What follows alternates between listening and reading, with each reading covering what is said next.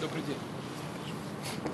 Ну что ж, в этом году уже на этапе сбора вопросов подключился Общероссийский народный фронт. Нет никаких сомнений, что все обращения будут обработаны, они не останутся без ответа. На это у активистов ОНФ есть целый год. Ну а самые яркие, интересные и актуальные вопросы прозвучат сегодня в нашем эфире. Вчера утром написала на сайт «Москва Путину» вопрос, что не платит зарплату, а уже вечером она пришла. Многие проблемы, в общем, решались даже превентивно, но сколько нерешенных. А самое главное, мы все теперь живем в совершенно другом мире, и, конечно, людей волнуют не только социальные вопросы.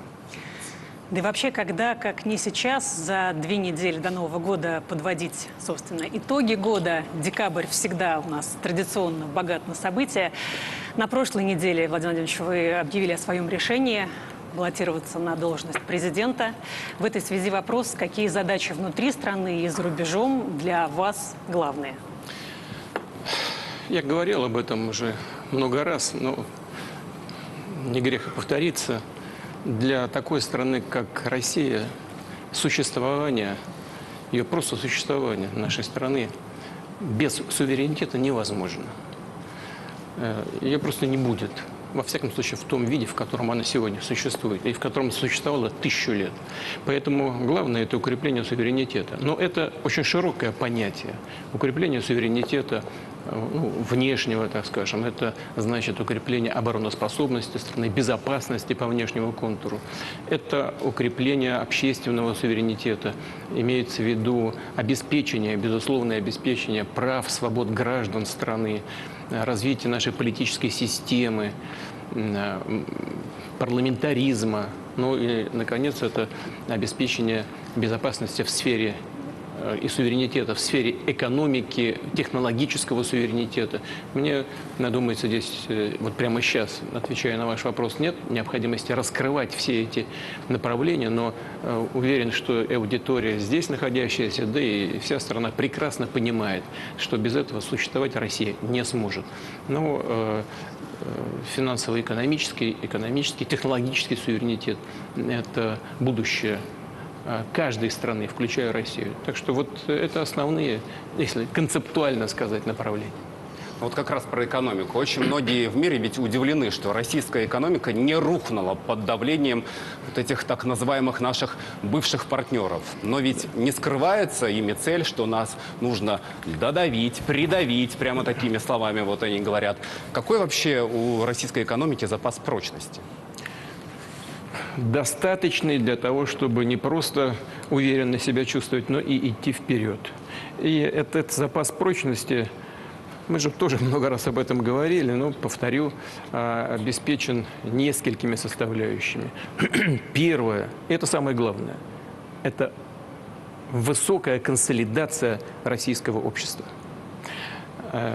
Второе, это устойчивость финансово-экономической системы страны. Как оказалось, это было удивлением для наших так называемых партнеров, если по-честному, для многих из нас, что за предыдущие десятилетия Россия накопила этот запас прочности и устойчивости в финансах и экономике. Ну и третье, безусловно, это возрастание возможностей нашей силовой составляющей армии и органов безопасности. Владимир Владимирович, ну а если говорить об экономических показателях, вот конкретных, чем можно гордиться? Да, знаете, я, как это обычно делаю, я принес с собой табличку. Ничего здесь такого нет. Того, чего мы, наверное, не знаем. Да, вчера, по-моему, министр финансов некоторые цифры озвучил. Самый главный показатель роста экономики, рост валового внутреннего продукта по концу года ожидается 3,5%. Это хороший показатель. Это значит, что мы отыграли падение прошлого года, а там у нас было, по-моему, 2,1%. Если в этом году будет плюс 3,5%, то, значит, отыграли падение и сделали достаточно серьезный шаг вперед. К сожалению, у нас подросла инфляция, это так, где-то к концу года ожидается 7,5, ну, чуть, может быть, больше, к 8%. Но Центральный банк, правительство принимают необходимые меры Мы можем еще об этом поговорить, я имею в виду поднятие ключевой ставки и некоторые другие меры, которые ЦБ и правительство принимают. И исходим из того, что нам удастся вернуться к целевым показателям. Затем промышленное производство растет, уверенно, 3,6%. Но что особенно радует, это растет обрабатывающая промышленность. 7,5% будет по году. У нас давно такого не было. Давно не было такого. Но, а вот что особенно настраивает на такой позитивный лад, это 10% рост инвестиций в основной капитал. Что это означает? То есть сегодня у нас рост в промышленности, ВВП очевидный. Плюс 10% в основной капитал на инвестиции. О чем говорит? О том, что гарантированно будет устойчивое развитие на среднесрочную перспективу. Деньги вкладывают, производство будет расширяться, рабочие места будут создаваться. О безработице я еще скажу. Прибыль предприятия составила плюс 24%. Я уже не говорю про банки, у них там, значит, они заработают по 3 триллиона рублей, свыше 3 триллионов. Конечно, я знаю, и в этой аудитории, и в целом в стране скажут, ну вот банки жируют и так далее. Это все понятно. Но те люди, которые хранят деньги на счетах российских банков, вот для них это приятная новость. Устойчивость российской финансовой системы банковской. Значит, теперь реальная зарплата вырастет на где-то около 8% будет. Это за вычетом инфляции. Я понимаю, что не у всех будет так. Но в среднем по стране это статистика точная. И реальные располагаемые доходы населения тоже подрастают. Здесь больше составляющих, где-то под 5% будет. Уровень безработицы, о чем я упомянул. Совсем недавно мы гордились тем, что у нас исторический минимум был 3%. Вот вчера мы с коллегами готовились к сегодняшней нашей встрече, к сегодняшнему разговору, уже 2,9%. Такого вообще никогда не было в истории России. Это очень хороший интегрированный показатель состояния экономики. Ну, когда я говорил про повышение реальных доходов, надо упомянуть, конечно, что с 1 января у нас будет МРОТ повышен сразу на 18%. Мы не часто это делали. Значит, государственный внешний долг сокращается. Тоже говорит и о макроэкономической стабильности, и финансовой стабильности. Госдолг сократился с 46 до 32 миллиардов долларов. И частный внешний долг также сократился. Наши компании исправно возвращают все кредиты, взятые в иностранных финансовых учреждениях. С 337 миллиардов долларов до 297. То есть погашение идет ритмично, часто даже с опережением графика.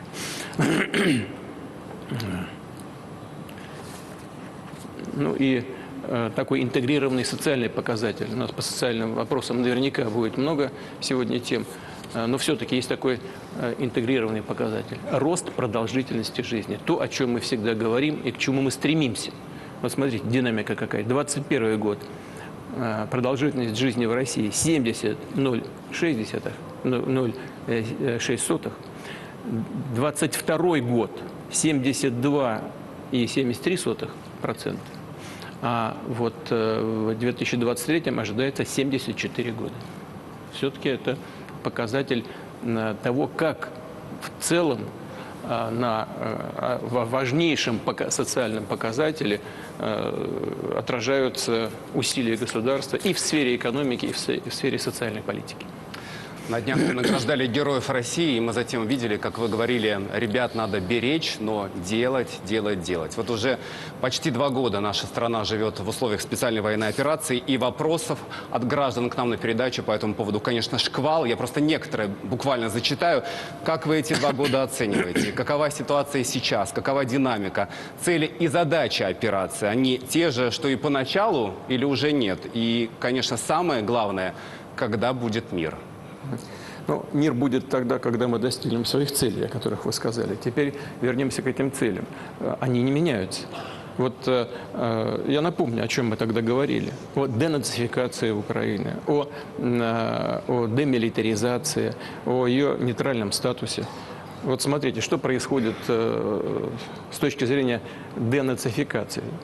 Вот в ходе переговорного процесса, который имел определенный этап после подготовки проекта возможного соглашения, о чем недавно официальные лица в Киеве упоминали, в целом они не соглашались с тем, что нужна какая-то денацификация, и говорили о том, что никакой фашизации, значит, роста вот таких настроений нет. Ну как же нет?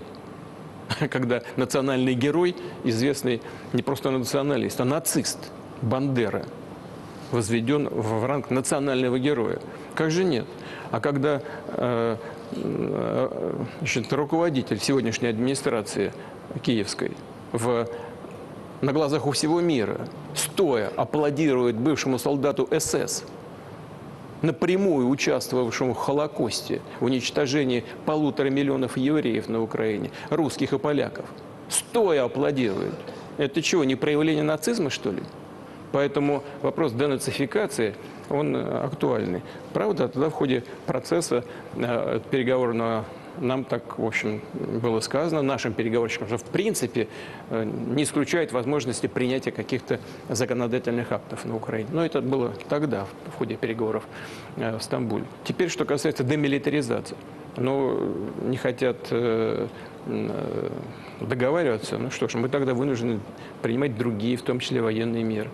Но сегодня Украина почти ничего уже не производит. Ну, пытаются что-то там еще сохранить.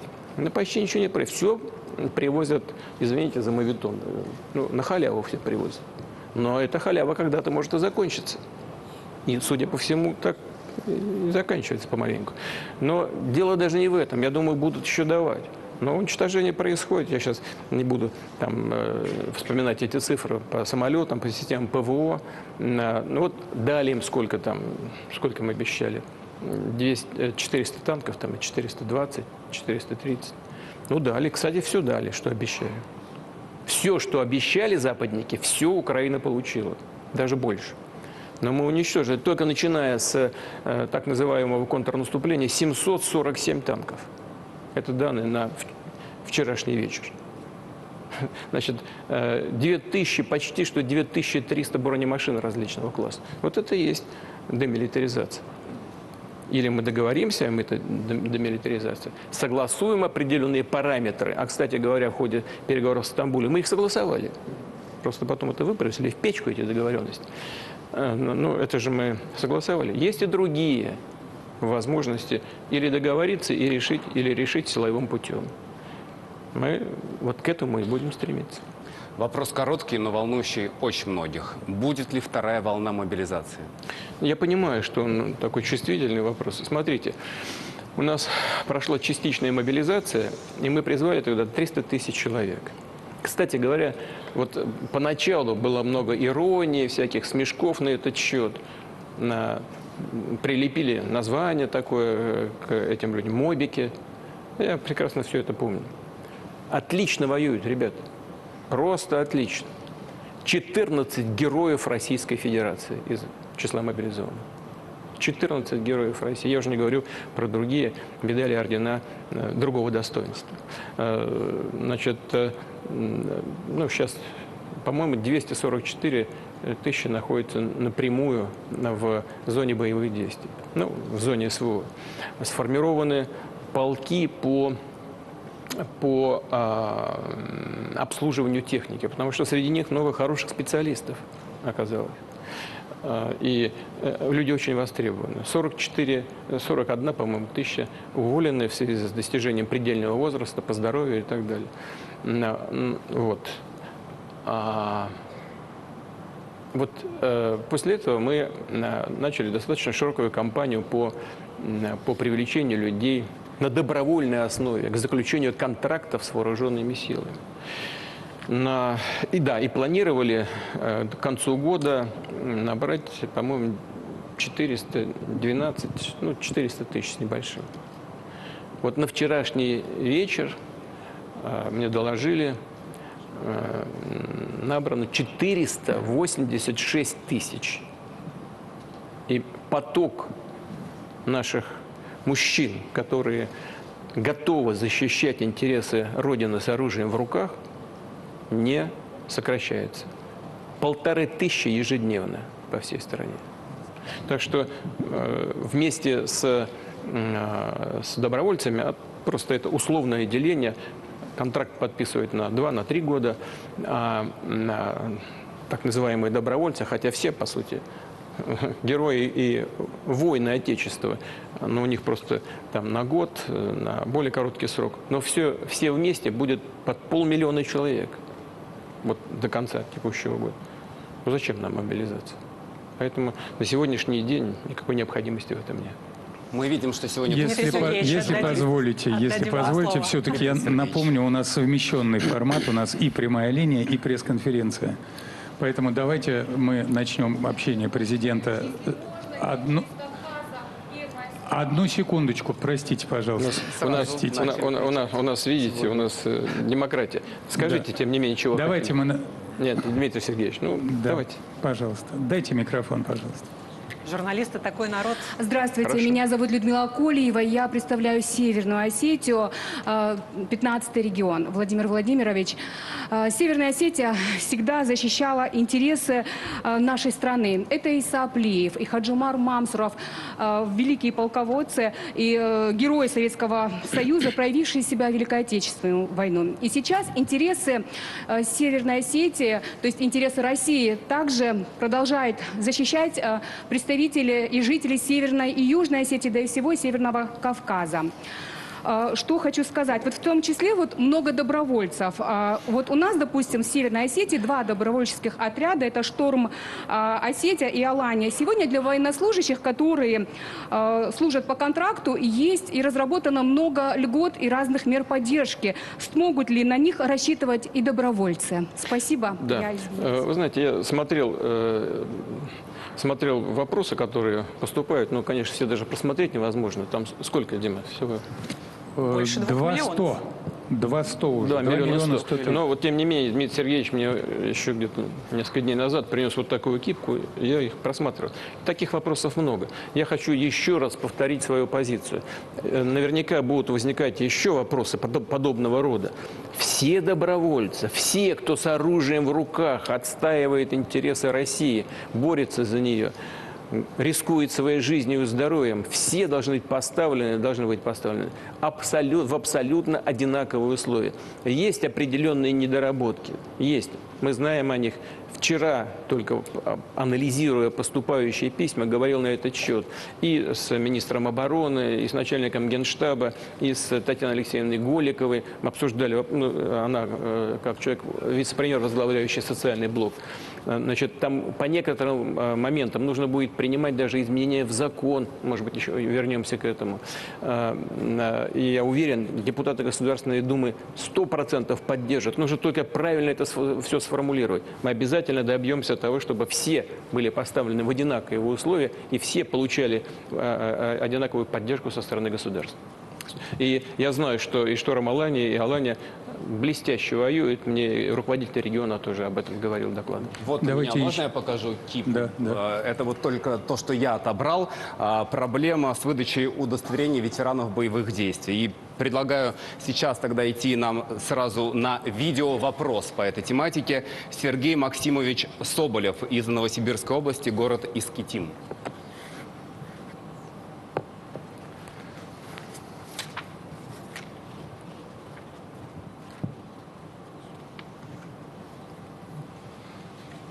Владимир Владимирович, здравствуйте. Огромная и особая честь для меня обратиться к вам с вопросом из Донбасса. Совсем недалеко сейчас от линии фронта. Войну здесь слышно хорошо. Рядом со мной бойцы штурмовой бригады Министерства обороны России, ветераны. Вашей именной бригады.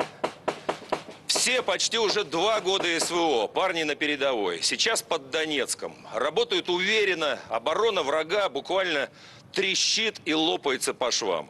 Каждый новый день приносит новый хороший результат. Владимир Владимирович, победа наша уже видна. Даже противник это понимает.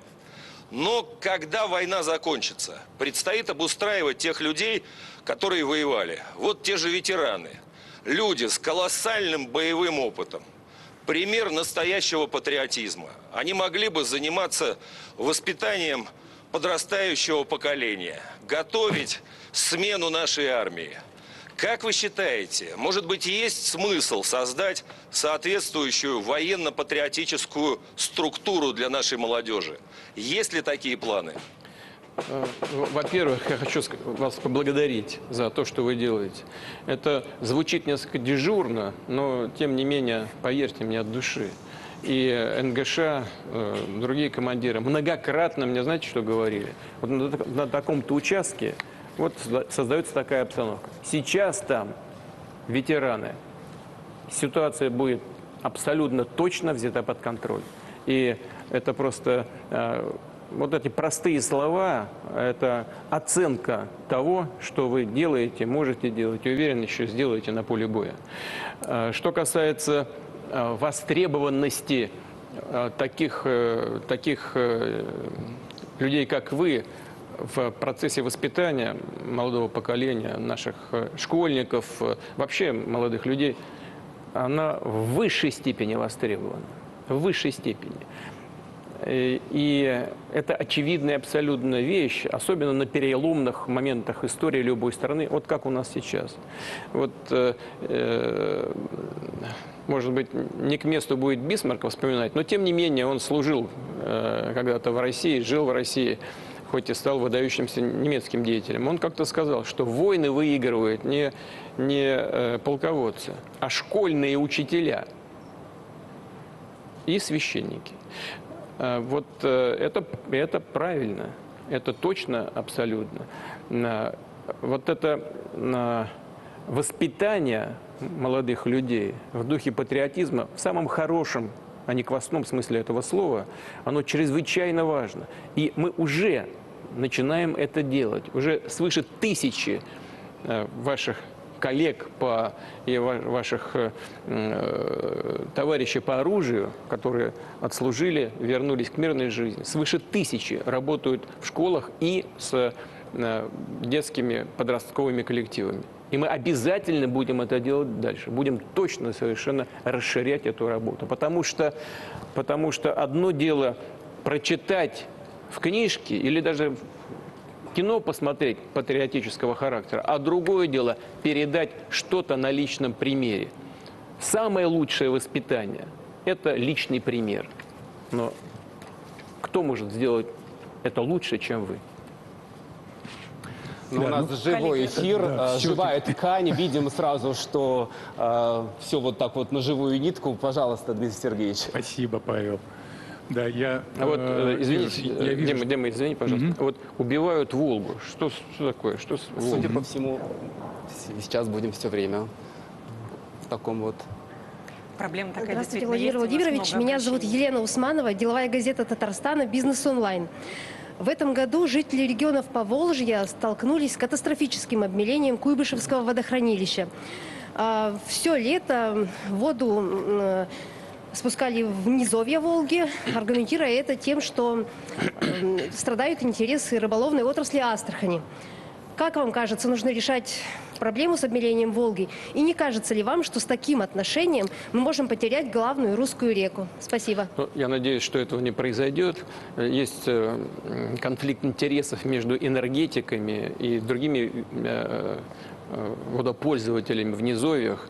Энергетики хотят держать высокий уровень для того, чтобы объем электроэнергии с Волжского каскада, с электростанции был достаточным для того, чтобы обеспечить интересы промышленности и комбыта. А другие водопользователи в низовьях, они хотят, чтобы река была полноводной. Моряки, конечно, судовладельцы хотят, чтобы фарватер был обеспечен и чтобы он был поглубже.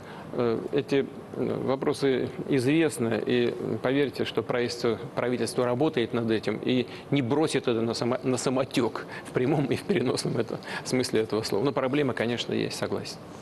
Владимир Владимирович, Давайте мы мы видим, что продолжаем. наши коллеги действительно Да, очень да, да, активны. да, Потому Пожалуйста, что вопросов много, чтобы Вернем. нам все-таки паритет соблюдать. Дмитрию Сергеевичу вернем вернем. бразды проблем. Давайте, я вижу и Тартас, средний сектор. Пожалуйста, первый ряд. Кремлевский пул, собственно говоря. Пожалуйста. Владимир Владимирович, здравствуйте. Информационное агентство ТАСС, Екатерина Коростовцева. И у нас вопрос на международную тему, и вопрос трехсоставный. Каковы, на ваш взгляд, перспективы нормализации отношений с Евросоюзом? В последнее время становится все более очевидным, что западные страны устали от поддержки Украины. Как вы оцениваете этот новый фактор? И еще такой вопрос. Правые силы на данный момент усиливают свои позиции на политической сцене Европы. Вот как бы вы могли это прокомментировать и не беспокоит ли вас это? Спасибо. Что касается нормализации отношений, это зависит не только от нас. Мы не портили же эти отношения. Это с нами портили отношения, и нас пытались все время задвинуть куда-то на второй, третий план, пренебрегая нашими интересами. Ну, вот конфликт, который произошел на Украине, он с чего начался-то? Давайте вспомним, ну, не пожалеем 3-4 минут. Начался с переворота на Украине в 2014 году.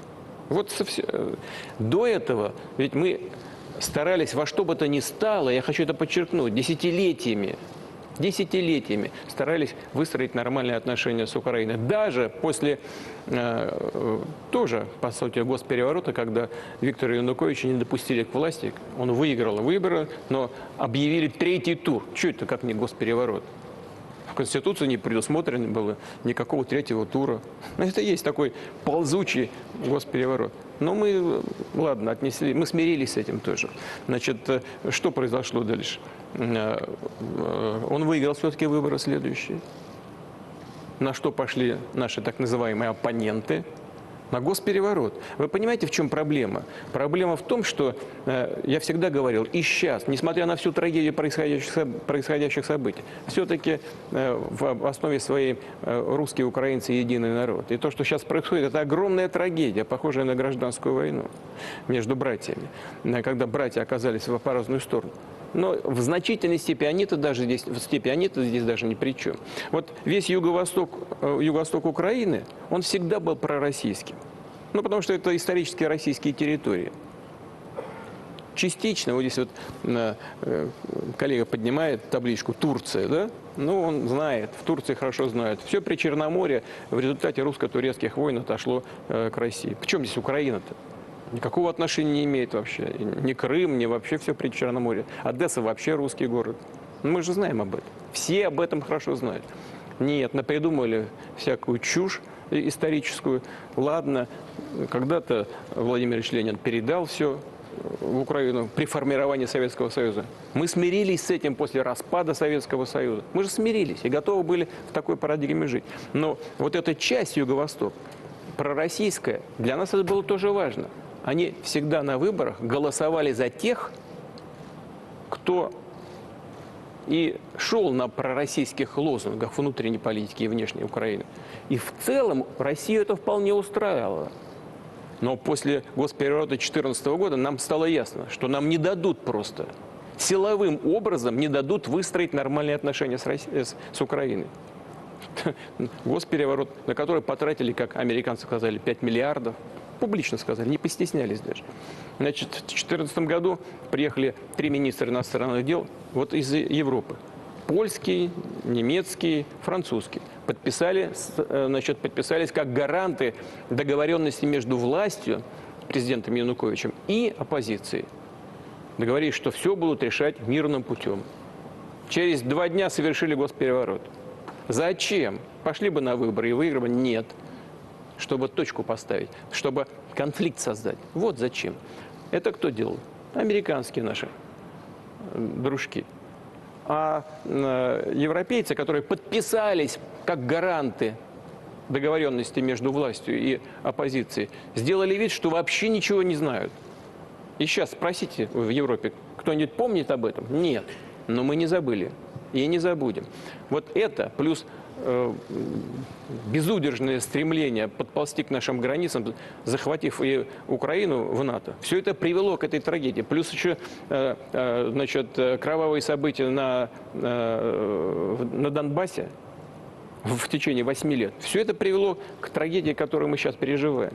Они вынудили нас на эти действия. Вот в этих условиях, когда я говорю, США задумали и организовали, а Европа стоит и молча на это смотрит. Либо подыгрывает, подпевают им там. Значит, ну как с ними выстраивать отношения? Мы за. Мы же ничего не рвали. Но они сделали вид, что они этого ничего не знают и не помнят. Только 2-3 раза упомянули о том, что Минские соглашения подписывали понарошку и не собирались выполнять. Вот эти значит, гарантии договоренности между властью и оппозицией в Украине в 2014 году вроде как, между прочим, подписали. И тут же о них забыли и наплевали на них. Вот они, понимаете, дело в чем? Дело в том, что в значительной степени они утратили свой суверенитет. Мы сейчас это видим. Они же многие решения принимают себе во вред. Во вред себе. Но, тем не менее, делают это. Значит, вот многие еврейские деятели внешне ведут себя как генерал де-Голь, который боролся за интересы Франции с оружием в руках, собрал все, что было у французов для того, чтобы оказать сопротивление оккупантам. А на практике ведут себя как маршал Петен, который был на самом деле, хоть и был героем Первой мировой войны, но во вторую стал коллаборационистом и подчинился воле оккупантов. Вот ведут, все почти ведут себя так. Ну, кроме там нескольких человек. Вот Фицо появился сейчас после выборов. Сейчас, ну, Виктор Орбан в Венгрии. Я уже много раз говорил, они не пророссийские политики, они пронациональные, они защищают свои интересы. Но таких нет больше. Их просто нет. Но я не знаю, с чем это связано. Связано с большой зависимостью от старшего брата, от Штатов. Но мы готовы выстраивать отношения с ними. Что касается значит, Соединенных Штатов, мы и с ними готовы выстраивать отношения. Мы считаем, что США важная, нужная страна миру. Но вот эта имперская, абсолютно имперская политика, она им мешает самим. Даже не нам, им мешает. Почему? Потому что в общественном сознании они должны себя вести как империя. И если они в чем-то где-то договариваются или в чем кому-то уступают, это уже воспринимается электоратом как какой-то провал или пробел. И поэтому элиты вынуждены себя так отчасти вести. Значит, вот когда произойдут какие-то внутренние изменения, тогда будут созданы фундаментальные, когда они начнут уважать других людей, другие страны, когда будут искать компромиссы, а не с помощью санкций и боевых действий пытаться решать свои вопросы. Вот тогда будут созданы фундаментальные условия для восстановления полноценных отношений. Пока таких условий нет, но мы к этому готовы. Владимир Владимирович, я чуть-чуть еще все-таки, у нас не все военкоры сейчас на передовой, у нас здесь, я вижу в студии, вот тот сектор, пожалуйста, это Николай Долгачев. Задайте свой вопрос. Владимир Владимирович, здравствуйте. Это Николай Долгачев, корреспондент «Вести», сейчас директор филиала ВГТРК в Луганске. Да, Луганская республика практически полностью освобождена, и мирная жизнь восстанавливается, но мы за весь фронт переживаем и знаем, какие активные бои ведутся на юге и вдоль Днепра. Даже уже некоторое время говорят о некоем плацдарме противника на левом берегу Днепра, в районе населенного пункта Крынки. Да, Крынки. Вот, что вообще это за плацдарм, как там идет у нас обстановка? И если позволите еще дополнить, дело в том, что на тех освобожденных районах, которые уже немножко дальше от фронта, действительно идет очень масштабная работа по восстановлению и социальных объектов, инфраструктуры. Мы видим это своими глазами, как сильно меняется жизнь. Но многие спрашивают, и я спрашивал, какое будущее у всех новых регионов нашей страны, какая цель через несколько лет, какими мы их увидим в стране. И мы знаем, Владимир Владимирович, что как вы скажете, так и будет. Поэтому вот скажите, пожалуйста, как будет? Хотелось бы, чтобы, как я сказал, так и будет. Не всегда так бывает, к сожалению. Но это мировая практика. Да, я думаю, что вот у каждого сидящего здесь, да и у каждого, кто нас слушает и смотрит, тоже так же. Мы что-то говорим, что-то хотим, что-то получается, что-то не получается. Это нормально. Но стремиться к достижению своих целей, безусловно, нужно. Теперь по поводу этих рынок. Ну, что там происходит? Противник анонсировал контрнаступление большое, нигде ничего не получилось. Последняя попытка, во всяком случае, на сегодняшний день выглядит как последняя попытка, была прорваться на левый берег Днепра и обеспечить себе движение в направлении Крыма. Это все говорят об этом, все хорошо знают, и ничего здесь нового нет. Что произошло на этом участке? ВСУ сосредоточила удар артиллерии по очень узкому участку берега левого, для того, чтобы сохранить ребят наших и не подвергать их излишнему риску, нести потери, было принято решение военным командованием отойти на несколько метров. Я вам скажу, вы военный корреспондент, понимаете, о чем я говорю, в лесопосадке, чтобы они скрывают личный состав и уберегают от ненужных потерь.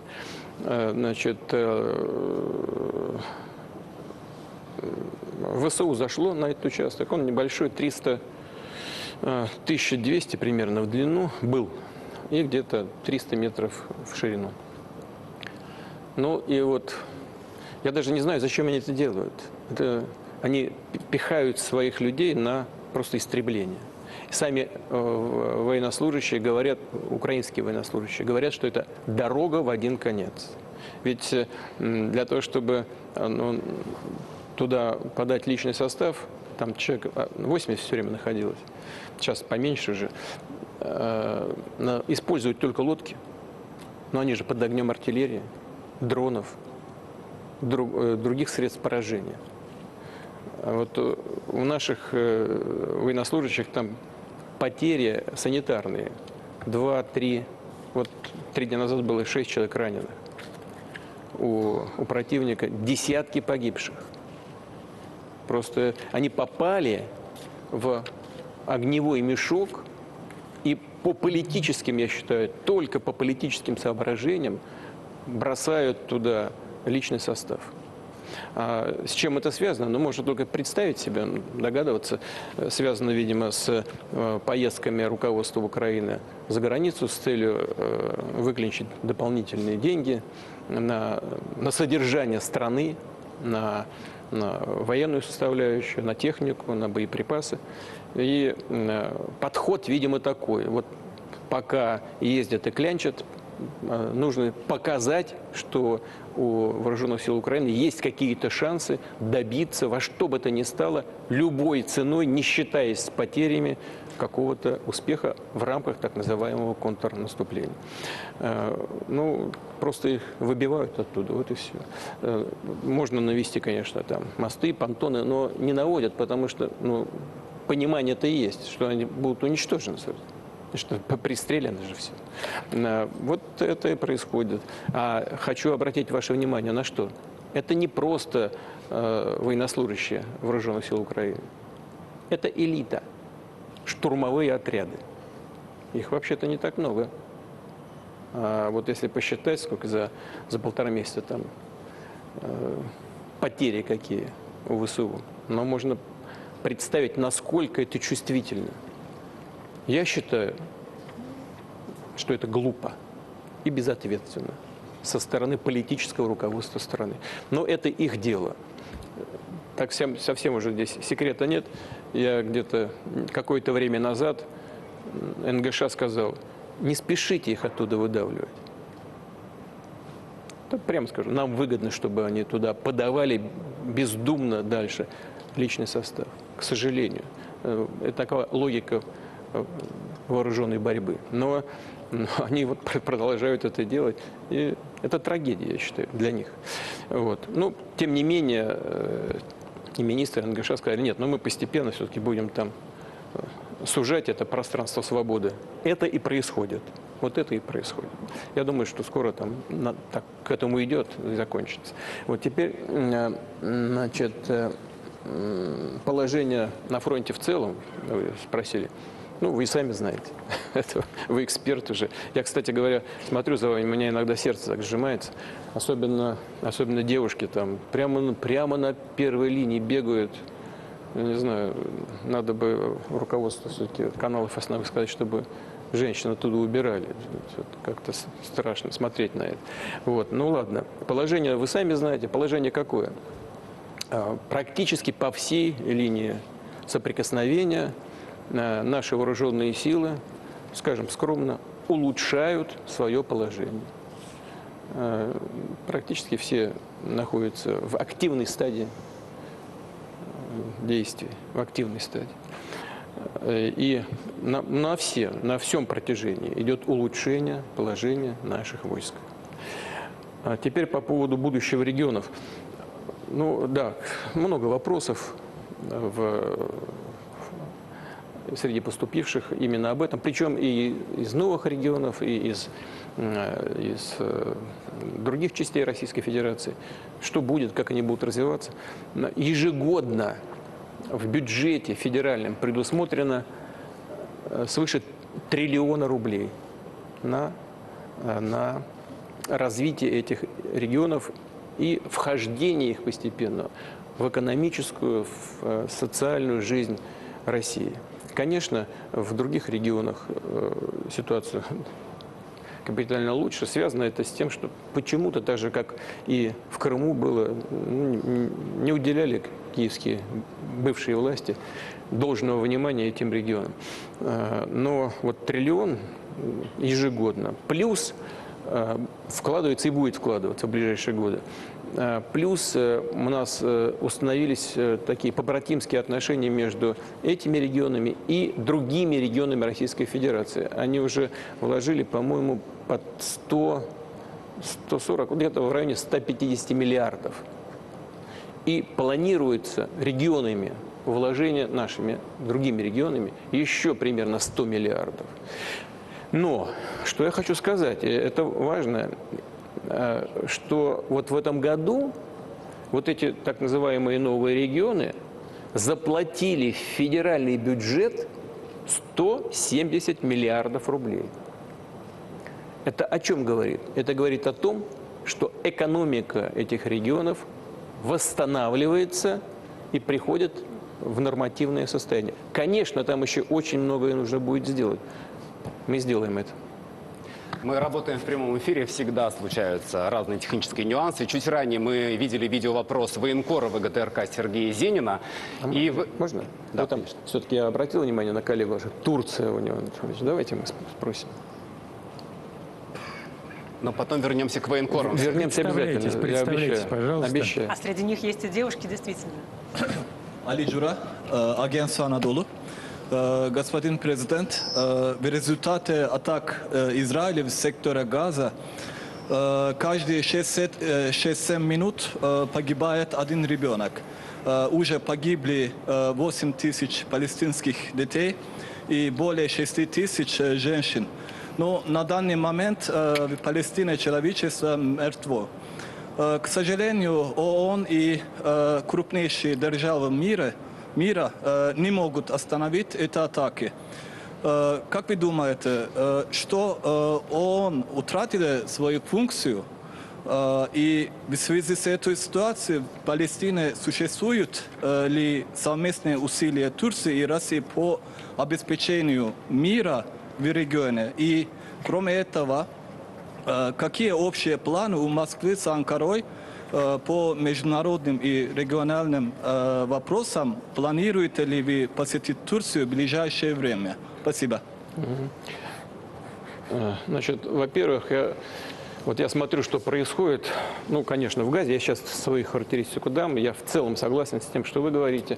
Но хочу отметить все-таки значительную лидирующую роль президента Турции Эрдогана в вопросе восстановления ситуации в Газе.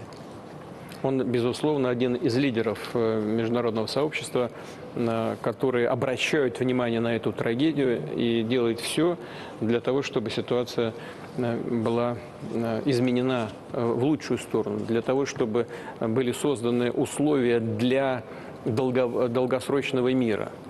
Это очевидно. Он очень активен на этом направлении. И дай бог ему здоровья, потому что то, что происходит, это, конечно, катастрофа. Мы сейчас говорили о ситуации, и вернемся, я так понимаю, к ситуации, связанной с украинским кризисом.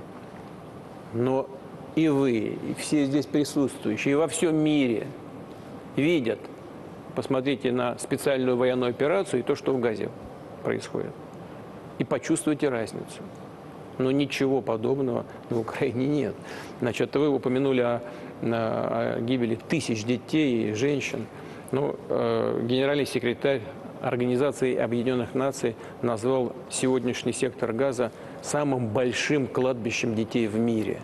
Но это вот такая оценка о многом говорит. Это объективная оценка, что здесь сказать. Что касается роли ООН, вы знаете, здесь нет ничего необычного. Я тоже говорил об этом. Ведь во времена Холодной войны очень часто различные силы, различные государства блокировали те или иные решения, которые продвигали другие страны. Но ООН изначально и создавалась таким образом, чтобы консенсус искать. А если он не найден, тогда решения не принимаются. Ничего необычного в жизни ООН не происходит. Так было всегда, особенно в период Холодной войны.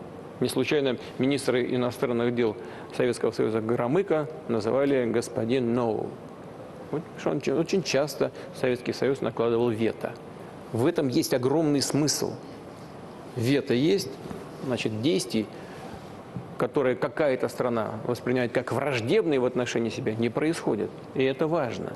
И важно сохранить такие механизмы в ООН. Иначе она превратится просто в говорильню. Как это было в известный период, значит, после Первой мировой войны. Поэтому но это не значит, что нельзя и не нужно искать этих консенсусов. Надо. Мы так же, как и Турция, исходим из того, что должны быть все-таки имплементированы решения ООН по поводу создания палестинского государства со столицей в Восточном Иерусалиме. И это чрезвычайно важно. Нужно создать фундаментальные основы для израильско-палестинского урегулирования. Теперь по поводу планов. Мы с президентом Эрдоганом уже в контакте в постоянном по этим вопросам. И у нас очень схожие позиции.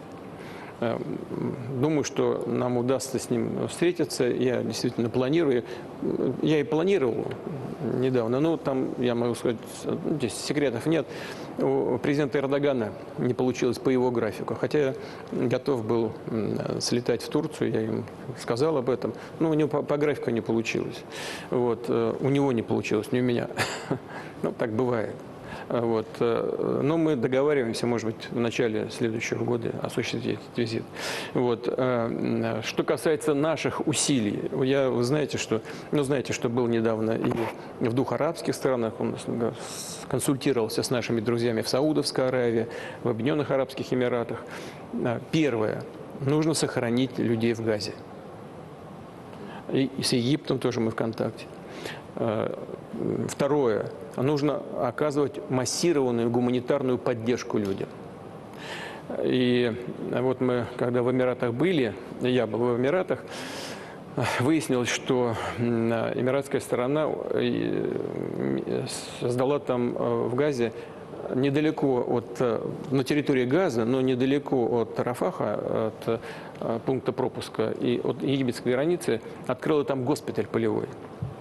И мы поговорили на тему о том, что было бы возможным, чтобы и Россия там же открыла госпиталь свой на стадионе. Но для этого, конечно, нужно согласие и Египта, и Израиля. Я переговорил с президентом Египта, он поддерживает. переговорил с премьер-министром Нетаньяху. Вот они проконсультировались между различными силовыми ведомствами. Израильская сторона считает, что открытие российского госпиталя на территории Газа небезопасно. Но это не значит, что мы прекратим эти усилия. Во всяком случае, на сегодняшний день, если на сегодняшний день это небезопасно, и израильская сторона не поддерживает, тем не менее у нас и с израильтянами есть договоренность о том, что, и они нас попросили об этом, чтобы мы увеличили количество поставок медицинского оборудования и лекарственных препаратов. И мы это сделаем, безусловно. Так что мы со всеми сторонами этого происходящих событий в контакте и будем активно работать. Так вот, об отважных девушках-военкорах, о которых вы сами и сказали. Настоящие репортеры. Мы связались с корреспондентом Первого канала Валентиной Соловьевой, которая снова работает в Запорожской области. Здравствуйте. Мы находимся в Мелитопольском областном онкодиспансере. Вот одна из его палат. Посмотрите, как плотно стоят койки. Здесь 3 койки, здесь еще 6 коек. Главный врач этого диспансера Константин Юрьевич Лакунин. Константин Юрьевич, пациентов мы видим у вас много. Какова ситуация с врачами? Пациентов много, а врачей, конечно, не хватает, как по всей России, так и у нас. Но у нас ситуация может быть даже более драматичная. Не хватает онкологов, не хватает гематологов, не хватает детских онкологов, да ничего там не хватает, их просто нет. Поэтому приходится диспансеру брать на себя все эти функции. Спасибо федеральным научным центрам, которые оказывают нам и клиническую помощь, и методическую помощь, и принимают наших пациентов на лечение. Вот сейчас на одного врача сколько пациентов приходится? На амбулаторном приеме приходится порядка 50-60 человек в день против 30 положенных по нормативам. То есть примерно нагрузка в 2 раза увеличена. Точно такая же нагрузка и в стационарах. То есть у нас на одного врача приходится минимум по 20 человек онкологических пациентов, что тоже в 2 раза выше. Но при этом вы развиваетесь, у вас поставки оборудования, я вижу. Ну, при этом, да, у нас идет полномасштабный ремонт хирургического корпуса. Оборудование для него уже поставлено по федеральным программам. Вот оно здесь находится. Вот, в частности, это операционный стол для новых операционных. Поэтому мы верим, что мы заработаем с новыми успехами. Соответственно, вопрос кадровый стоит перед вами остро. Соответственно, вопрос, который вы бы хотели задать. Ну, вопрос, он же предложение, рассмотреть вопрос о создании специальной федеральной программы по привлечению кадров в новые регионы, по привлечению кадров в медицину, в социальную сферу новых регионов. Возможно, это будет строительство жилья, возможно, это будет предоставление земельных участков, может быть, льготная ипотека, но чтобы, так сказать, кадры здесь появились, нужно их привлечь каким-то особенным образом. Зарплата сейчас конкурентная? Зарплата сейчас вполне конкурентная, и, в общем-то, собственно говоря, на эту зарплату к нам приезжают специалисты. Нельзя сказать, что их нет. Приезжают, но этих мер, видимо, недостаточно. Спасибо большое. Такой у нас вопрос. Да. Вопрос понятный. Но, знаете, что было приятно, вот когда доктор сказал, у нас не хватает специалистов, врачей, как и во всей России. Я цитирую. То есть вот есть восприятие своего региона, своего субъекта как части России. И это вот на это, с этой точки зрения, хотел бы отметить этот вопрос. Но проблема понятна. Предложение создать специальную федеральную программу, которая помогла бы приобретать жилье, значит, и так далее. Я не знаю, нужно ли создавать специальную программу, но обратить внимание на это точно нужно, я с ним согласен. У нас льготная ипотека для этих регионов есть, она 2%, она более чем льготная, значит, более льготная, чем даже для семей с детьми в целом. Но в чем там проблема, насколько я понимаю? Проблема в том, что эта льгота действует только на новое жилье. А нового жилья там строится пока, мягко говоря, немного. Поэтому надо бы так же, как на Дальнем Востоке, распространить это на вторичный рынок. Вот что надо сделать. И тогда это будет работать быстро. Прямо сейчас начнет работать. Это первое. И второе, по поводу создания дополнительных стимулов. Если заработная плата конкурентоспособна, как вот доктор сказал, то вот что нужно, Шумбрат. Шумбрат — это по-мордовски, значит, здрасте. Да, я сейчас отвечу, да. Вот. Значит, что нужно сделать? Нужно, может быть, так же, как на Дальнем Востоке, тоже повысить первоначальные подъемные для земского доктора, для докторов до 2 миллионов рублей, а для фельдшеров до 1 миллиона рублей. И это будет, мне кажется, хорошим стимулом. Я обязательно с правительством это проговорю. Бюджет принят, но тем не менее мы можем подумать и сформулировать эти решения на самую ближайшую перспективу. Владимир Владимирович, мы видим, что коллеги не могут даже дождаться окончания вашего ответа. Давайте передадим. Нет, вот я обещал все-таки. Путин Шумбрат? Видимо, из Мордовии, да? Да, давайте, дайте вот девушке в красном, пожалуйста, микрофон. Владимир Владимирович, здравствуйте. Я Анастасия Ведяева из филиала ВГТРК, ГТРК Мордовия. Представляю нашу многонациональную республику. Я хочу пригласить вас на наш павильон на выставке «Россия». Спасибо. Во-первых, благодарю за эту идею. Какие отзывы, Владимир Владимирович? Вот на днях было проведено исследование, подведены итоги, и 97% россиян испытывают гордость после посещения этой выставки. И, конечно же, регионам есть чем гордиться. В Мордовии, благодаря вашей поддержке, реализуется инновационное производство. Во-первых, импортозамещающее, оптиковолоконное, кабельное. Это и фармацевтическое направление, и, конечно же, визитная карточка Мордовии. Это черный алмаз, наш мореный дуб. Добываем со дна рек и такую красоту делаем. Владимир Владимирович, это, конечно же, не только возможность увидеть красоту, но и наладить различные вопросы, решить вопросы с бизнес-сообществом. Решить разные вопросы, и я приглашаю вас. И очень бы хотела там присутствовать. В преддверии Нового года каждая девочка, даже большая, мечтает о чуде. Поэтому я думаю, что вы не откажете. Хорошо. Спасибо большое за приглашение. Мордовия действительно очень красивая республика. Мне очень нравится то, как люди относятся к своим традициям, к своей культуре, во всех проявлениях. И к одежде, и к традициям в самом широком смысле этого слова. Что касается регионов и выставки региональной части, то это действительно получилось. Региональные выставки на ВДНХ, наверное, одни из самых ярких, самых интересных для посетителей. И я с вами согласен. Постараюсь там побывать. Спасибо большое. Давайте перед тем, как мы вернемся к вопросам граждан, давайте еще один вопрос от СМИ. Вот давайте Матч ТВ, что-то, наверное, про спорт, судя по каналу. Здравствуйте, Мария Корбова, действительно, телеканал «Матч». Вопрос, конечно же, о спорте, тем более есть что спросить, есть что обсудить.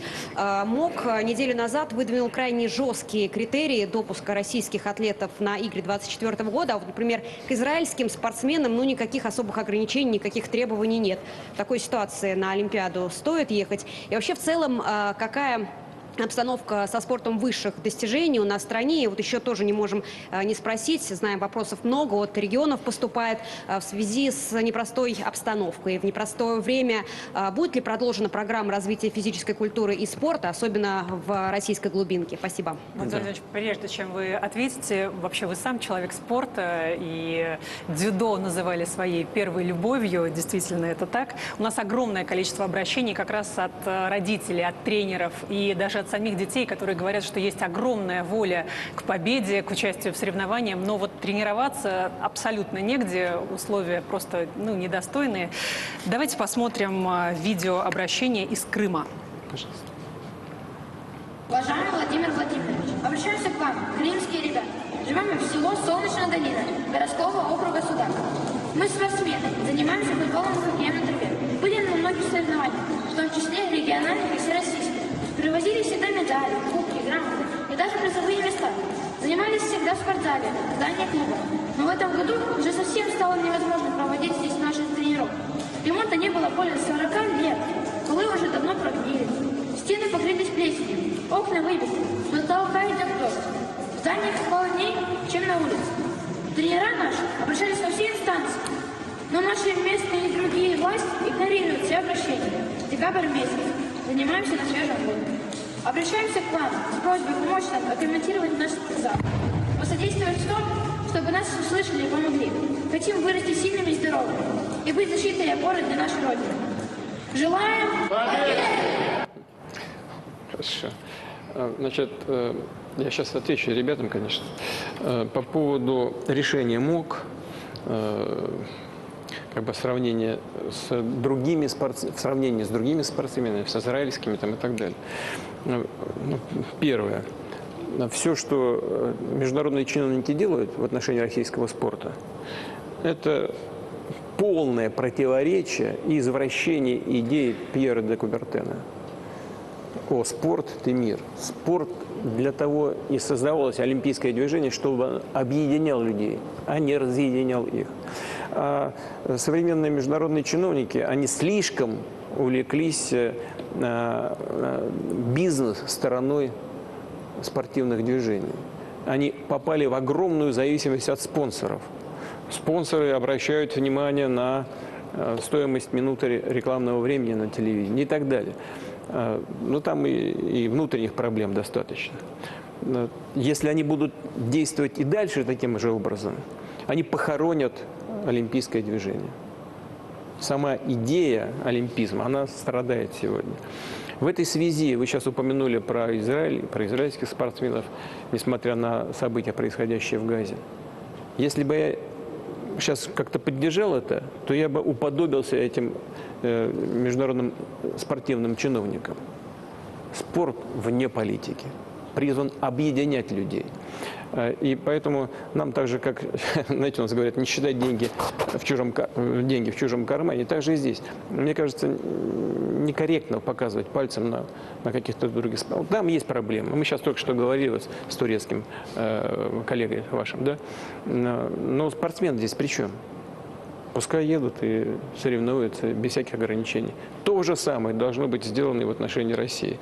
Но этого не происходит. Они под влиянием политических элит Запада принимают выгодные для них решения, невыгодные для мирового спорта. Так же, как европейские политики принимают решения, выгодные для США, для их экономики, и невыгодные, губительные для себя. Здесь то же самое, только в другой сфере.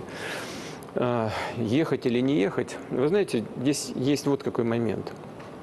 Надо посмотреть внимательно, что это там за условия, флаг, гимн. Я всегда говорил, вот спортсмены годами тренируются, и надо дать им возможность выступить на крупнейших стартах, в том числе на Олимпийских играх. Все знают, наш это флаг, не наш. Все знают, что наш спортсмен. Это вот очевидная вещь. Но и поэтому я, в принципе, и поддерживал то, чтобы наши спортсмены ехали на такие соревнования. Но надо сейчас внимательно проанализировать, какие условия выдвигает МОК. Если это искусственные условия, политически мотивированные искусственные условия, направлены на то, чтобы отсечь наших лидеров, отсечь тех спортсменов, которые претендуют на золотые, там, серебряные или бронзовые медали, обесточить нашу сборную, ну тогда вот там, допустим, спортсмены из ЦСКА, может быть, не смогут, из «Динамо», поскольку они там связаны, якобы связаны с вооруженными силами, хотя сегодняшняя ЦСКА вообще никак не связана с вооруженными силами, это вообще частная организация. Но придумывать могут все, что угодно. Если вот цель в этом – отсечь наших лидеров и показать, что российский спорт не развивается или, значит, он, наоборот, загибается, ну тогда надо, чтобы Минспорт и Министерство, и Национальный олимпийский комитет России проанализировали и приняли взвешенные решения. Давай, Дим. Владимир Владимирович, ну и все-таки вы обещали нашим ребятам из Крыма, которые адресовали свое обращение. Само собой, я пометил, хочу к ребятам обратиться и сказать, вообще нужно развивать спорт и развивать все наши программы. Кстати говоря, действительно, у нас в прошлые годы где-то 1,5 миллиарда, даже больше, по-моему, 1,7 миллиарда выделяли на развитие из федерального бюджета на развитие регионального и муниципального спорта. В этом году там нет даже 700 миллиардов в этом бюджете. Но надо обязательно к этому вернуться. И это будет, кстати, должно быть в будущей президентской программе. Обязательно нужно это сделать. Мы это сделаем. Что касается конкретного вопроса в Крыму, я и с Сергеем Валерьевичем переговорю, ну и мы с федерального уровня поможем. Точечно эту проблему точно решим. Таких обращений действительно немало. Вот я целую стопку себе выбрала. Тюменская область, хоккей, разные виды спорта, все. Дмитрий Сергеевич, возвращаем вас. Общероссийский народный фронт, собственно, все эти обращения будет обрабатывать в течение предстоящего года, как мы говорили. Друзья, я вижу здесь Дмитрия Кулько, это еще один военкор, его непривычно видеть в костюме и в галстуке. Дайте, пожалуйста, вот в этот сектор микрофон.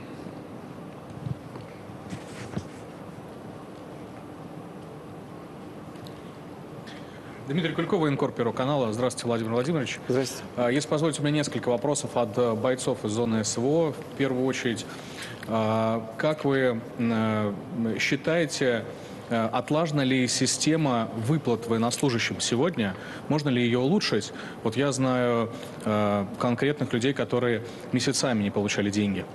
Второй вопрос о наших раненых, о фонде «Защитники Отечества», который был создан для поддержки семей погибших и ветеранов СВО. Вот как вы оцениваете работу этого фонда? И здесь, Владимир Владимирович, если позволите, хотелось бы внести предложение.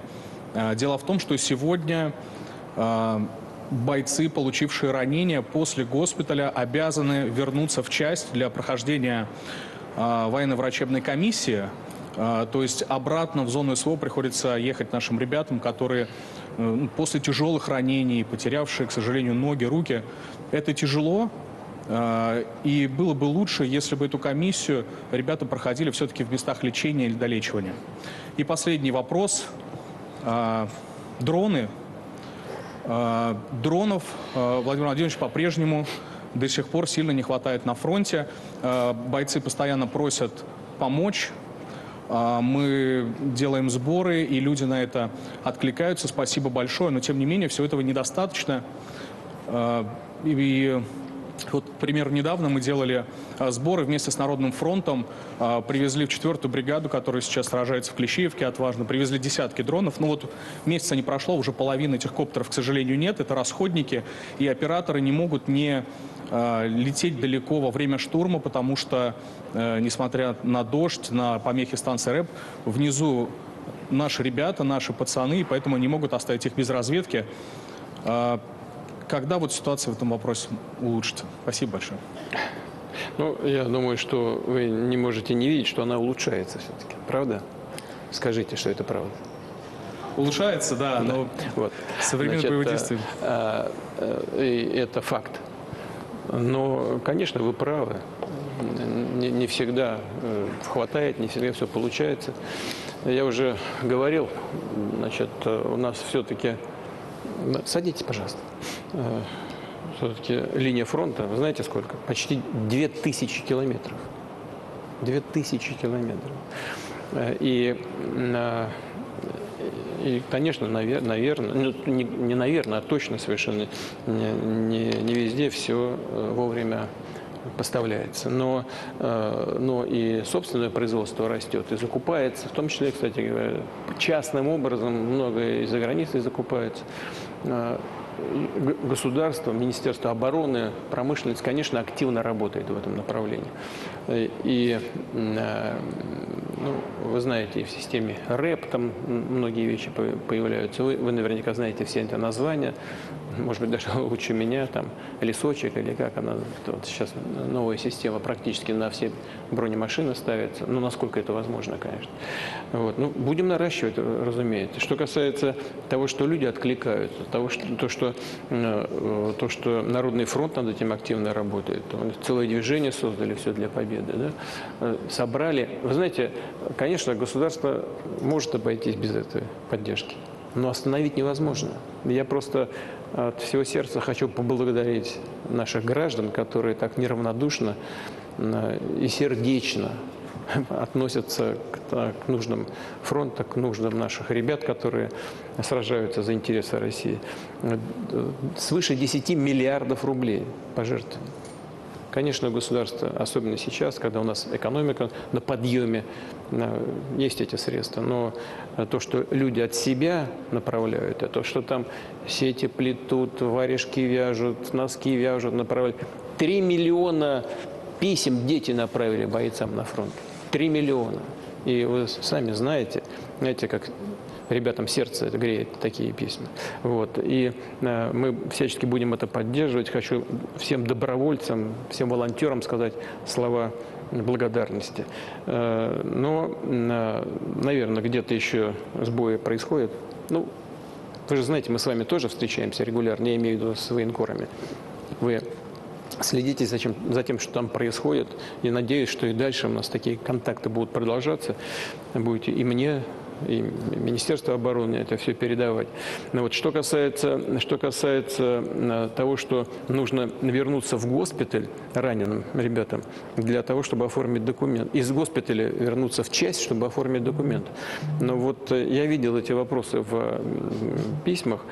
Все-таки ситуация там поменялась. Может быть, у вас устаревшие данные или у меня не точные, но, как мне доложили в Министерстве обороны, все можно делать не в госпитале, а в местах реабилитации, потому что после госпиталя сразу посылают в пункты и центры реабилитации.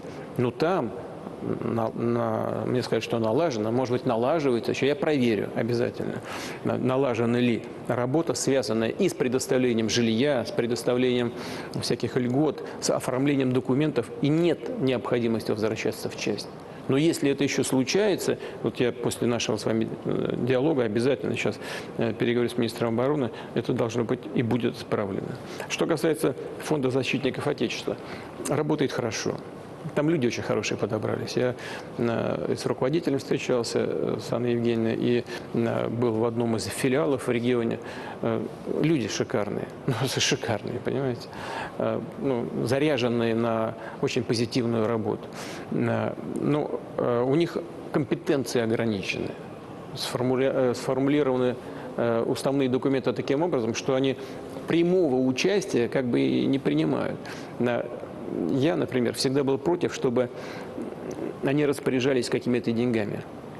Но я за то, чтобы были увеличены их права в сфере контроля за тем, сколько выделяется, кому выделяется и какой результат приносят выделяемые средства, в том числе по средствам реабилитации. Сейчас в детали вдаваться не буду, но знаю, что и депутаты Государственной Думы после посещения мною одного из филиалов этого фонда «Защитники Отечества» тоже этим вопросом занимаются. И мы будем совершенствовать работу этого фонда и добьемся того, чтобы это был хороший, действенный инструмент по защите интересов наших ребят, воюющих, принимающих участие в боевых действиях. Владимир Владимирович, вы уже сказали о том, какую огромную роль играют волонтеры в нынешних условиях, какой души это люди. Действительно, от них очень много вопросов. Но вы знаете, вот Марина Игоревна Макеева из Московской области задается следующим вопросом.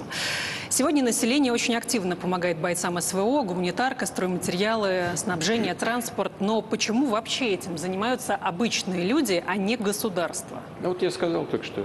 Вот я уже, я считаю, ответил. Да, потому что государство этим занимается. Государство – это 99,9 периоде усилий это государство. Вот. Но люди делают это от души, мы это приветствуем и не будем это ограничивать.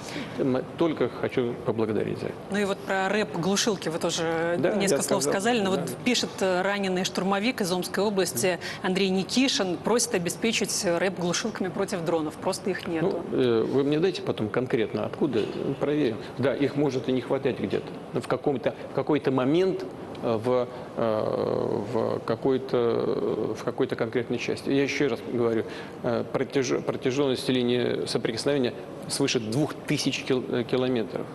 В зоне боевых действий находится 617 тысяч человек, группировка. 617 тысяч. Поэтому, да, конечно, где-то могут быть сбои. Но если конкретно есть, и я вас прошу дать мне конкретные вещи, и военных корреспондентов, с которыми мы встречаемся, я лично встречаюсь регулярно, обязательно будем смотреть. И вернемся к очень важному видеозвонку. Сергей Соболев из Новосибирской области. Уважаемый Владимир Владимирович, обращается к вам Соболев Сергей Максимович. 13 ноября 2022 года заключил контракт с частной военной компанией сроком на 6 месяцев. По возвращению домой обратился в военный комиссариат города Искитима для получения удостоверения ветеран боевых действий, на что получил отказ. Обратился в фонд «Защитники Отечества», на что получил отказ. Обратился в Центр социальной поддержки населения города Искитима, на что получил отказ. Прошу разобраться в данной ситуации, так как большинство моих боевых товарищей также проходили службу в этой частной военной компании. И таких вопросов очень много. Да, вы знаете, в чем проблема? Проблема есть. И я думаю, что это пробелы, которые не должны были бы быть допущены Министерством обороны. В чем заключаются проблемы? А в том, что формально юридически частных военных компаний в России нет. Они не предусмотрены законом. В этом проблема. Первое. Второе. Контракты участниками боевых действий в рамках частных военных компаний, как бы частных военных компаний, с государством не заключались. Это главная проблема. С государством в тех или иных отношениях находились командиры этих частных военных компаний. К сожалению, и выплаты осуществлялись наличными. И это тоже большая проблема. Сейчас очень трудно установить просто даже списочный личный состав этих военных компаний, военных подразделений. Но все люди, я знаю этих людей, не понаслышке, у меня есть среди моих близких моих связей, дети там воевали в частных военных компаниях. У меня вот среди тех людей, которые меня окружают и работают вот рядом со мной, тоже там есть и были близкие люди. Некоторые ушли из жизни, отдали жизнь за Родину, воюя в рамках этой частной военной компании. И их права, без всяких сомнений, должны быть восстановлены. Они имеют право на все льготы социальные, на любую форму поддержки со стороны государства, которой пользуются другие участники боевых действий. В этом нет никаких сомнений. Это моя принципиальная абсолютно позиция. Я сейчас не буду вдаваться в детали, но нужно это сделать. Министерство обороны это знает, правительство знает этот настрой. Если нужно, а может быть без этого не обойтись, внести изменения в закон, значит, и это будет сделано. Мы обязательно этого добьемся. Во всяком случае, обещаю, мы будем к этому стремиться. Сейчас предлагаю позвонить женщине. Сейчас, извините, пожалуйста. Вот на экранах бегут строчки. Одна из них вот такая. Елпатьево, значит, Ярославской области. Просьба подвести газ. Вот обязательно посмотрим. Сейчас, может быть, еще вернемся к вопросу, связанному с газификацией. Но вот Елпатьево Ярославской области я пометил. Давайте сейчас позвоним все-таки, сделаем видеозвонок. Село Рысайкино, Юлия Валентиновна Береза. Юлия Валентиновна, если вы нас слышите, то, пожалуйста, формулируйте ваш вопрос. Здравия желаю, Владимир Владимирович. Я действующий военнослужащий и нахожусь я не в Рысайкино, а в Луганске на данный момент, в медицинском стрелковом батальоне, младший сержант Юлия Береза.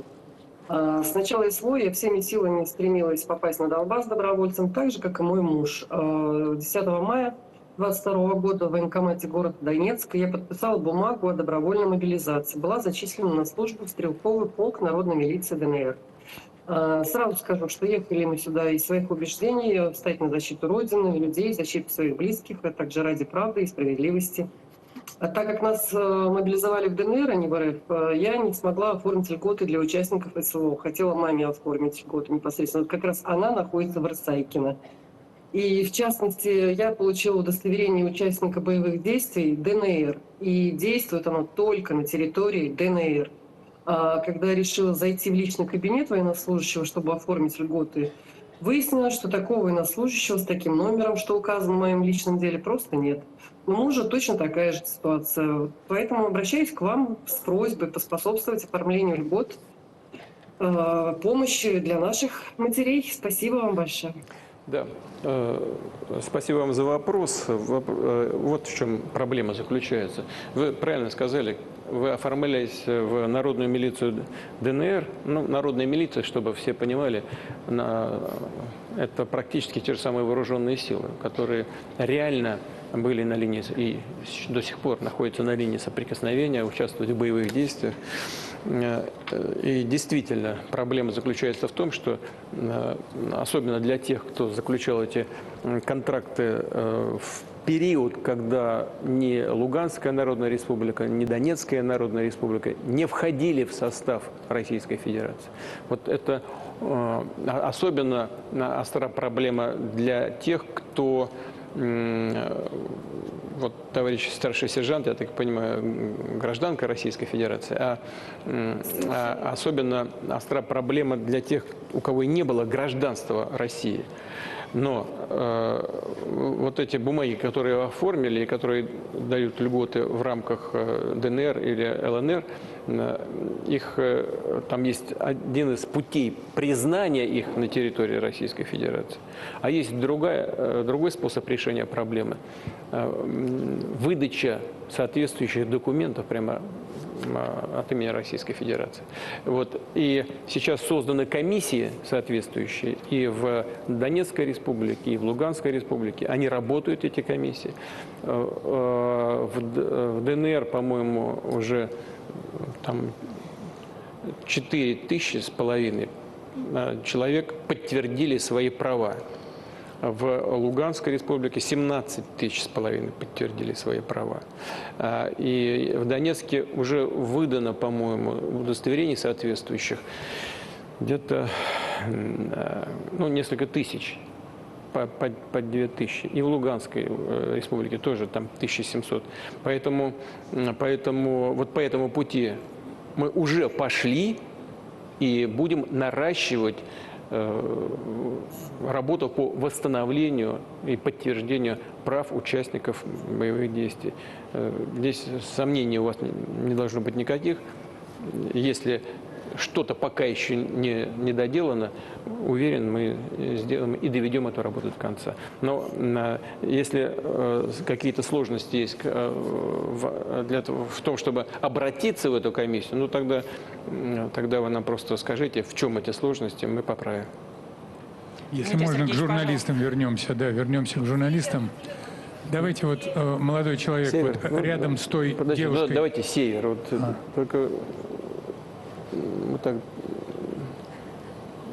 Уважаемый Владимир Владимирович, добрый день. Дарья Шучалина, Республика Коми. Представляю муниципальную газету «Панорама столицы», являюсь членом Общественной палаты нашего региона. Передаю вопрос, который меня попросили вам задать жители наших северных территорий, это Интай и Воркута. Вы знаете, что у нас, к сожалению, в целом по стране, это касается не только нашего региона, достаточно долгими темпами реализуется очень важная программа переселения жителей из районов Крайнего Севера и приравненных к ним местностей. У нас в Коми 6 таких муниципалитетов. Понятно, что люди, которые всю жизнь отдали для того, чтобы поднять север, сейчас на заслуженном отдыхе, конечно, хотят провести время на пенсии в территориях с более мягким климатом. А вот всего две цифры. Нам в нашей республике в этом году выдали 129 сертификатов жилищных государственных, а в очереди у нас 21 тысяча человек. Понятно, что одномоментно сейчас просить вас оказать содействие, расселить все очереди, конечно же, нереально. Поэтому вижу два варианта. Первый вариант, чтобы поставить приоритет две очереди, это люди с инвалидностью и пенсионеры. Это две наши категории, которые вот, действительно должны быть в приоритете. И вариантов два. Либо действительно посмотреть в нашем, несмотря на то, что достаточно напряженном федеральном бюджете, возможность дополнительного финансирования на следующий год. А если это сложно, то наш регион готов, если будет выделен бюджетный кредит под низкую процентную ставку, наши власти готовы переселить интинцев, воркутинцев, ну, в общем, тех, кто в этих муниципалитетах живет, внутри региона, ну, в тот же, скажем, Сыктывкар, в столицу, или на юг Коми, где климат тоже достаточно, ну, скажем, такой приемлемый. Вот, возможно ли один из этих двух вариантов рассмотреть? Может быть, есть еще какие-то есть варианты. Нет, благодарю вас. И спасибо еще вдогонку за то, что вы решили наш вопрос по передаче в федеральную собственность аэропортового комплекса Воркуты. Долгожданное, очень ценное решение. Спасибо вам за это огромное. Важно только, чтобы он развивался.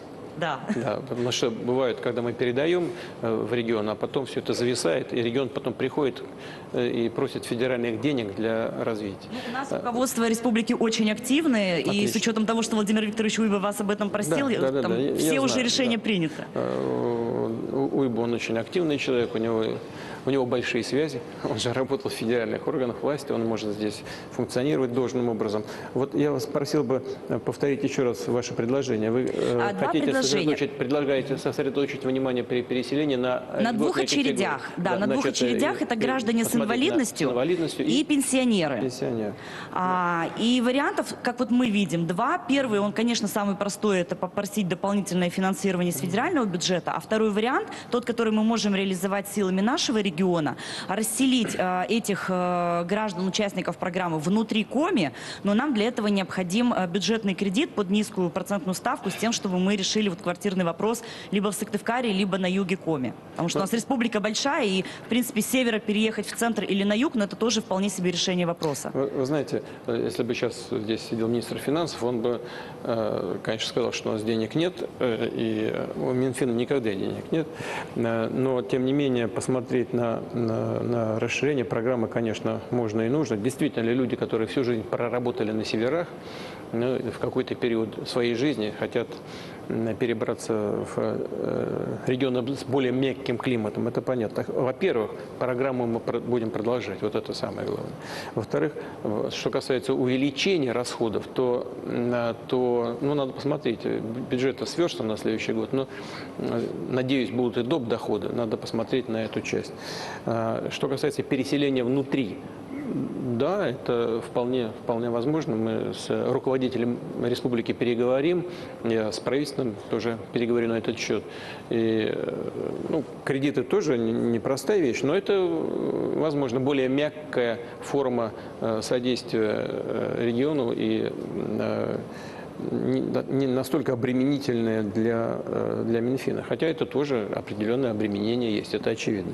Но надо подумать и попробовать реализовать. А что касается того, чтобы сосредоточить внимание на льготных категориях, это тоже правильно.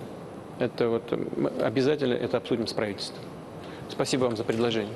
Да, Владимир Ильич, если можно, все-таки продолжим вот здесь. Давайте, пожалуйста. Вот этот ряд, третий ряд, вот молодой человек тянет руку.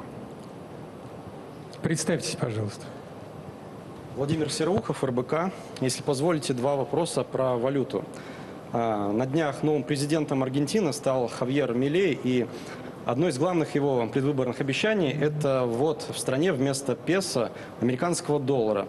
От России, наоборот, последние несколько лет держит курс на дедолларизацию, отказывается и от доллара, от евро в международных расчетах. Вот как вы оцениваете этот процесс, насколько выгодным стал взаиморасчет России и ее экономических партнеров в рублях и национальных валютах дружественных стран? Ну и если коснулись темы рубля, то вот, на ваш взгляд, какие факторы больше всего влияют на курс рубля, на его падение, на рост? Вот, от чего это больше всего сегодня зависит? Да. Ну, первое, это... Ну, давайте начнем с Аргентины, чтобы потом к этому не возвращаться. Да, всем известна идея вновь избранного президента Аргентины перейти на доллар внутри страны. Это решение, суверенное решение каждой страны. Но во-первых, в Аргентине инфляция, по-моему, где-то 143%. И поэтому, да, очень много проблем, это мне еще прежние руководители говорили, связанные с возвратом тех заемных средств, которые Аргентина получала из различных источников. И поэтому логика понятна. Но это, конечно, значительная утрата суверенитета страны. Если другого выхода сегодняшнее руководство Аргентины не видит из известных финансово-экономических проблем страны, ну, это их решение. Но это, безусловно, значительная утрата суверенитета. Далее. Есть и социально-экономическая составляющая подобного решения. Вы из РБК, да? Ну, у вас специализированный канал, поэтому там у вас все специалисты, они меня поймут, да, и граждане поймут, наверное, здесь ничего сложного-то нет. Ведь даже привязка к доллару национальной валюты, жесткая привязка, она уже чревата серьезными социально-экономическими последствиями. Аргентину трясло в свое время как следует в связи с финансовыми проблемами, там, вплоть до набегов на банки. А смотрите здесь, что произойдет, если будет только доллар или жесткая привязка к доллару. Ведь в ходе своей решения внутренних проблем экономического характера всегда любое правительство думает о том, как обеспечить социальные гарантии граждан, выполнить свои социальные обязательства. Вот я с удовлетворением отмечаю, что правительству Российской Федерации удается, несмотря на определенное повышение расходов на оборонку, на это в сфере безопасности, мы полностью выполняем все свои обязательства перед гражданами. Целиком. Можно сказать, что этого недостаточно, хотелось бы больше, где-то, вот сейчас вот из Коми говорили, на переселение больше денег направить и так далее. Но то, что государство обещает публично, все исполняет и будет исполнено. Что касается привязки к доллару. Вот есть определенные обязательства. Пенсии, заработные платы в бюджетной сфере, социальные пособия и т.д. и т.п. Значит, как правило, денег не хватает. К чему приведет привязка к доллару? Если есть национальная валюта, песо, есть такой инструмент, как, ну, немножко на инфляцию, там, увеличить инфляцию. Да, не очень хорошо, но все-таки это инструмент балансировки ситуации между здоровой экономикой и исполнением социальных обязательств. А если нет национальной валюты, уже ничего не подпечатаешь. Есть только один путь – сокращение бюджетных расходов на социальную сферу. Жесткое урезание уровня заработных плат, пенсий, пособий, расходов на медицину, на дороги, на то, на это, на внутреннюю безопасность. Другого пути нет. И в этом случае любое правительство ставит себя в очень сложные условия с точки зрения внутриполитической стабильности. Если такой выбор сделан нашими партнерами, это их право, это сама страна определяет, что и как нужно делать. Значит, теперь, что касается нас, то вы говорите, мы отказываемся. Да не отказываемся. Нам просто проблемы начали чинить с расчетами в иностранных валютах. Кстати говоря, тоже опять стреляют себе в ногу. Ну, зачем они сокращают, значит, возможности доллара и евро как универсальных валют, как резервных мировых валют. Ну, прежде всего, доллары, конечно. Вот у нас в 2021 году, дай бог памяти, при обслуживании нашего экспорта использовалось 87% иностранной валюты. 87 совокупно, доллар и евро. Рубль был, по-моему, где-то на 11-13%. И юань где-то 0,4%. На сентябрь этого года такая картина.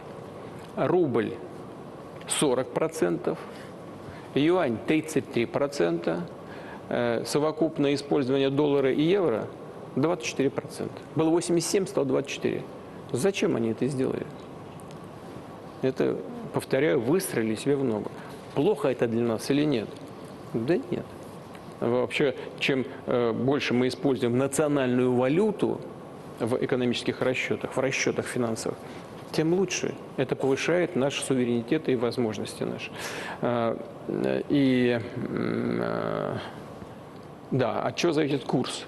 Ну, курс у нас плавающий, зависит от рыночных условий, от цен на наши экспортные товары, значит, и от растущего спроса внутри страны, а он растет. Есть еще один аспект. Кстати говоря, указ, который был призван отрегулировать эту ситуацию с валютой, но отчасти это и на курс влияет, конечно, значит, он все-таки сыграл свою роль. С чем это связано? Связано с тем, что в прежние годы не нужно было никаких ограничений, потому что мы получали достаточно информации от тех стран, куда идет значительный объем нашего экспорта. И нам было понятно движение капитала. Теперь мы не получаем оттуда информации. Они для нас ее закрыли. Правительство, Центральный банк не видит, что происходит с теми объемами средств, которые наши экспортеры выручают от экспорта. И у нас возникло у ЦБ и у правительства возникло законное желание посмотреть, как рубли накапливаются, как они гуляют, куда, в каких объемах. В этом смысле такие элементы определенного контроля указ вводит, но я исхожу из того, что все нормализуется, это вносит временный характер. А в целом ситуация на финансовом рынке стабильная. Да, самое главное, это вот обеспечить эту стабильность и предсказуемость. И, на мой взгляд, сегодня мы добиваемся этой цели. Давайте еще из зала один вопрос мы дадим. Вот тот сектор мы еще не брали. Значит, там, а можно там вот Кубань написано? Можно я тоже немножко поучаствую? Добрый день, уважаемый Владимир Владимирович. Жмутский Максим, телеканал Краснодар, Краснодарский край. Владимир Владимирович, в этом году курорты Кубани побили очередной, и в этом году уже такой исторический рекорд. 17,5 миллионов туристов отдохнуло у нас в регионе. И это только летний период, сейчас идет активный зимний период. И, конечно, это колоссальная нагрузка на инфраструктуру, в первую очередь транспортную, с учетом закрытых аэропорта. Владимир Владимирович, есть ли на федеральном уровне планы по развитию транспортной доступности юга страны? Может быть, скоростные автомагистрали, ЖД-пути? И не могу не спросить, буквально вчера прошла информация, что 15 декабря, завтра, из Москвы пройдет тестовый полет в аэропорт города Краснодара. И если, дай бог, все пройдет хорошо, наш Краснодарский аэропорт откроют. Насколько это правда? Спасибо. Значит, что касается... Садитесь, пожалуйста. Что касается открытия аэропортов, здесь главный критерий обеспечения безопасности пассажиров. Обеспечение безопасности пассажиров – абсолютный критерий при решении вопроса об открытии аэропорта. Это касается и аэропорта Краснодара. Хотя он так далеко от зоны боевых действий, такое поручение Министерства обороны имеет – постоянно анализировать и в конечном итоге принять решение. Если вот они сейчас к этому подходят, они мне доложат, ну тогда будем действовать. Ну, надо посмотреть, еще раз проанализировать. Что касается развития вообще путей сообщения и развития и авиационных средств передвижения, и железнодорожных, автомобильных, то все это развивается. Вы упомянули и про высокоскоростную дорогу. Да, она у нас планируется. Первый этап – это Москва-Петербург, но потом и на юг возможно развитие. И даже не только возможно, мы думаем об этом. Но на сегодняшний день нужно сделать главное, надо создать эффективную дееспособную структуру, которая бы этим занималась и сделала бы хороший бизнес-план, модель развития. Это все возможно, над этим и правительство, и инициаторы этого процесса думают и предлагают решения. Это и Сбербанк, это мэрия Москвы, ну и правительство, повторяю, включается в эту работу. Ну, конечно, вот если между Москвой и Петербургом будет 2 часа 15 минут, ну, знаете, внутри Москвы люди до работы добираются больше по времени. Это будет совсем другая история, совсем другое развитие. То же самое это касается юга страны, значит, Краснодара, вообще Кубани в целом, Ставропольского края, Ростовской области, да, и того же Крыма. Поэтому работа в этом отношении начинается. Надеюсь, что она будет эффективно развиваться дальше. Что касается теперь развития транспорта, пассажирских потоков, он увеличивается.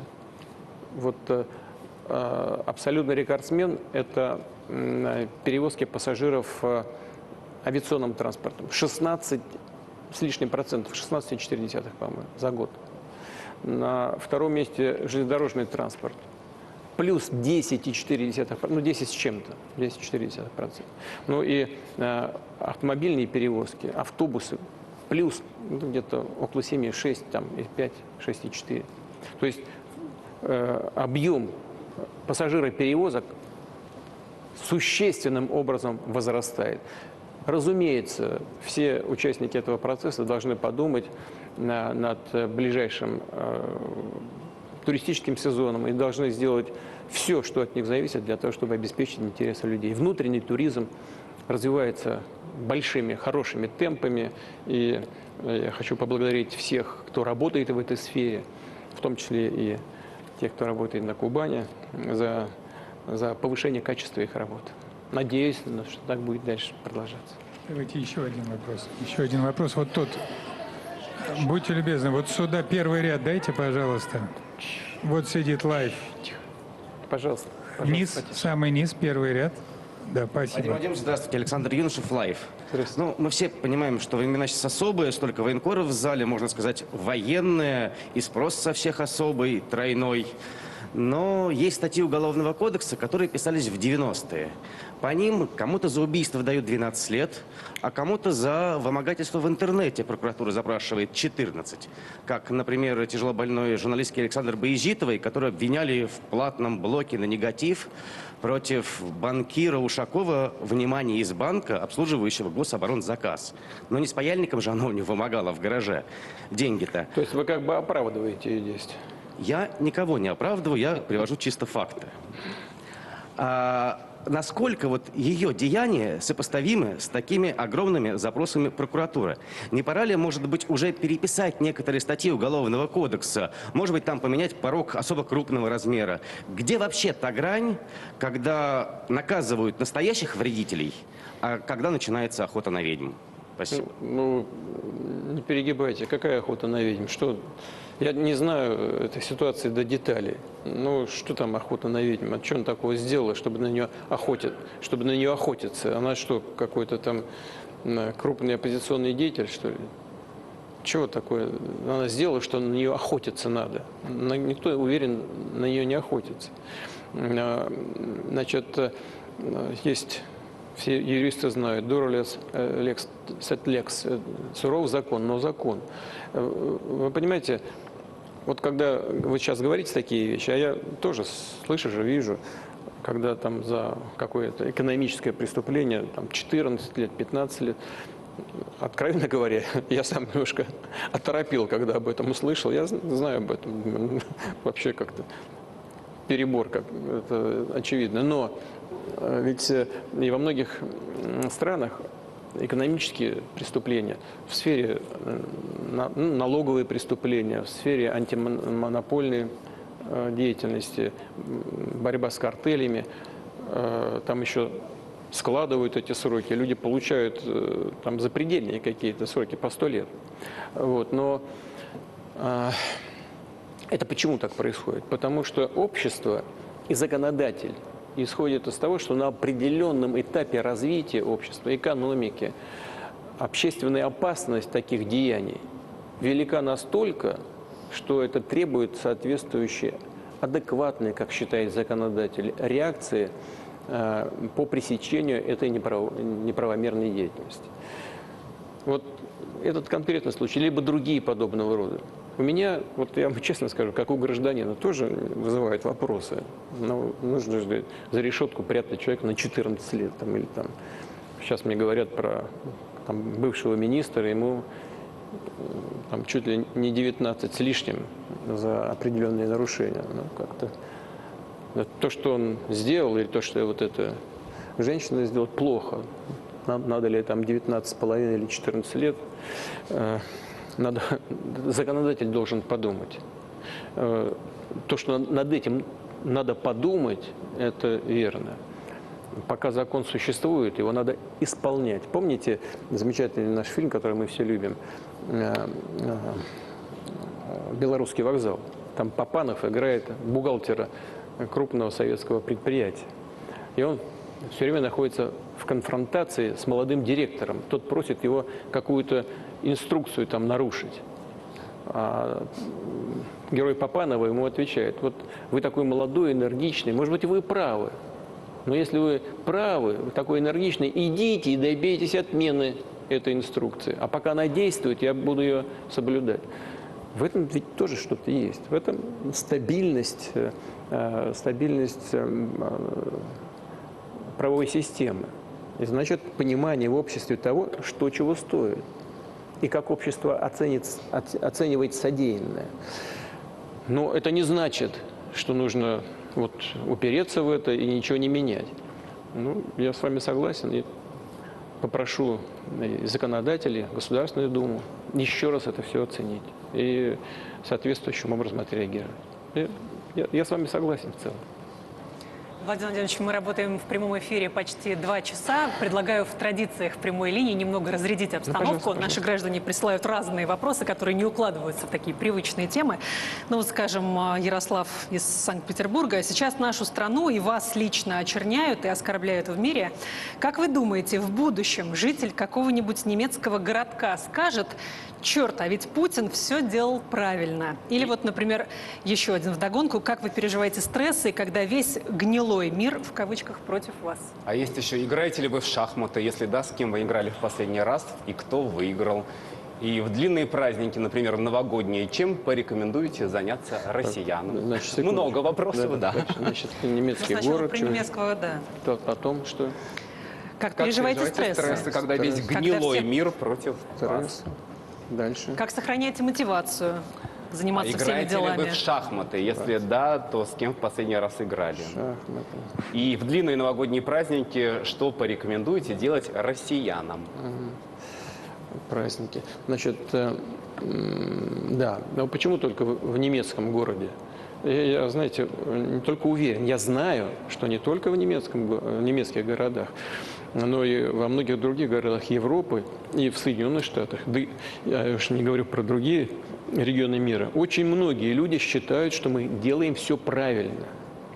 Мы не боимся бороться за свои национальные интересы, не покушаясь на другие при этом. И это поддерживается очень многими людьми. Первое. Второе. У нас огромное количество сторонников в мире по защите наших традиционных ценностей. Огромное количество. И их число увеличивается кратно. В геометрической прогрессии растет. Значит, стрессы и так далее. Вот как... Или что помогает переживать вот то, что нас атакуют. Чувство долга. Я без всякого пафоса могу сказать. Вот я за многие годы приучил себя к тому, что нужно стремиться к тому, чтобы выбирать самое главное и делать все для достижения поставленных целей, не обращая внимания на всякую шелуху. Конечно, нужно, чтобы это поле зрения было, тем не менее, широким, надо все понимать, анализировать, но нужно уверенно идти к своей цели. Если ты уверен в том, что ты делаешь, а я уверен. Ну, по поводу шахмат, вы знаете, я с одним молодым человеком, я у него спросил недавно, сыграем в шахматы? Он говорит, давай. Я спрашиваю, как ты думаешь, я выиграю? Он на меня посмотрел так снизу вверх, говорит, вряд ли. Вот, ну, это говорит о чем? О том, что нужно постоянно работать над собой. Вот, и я постараюсь это делать. Да, и... Новый год. Но вы знаете, Новый год, мне кажется, что нужно больше уделить внимание близким, семье, позаниматься вместе, найти общее дело, такое, выставки, театры, спорт обязательно, активный образ жизни вести. И желательно провести его вместе со своими близкими людьми, с семьей. Стремительная реакция поступает уже на вопросы, которые поднимаются в ходе нашей программы. Вот уже позвонили сейчас в телефонный центр. Крымчане, которые учатся в школе губернаторов, готовы поехать и отремонтировать спортзал в Крыму. Вот такой же, в общем, стремительной реакции люди ждут, я думаю, что и вот на такой вопрос. Тема роста цен, она не нова, но в этом году точно совершенно есть новое проявление. Просто-таки массовые жалобы на подорожание конкретного продукта. И формулировки от людей такие. Очень грустно покупать яйца у нас в стране. Грустит Андрей Самойлов из Томской области. Анастасия Пластинина из Иваново спрашивает, эти яйца что, золотые куры несут? И вот еще видео вопросы из Краснодарского края. Смотрим. Добрый день, уважаемый, дорогой Владимир Владимирович, мой любимый президент. Я, Акопова Ирина Александровна, хочу к вам обратиться, чтобы вы повлияли. У нас яйцо десяток от 180 рублей до 220. Где и когда были такие цены? Куриная грудка была 165 рублей килограмм, на сегодняшний день 350. Крылышки были 165, на сегодня 250. Владимир Владимирович, но пожалейте пенсионеров. Мы же не получаем миллионами пенсию. Но наведите порядок, некому обратиться. Как плохо, что вы в год один раз, вот такой у нас сайт. Надо в год по 3 раза делать, чтобы люди могли к вам обращаться. Я вам очень благодарна и надеюсь на вас, что вы поможете.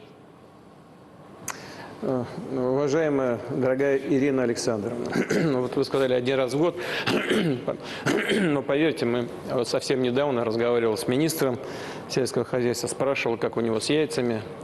Значит, они говорят, что у них все в порядке, на что я ему значит, отметил, абсолютно честно говорю, прямо это прямая речь. Я говорю, а вот у граждан наших как-то есть проблемы. Рост на яйцо курицы 40%, а в некоторых местах и больше. И на мясо куриное. Вы знаете, что произошло? Ну, у нас, вот я говорил, идет небольшое, но все-таки повышение доходов, уровня заработной платы и так далее. Спрос увеличился. Это относительно дешевый белок. И, в общем, популярный у граждан. Я сам с удовольствием яичницу ем. И в свое время вообще мог 10 сразу с утра навернуть. Вот. Но что произошло? Вот спрос увеличился, а объема производства нет. Первое. Второе. Вовремя не открыли импорт в должном объеме. Вот сейчас, кстати говоря, и из Турции предлагают поставки дополнительные. А у нас отлично развиваются экономические связи, отношения, в том числе в сфере сельского хозяйства. Из других стран, из Белоруссии предлагают. Вот. Но вовремя не открыли. Сейчас нужно было вовремя решить вопросы в рамках Евразес. Решение принято, по-моему, вот на днях. Во всяком случае, в декабре должно быть принято. И ситуация, без всякого сомнения, будет улучшаться. Я очень на это надеюсь, потому что уже минимум 2 недели назад вот эти разговоры с Министерством сельского хозяйства имели место быть. Поэтому сожалею, приношу свои извинения на этот счет, но это сбой в работе правительства. Я думаю, что связано еще, хоть и говорят, что это не так, но мне кажется так, вовремя не открыли импорт пошире. Ну, потому что, видимо, и рассчитывали на то, что побольше заработают. Ну, обещают, что в ближайшее время ситуация будет исправлена. Владимир Владимирович, цены на ЖКХ тоже волнуют наших граждан. С такой горькой иронией констатируют, что свет в конце туннеля подорожал. Но на самом деле, конечно, здесь не до смеха. Многие видят некую несправедливость, что пенсии, например, проиндексируют на 7,5%, а тарифы на ЖКХ больше. Я предлагаю посмотреть видеообращение. Хорошо.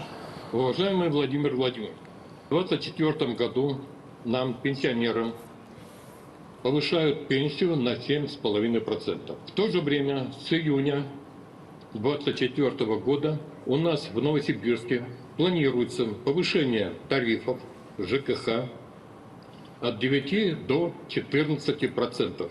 То есть практически сидят те 7,5% добавки к пенсии. Прошу обратить на это внимание. Предлагаю вам приложение к проекту постановления губернатора.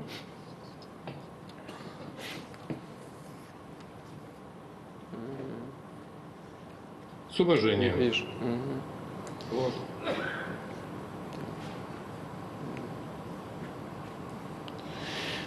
Да, я, правда, по-моему, наш визави не представился, да? Владимир Аркадьевич Леонтьев. Угу. Владимир Аркадьевич, ну, согласен, я посмотрю, как там, я вижу на экране, что с тарифами в Новосибирске. Обязательно посмотрим, проанализируем.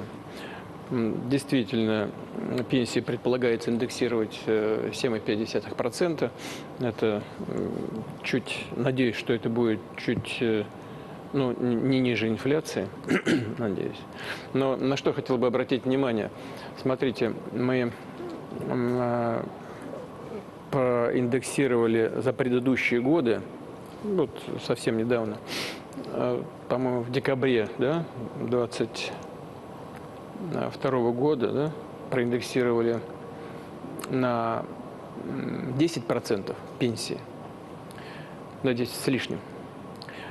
Потом весной еще на 4 с лишним процента по инфляции. И вот с начала этого года еще будет одна индексация 7,5%. А тарифы не поднимали с июля прошлого года. То есть, и планируется с июня, планируется увеличение тарифов только в июле 2024 года. То есть тарифы не поднимались 1,5 года. За это время произойдет 3 3 индексации пенсий, которые в общем будут более 23%. Да?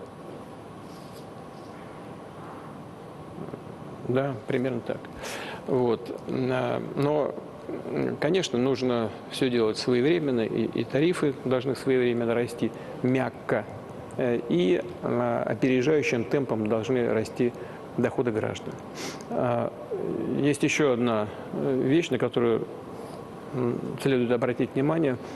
Действуют правила в соответствии с законом, согласно которому, если расходы семьи на уплату ЖКХ превышают 22%, то семья имеет право на получение субсидии.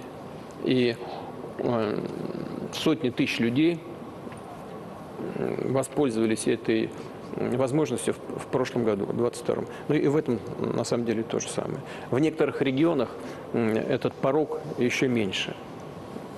Не 22%, а если семья тратит там 15%, там, не знаю, 20%, уже положена субсидия. Но повторяю еще раз, посмотрим, что конкретно, какое соотношение этих параметров в Новосибирской области. Это я обязательно сделаю, обещаю. А вот разве это правильно, что за примитивную услугу, оплаты услуг ЖКХ, нужно еще платить комиссию банку? Много таких вопросов. Это неправильно, особенно если это касается пенсионеров. И вот решение только что принято, комиссия уплачиваться пенсионерами не будет. Новость, большая новость. Дмитрий Сергеевич. Давайте мы чуть-чуть забыли про зал. Давайте БАМ. Вот я вижу там БАМ.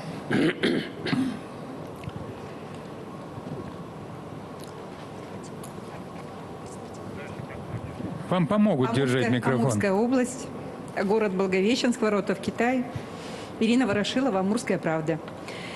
Владимир Владимирович, вот такой у нас вопрос. Скоро, на следующий год у нас будет 50 лет с начала стройки века, да, так называли Байкало-Амурскую магистраль. И вот понимаете, какая несправедливость. Сегодня БАМ разделен между Дальневосточной и Восточно-Сибирской магистралями, дорогами. Вы не считаете, что пора вернуть БАМ на карту России? Тем более сегодня у нас такие стройки продолжаются по БАМу. БАМ-2, да, проекты прекрасные. БАМ-3, которые в сегодняшней ситуации очень важны в нашей стране. А что значит ветераны... вернуть? Поясните, пожалуйста, что значит вернуть на карту России? Что это значит? А БАМа нет. У нас сегодня раньше была Байкало-Амурская магистраль. Она была, это участок. Его потом разделили, в 90-е годы убрали. Сегодня БАМ вообще разделен, часть трассы БАМа относится к Восточно-Сибирской дороге, часть дальневосточной, как такового участка нет. И вот БАМовское содружество, есть такая организация, в которую ходят сотни тысяч людей с постсоветского пространства. И они предлагают создать Байкало-Амурскую железную дорогу от Тайшета до Савгавани в составе ОАО «РЖД». Ветераны БАМа считают, что это позволит ускорить сроки реализации проектов БАМ-2, БАМ-3 и даст старт строительству новых железных дорог на востоке страны. Вы знаете, честно говоря, как-то никогда не обращал на это внимания. Я впервые слышу, что такая проблема существует, что вот он разделен между различными участками дороги. Ведь все это так или иначе все равно принадлежит РАО РЖД. Но мне и Олег Валентинович, руководитель РАО РЖД, никогда не говорил, что такая проблема есть. Но я, тем не менее, с ним переговорю. И с министром Савельевым переговорю, и с Олегом переговорю.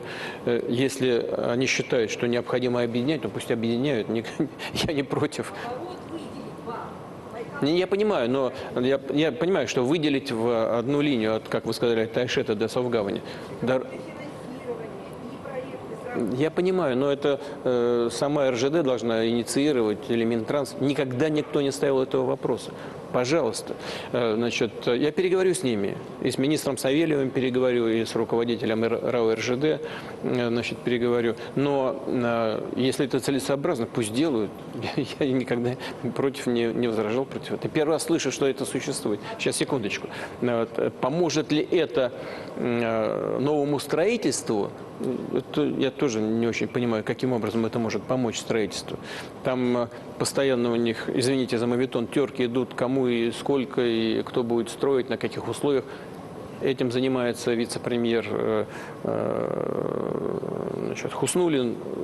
Я в целом так отдаю себе отчет о том, что происходит. Надеюсь, работа идет и пойдет в тяжелых условиях тоже, но все цели будут достигнуты. Обязательно обещаю вам, что посмотрю на это.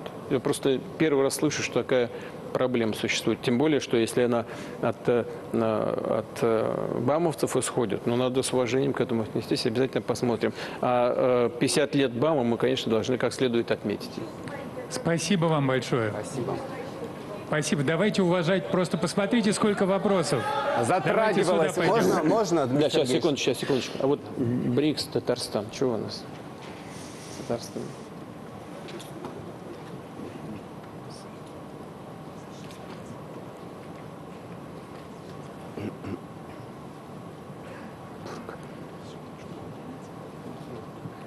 Артур Халилулов, Татар-Информ. Владимир Владимирович, как мы знаем, БРИКС пройдет в Казани.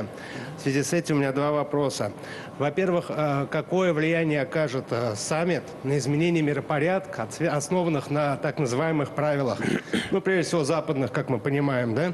И второй вопрос. Связан ли выбор Казани с тем, что столица Татарстана становится в последнее время неким дипломатическим хабом в отношениях с восточными странами и странами мусульманского мира? Спасибо большое. Да нет, просто это связано с тем, что Татарстан развивается хорошо, а Казань один из наилучших примеров такого развития. Условия созданы хорошие. Значит, и прежний президент, и сегодняшний Миниханов работают хорошо. Мы видим результат. Я помню, я с Дмитрием Шаевичем приезжал, еще мы ходили в дома. Ну, вы знаете, меня тогда что порадовало? Домами это назвать нельзя было. Землянки, на самом деле. Это было в начале 2000-х годов. Землянки в полном смысле этого слова. Вот так чистенько, мы зашли в дом, там чистенько, все так прибрано, хорошо. Вот у меня до сих пор сохранилось это чувство уважения к людям, которые в таких скромных условиях жили и так все содержали на таком уровне, понимаете? Уровень внутренней культуры народа. Просто, ну, не то, что поражает, но вызывает уважение. Вот в этом проявляется и, думаю, что с этим связано и достаточно уверенное развитие Татарстана, столицы Татарстана, города Казани.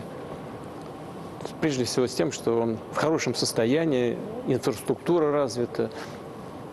Казань провела ряд крупных международных мероприятий, и спортивных, и общеполитических. Ну, он естественным образом становится центром притяжения. Если вам больше нравится слово хабом, пожалуйста, хабом. Но и Татар многонациональная, многоконфессиональная республика. Выстроены отношения между конфессиями должным образом. Хороший пример для, в принципе, всей страны. И вот с этим связан выбор Казани. Ну, а что касается миропорядка, основанного на правилах, нет таких правил на самом деле.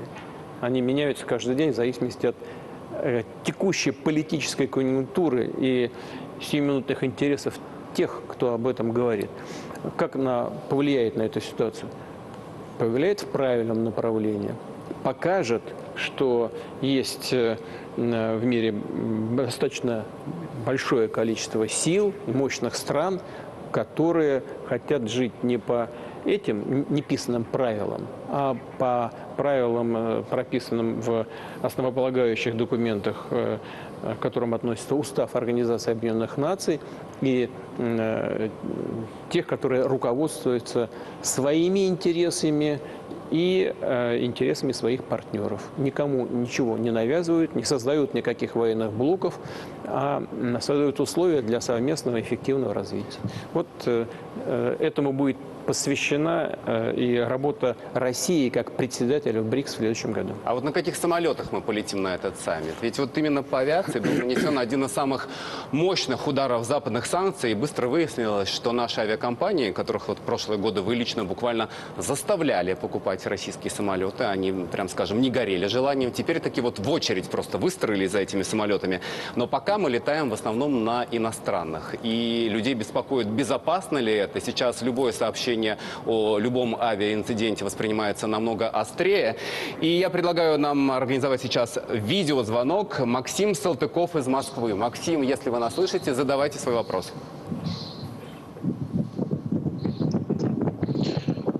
Да, здравствуйте. Здравствуйте, Владимир Владимирович. Меня зовут Максим. Я курсант летного училища гражданской авиации. И вопрос у меня такой.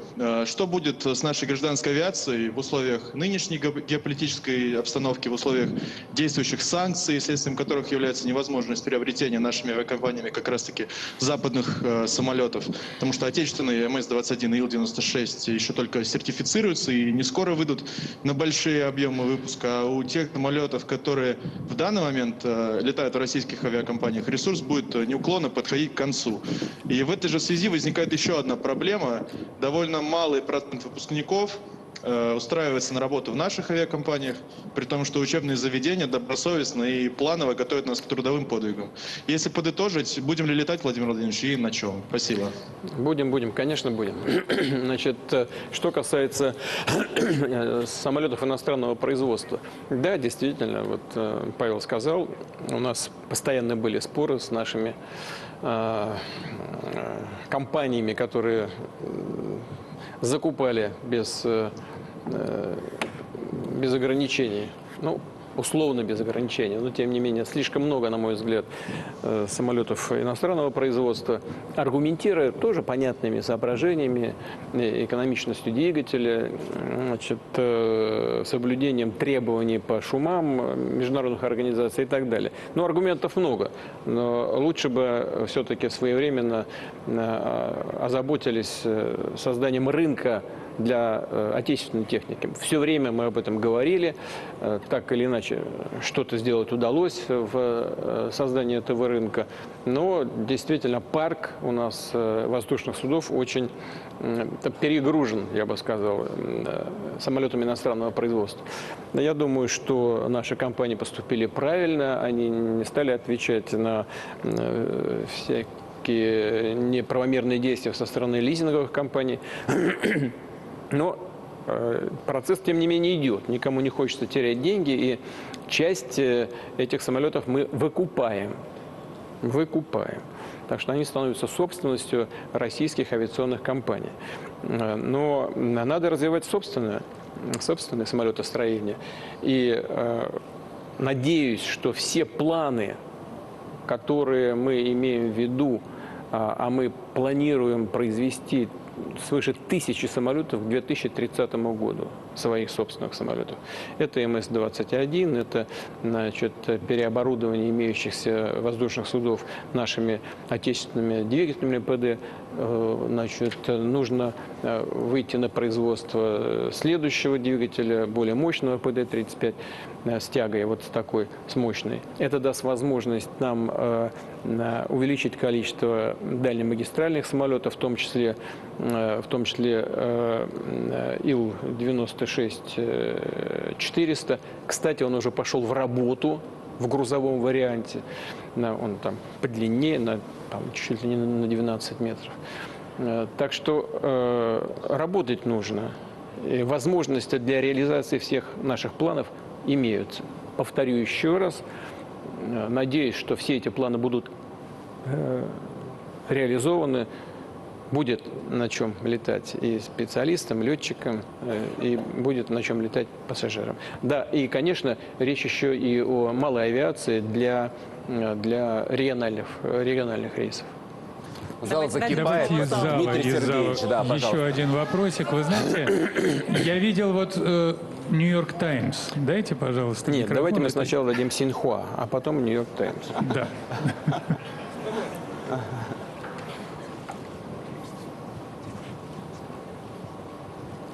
Добрый день, Владимир Владимирович. Здравствуйте, очень рад вам задавать вопрос. Китайское информационное агентство Синьхуа. Меня Люкай зовут. Два вопроса к вам. Первый. Как мы знаем, Россия примет председательство в БРИКСе в следующем году. Как вы думаете, какое значение имеет взаимодействие и координация между Китаем и Россией в БРИКСе и в целом? Второй. Каковы ваши ожидания от развития китайско-российских отношений в следующем году? Спасибо. Ну, мы знаем, ну я тем не менее... Садитесь, пожалуйста. Мы знаем, и ну, я просто повторю, обязан это сделать, у нас уровень взаимодействия с Китайской Народной Республикой беспрецедентно высокий. В этом мы много раз говорили, что надеемся достичь в следующем году товарооборота в 200 миллиардов долларов. Он у нас будет в этом году уже не в следующем, а в этом свыше 200 миллиардов. Я думаю, что мы надо будет уже в первом квартале следующего года посчитать, но думаю, будет 220-230 миллиардов товарооборота. Ну, это уже такой приличный. Рост составит, у нас был в прошлом году 31% роста товарооборота, в этом будет 30% рост. Стабильно мы развиваем наши экономические связи, причем в самых разных областях. Что меня радует, это диверсификация наших отношений. Мы развиваем отношения и в сфере инфраструктуры. И мосты строим, дороги. Мы работаем в высокотехнологичных областях вместе. И будем дальше это делать. Значительный толчок в развитии наших отношений был дан в ходе и по результатам визита в марте председателя Китайской Народной Республики господина Си Цзиньпиня.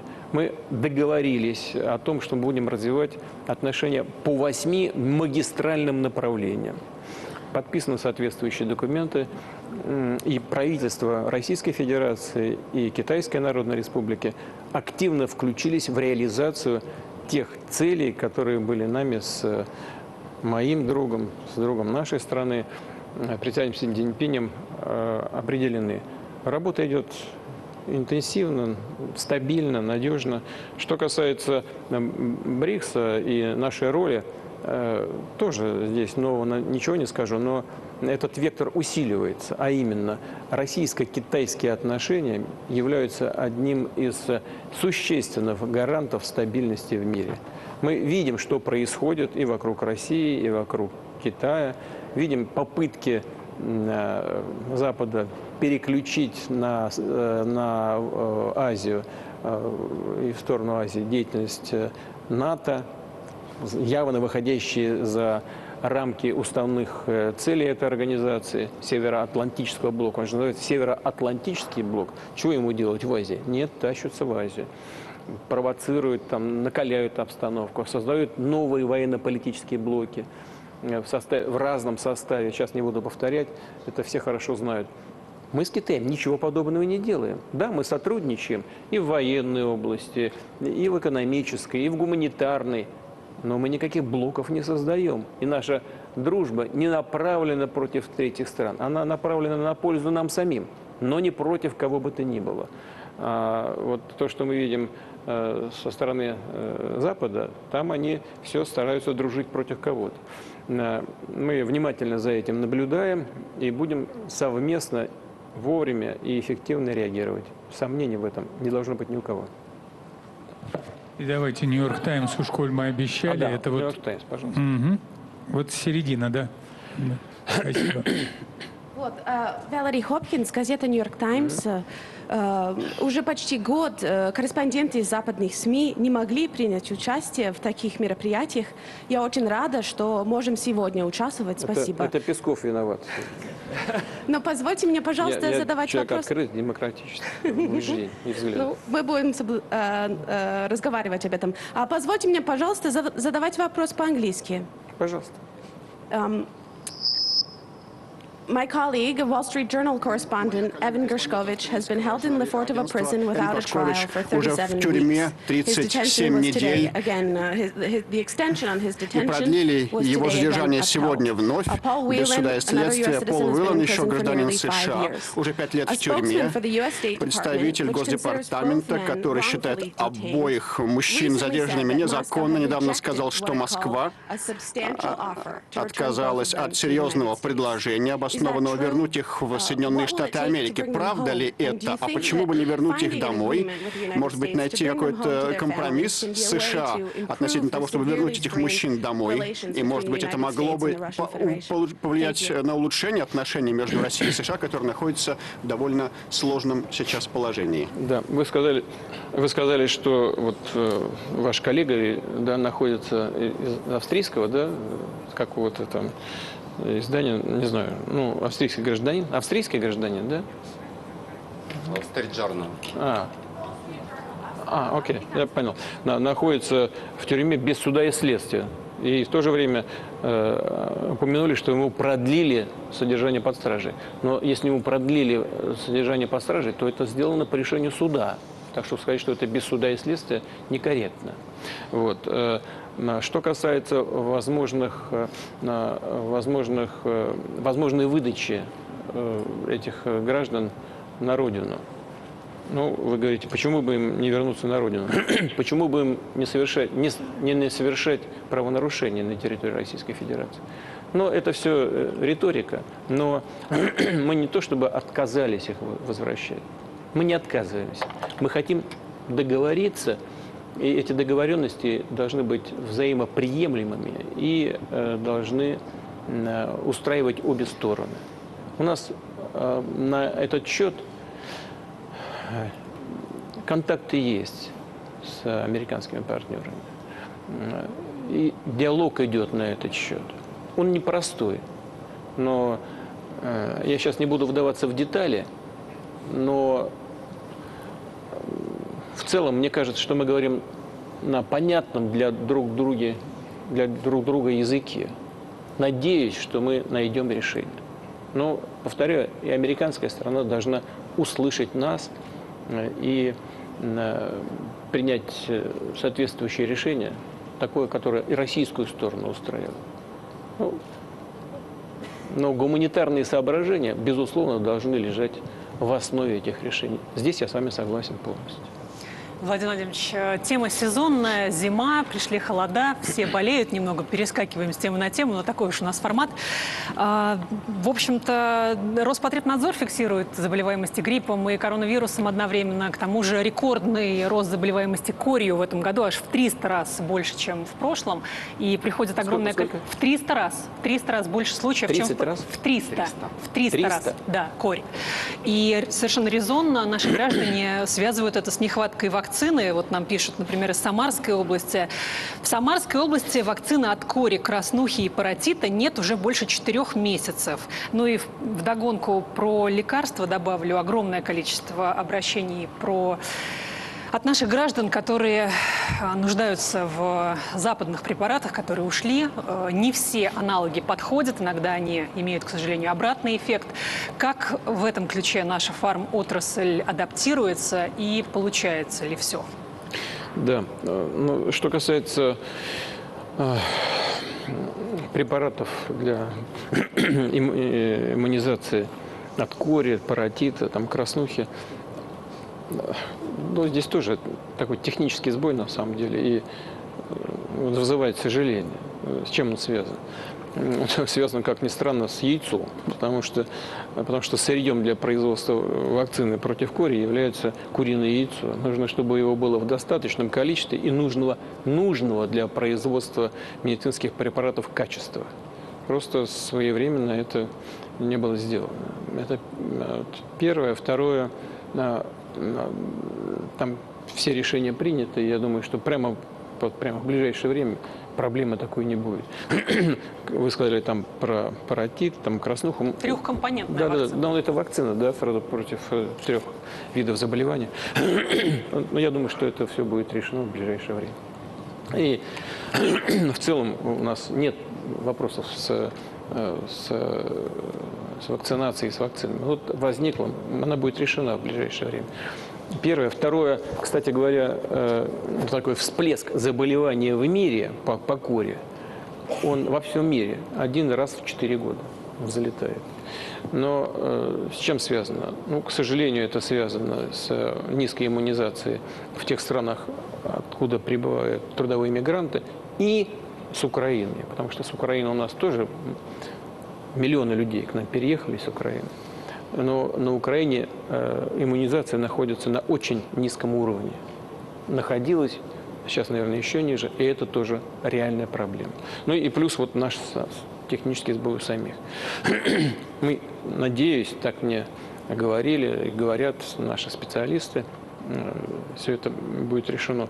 Да, что касается ухода с нашего рынка ряда компаний, это проблема. Там, правда, среди этих препаратов жизненно важных, там всего, по-моему, 14, что ли. Но промышленность работает активно. Никакого импорта мы не закрываем. Наше Министерство здравоохранения, правительство видят эти проблемы. Создана специальная комиссия по импортозамещению. Она работает и заверяет меня в том, что они, понимают, что происходит, делают и сделают в конечном итоге все для того, чтобы обеспечить интересы людей, которые нуждаются в тех или иных препаратах. Что касается замены, да, бывает и так, что что-то не подходит, надо искать. И промышленность должна работать, и врачи должны над этим работать. Часто ведь бывает это чисто психологически, что человек привык к определенному лекарству. Но это важно. Даже психология очень важна. Человек верит в это лекарство или не верит. Я это понимаю. Но и по импорту будем закупать, и будем сами производить. А объем нарастает. Медицина в состоянии первичного звена остается острой темой. Много вопросов даже из крупных городов про то, что к узким специалистам не попасть, что не хватает врачей, санитарок, вал обращений из поселков и сел. Давайте позвоним Егору Перминову из Свердловской области, поселок городского типа Рефтинский. Егор, если вы нас слышите, пожалуйста, задавайте ваш вопрос. Здравствуйте, уважаемый Владимир Владимирович. Меня зовут Егор. Я из Свердловской области, поселок Рефтинский. Наша беда и проблема заключается в здравоохранении, точнее, в его отсутствии.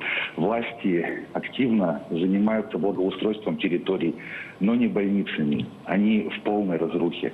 Нехватка оборудования, зарплаты у персонала оставляют желать лучшего. Большая часть ремонта еще советская и разваливается на глазах. В таких условиях мы не можем получить нормальную медицинскую помощь. И просим вас нам помочь. Спасибо. Это откуда? Из Свердловской области. Ну, я посмотрю обязательно, что конкретно, какой конкретный населенный пункт. Поселок Рефтинский, недалеко от Екатеринбурга, насколько я помню. Ну, дайте мне потом, да, чтобы... Я сейчас запишу. Рефтинский, да? Да. У нас существует же программа оздоровления первичного звена здравоохранения. И средства направляются туда очень солидные. Одних автомашин, там, по-моему, 14 тысяч передали. Вот. Но строится ФАП, обновляются. Наверное, этого недостаточно. И, кстати говоря, мы обязательно продлим. Это тоже будет одной из частей будущей президентской программы. Продление программы первичного звена здравоохранения. Вот кадры из этой больницы как раз сейчас.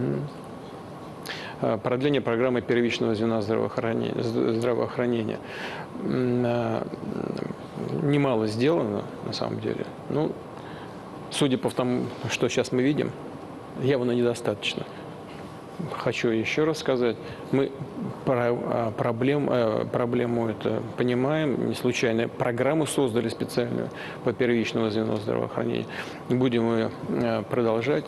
Здесь очень важно уделить особое внимание, конечно, в программе, кстати говоря, так и прописано, особое внимание сельской местности, населенным пунктам на селе. Туда уходит чуть больше половины всех средств, выделяемых на развитие первичного звена здравоохранения. Так и будем делать дальше. Оно по конкретному объекту мы, конечно, поработаем. Спасибо. Давайте снова вернемся к журналистам. Давайте вот, вы знаете, я вот с этой стороны, Владимир Владимирович, вот здесь Арти есть. Арти давайте дадим, потому что они совсем с краю сели, кто их не заметил. Спасибо, Дмитрий Сергеевич. Владимир Владимирович, телеканал Rush Today, Мурат Газдеев. Вопрос особенно больный для нас, как международный канал, да и для нашей страны, как многонациональной страны. Владимир Владимирович, как вы оцениваете растущий национализм, как и в России, так и во всем мире, и не только национализм, но и антисемитизм? Я просто отмечу, что на фронте такой проблемы нет. У нас в окопах, в блиндаже крохотно могут сидеть еврей, христианин и мусульманин, и все у них хорошо. А выезжаешь, это как и в России, так и во всем мире. Почему-то это растущая проблема. Что делать, Владимир Владимирович? Вы знаете, вот последние исследования в ЦИОМа, по-моему, они вот о чем говорят. 96% граждан России считают межконфессиональное и межнациональное согласие в нашей стране огромным конкурентным преимуществом перед другими частями света. Огромным. Так оно и есть. И это происходит прежде всего потому, что мы, вот сейчас с этой стороны зайду к теме наших традиционных ценностей, потому что мы к ним обращаемся, к нашим традиционным ценностям. А традиционные конфессии вносят огромный вклад в сохранение вот такой ситуации и взаимоотношений между представителей различных этносов и религий. Что касается роста исламофобии, антисемитизма, русофобии и прочих проявлений подобного рода, то да, они действительно имеют место к росту, и тенденция к росту есть. Вы знаете, связано с чем, на мой взгляд? С тем, что люди сталкиваются с какой-то несправедливостью. Вот смотрите, что в Газе происходит. Во всем исламском мире определенная реакция и рост в этой связи количества людей, думающих радикально. Этот рост очевиден. Количество таких людей возрастает. Ну, ничего здесь хорошего нет, а все-таки это результат политики определенных элит. И не решение в течение десятилетий вопросов отсутствия справедливого решения палестинской проблемы. Реакция исламского мира, а потом рост этих фобий антиисламских. Это очень плохо. В нашей стране, я уже сказал, огромную роль играют и конфессии, и обращение к нашим традиционным ценностям, но все-таки не последнюю роль играет и то, что мы все-таки проводим взвешенную и внутриполитическую политику, и политику на международной арене. Мы все-таки то, что можем делать, мы делаем для достижения справедливости по всем этим направлениям. И мне думается, что все-таки люди это оценивают. Именно поэтому у нас и создается такая обстановка. Ну а что касается русофобии, то это один из векторов борьбы с Россией, одно из направлений. Ну, да, в мире это есть. мы у себя должны делать все для того, чтобы ничего подобного у нас не возникало. И пресекать должны на корню любые попытки раскачать общество изнутри.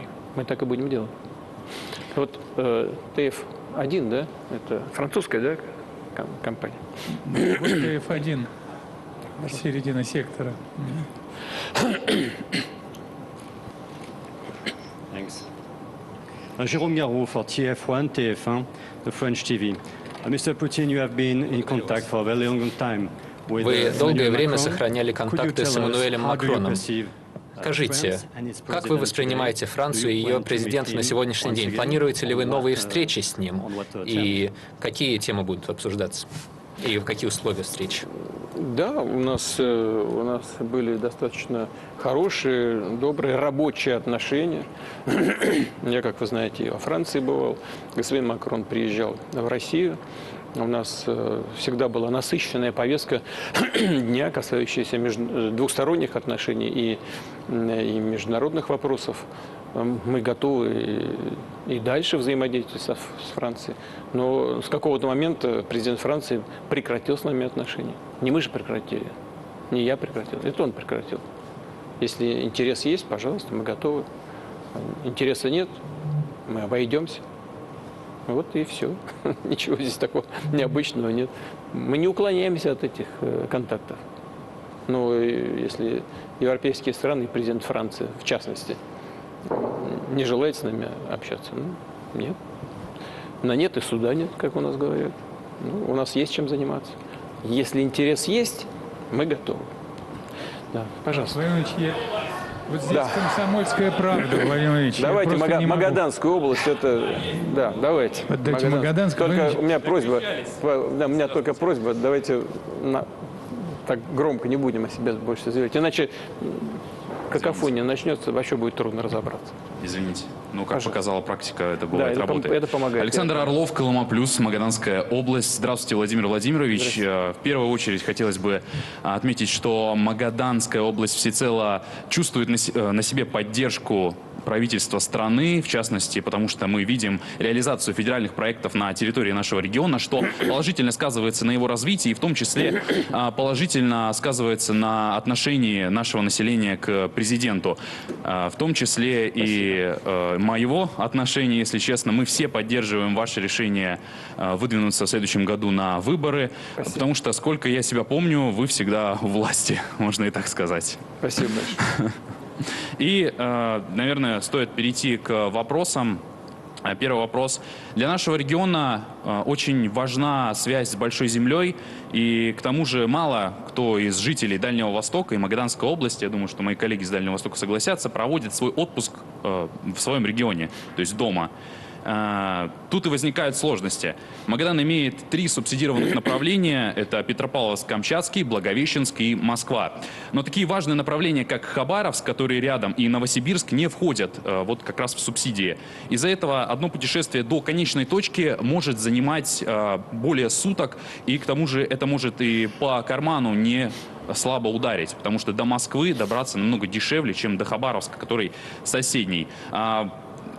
Таким жителям Магаданской области, как, скажем, я, у которых нет ни детей, ни инвалидности, у кого уже возраст прошел к льготам, все, и мне уже не 22, я не могу летать как молодой, перспективный. Детей, заводите детей. Я согласен с вами, вот да. Путь Я работаю над этим. решения проблемы и доступа к плоским тарифам. Да, но у нас есть дальневосточные тарифы. Симпатичный молодой человек. Ну чего? Спасибо. Возможно ли расширить список субсидированных направлений для дальневосточников при условии, что это может и помочь развить туризм в нашем регионе, летать по Дальнему Востоку по субсидиям? Это первый вопрос. И второй.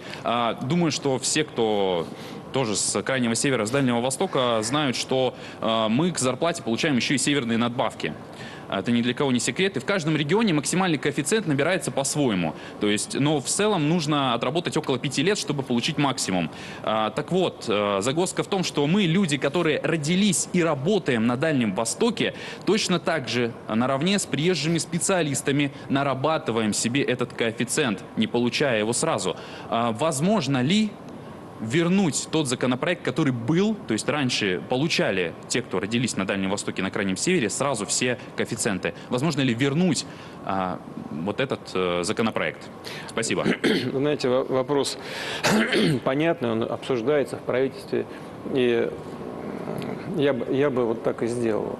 Я бы не стал там ждать срока прохождения, там, проживания, работы.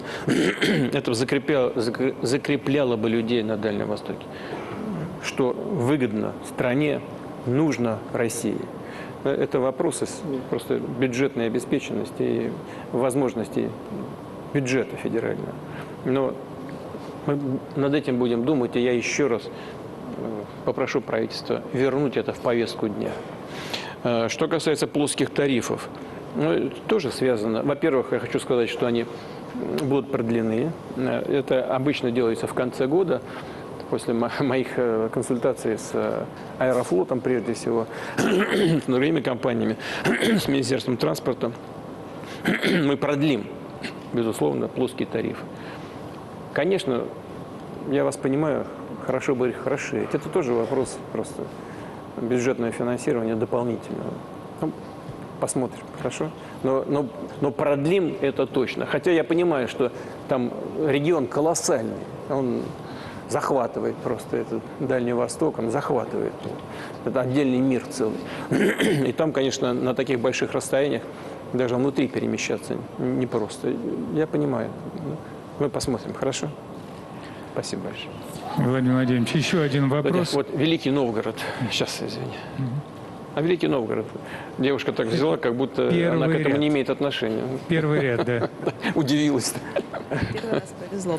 Здравствуйте. Наталья Хмелева, Новгородское областное телевидение.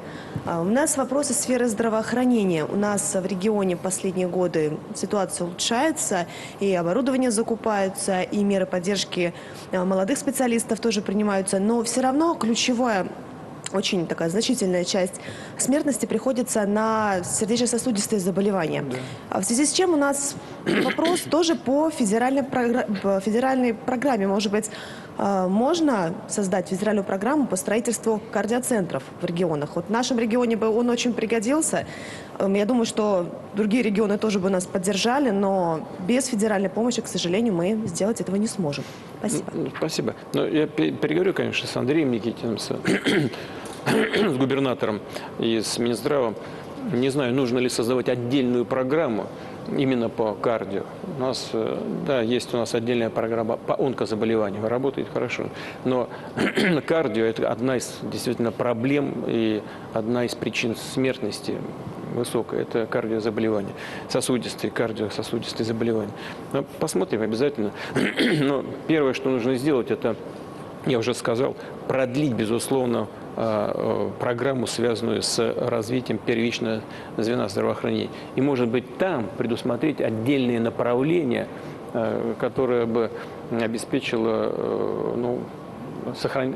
сохранение здоровья людей известного риска. Своевременное выявление, диспансеризация, и принятие последующих решений. Посмотрим. Кардиозаболеваниями Минздрав занимается очень напряженно, и количество, по-моему, даже летальных исходов уменьшается. Я услышал, что вы сказали. Посмотрим. Александр Гамов, «Комсомольская правда». Да, пожалуйста, Саша. Дайте микрофон. Спасибо огромное. Александр Гамов, радио, сайт и газета «Комсомольская правда». Вам огромная благодарность, что вы поддержали инициативу Сережи Зенина, военкора, который сейчас находится в Донбассе, и он предложил авторитет, знания и опыт и подвиги участников СВО в мирных целях использовать. Я имею в виду, чтобы это не пропало в той работе, которая проводится по патриотическому воспитанию нашей молодежи, наших детей. А вопрос у меня такой. Первый. Зачем, на ваш взгляд, Владимир Владимирович, нам потребовался новый учебник истории? Ведь история, она сама идет, и какая разница, истории, какой мы учебник ей придумаем? Это первое. Второе. В следующем году мы с вами будем отмечать 80-летие полного снятия блокады Ленинграда, 10 лет события, когда Крым приплыл в свою родную гавань, как вы это сказали. Вот. В 2025-м 80 лет победы в Великой Отечественной войне. И вот лично для вас, в личном плане, что означают каждое из этих событий? Ну и попутно, коль уж мне микрофон дали, в 25-м году 100 лет «Комсомольской правде», и мы вас приглашаем на юбилей, и, может быть, скажете Дмитрию Сергеевичу, чтобы он это внес в график, и мы будем с нетерпением вас ждать. Спасибо. Ну, спасибо за приглашение. 25-й год еще не так скоро, ну, рядом, с исторической точки зрения. А в жизни человека это немалый срок. Но я постараюсь. Бог даст, все будет нормально. Спасибо большое. Вот. По поводу вот этих юбилейных дат, они извините, кондиционеры шуруют. Значит, по поводу юбилейных дат, о которых вы сказали, я думаю, что не для меня, это для всего российского народа. Даже для всех народов бывшего Советского Союза имеют огромное морально-нравственное значение. Огромное. Ну, и почти для каждой российской семьи это имеет и личное измерение. У меня, например, на Пискаревском кладбище в Петербурге, как известно, в братской могиле мой старший брат лежит, которого я не видел никогда, конечно, потому что родился гораздо позже. Но, тем не менее, это тоже имеет значение для меня лично, в личном плане. Вот.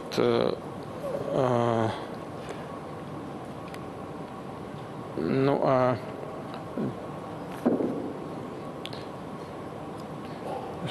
первая часть – это о чем?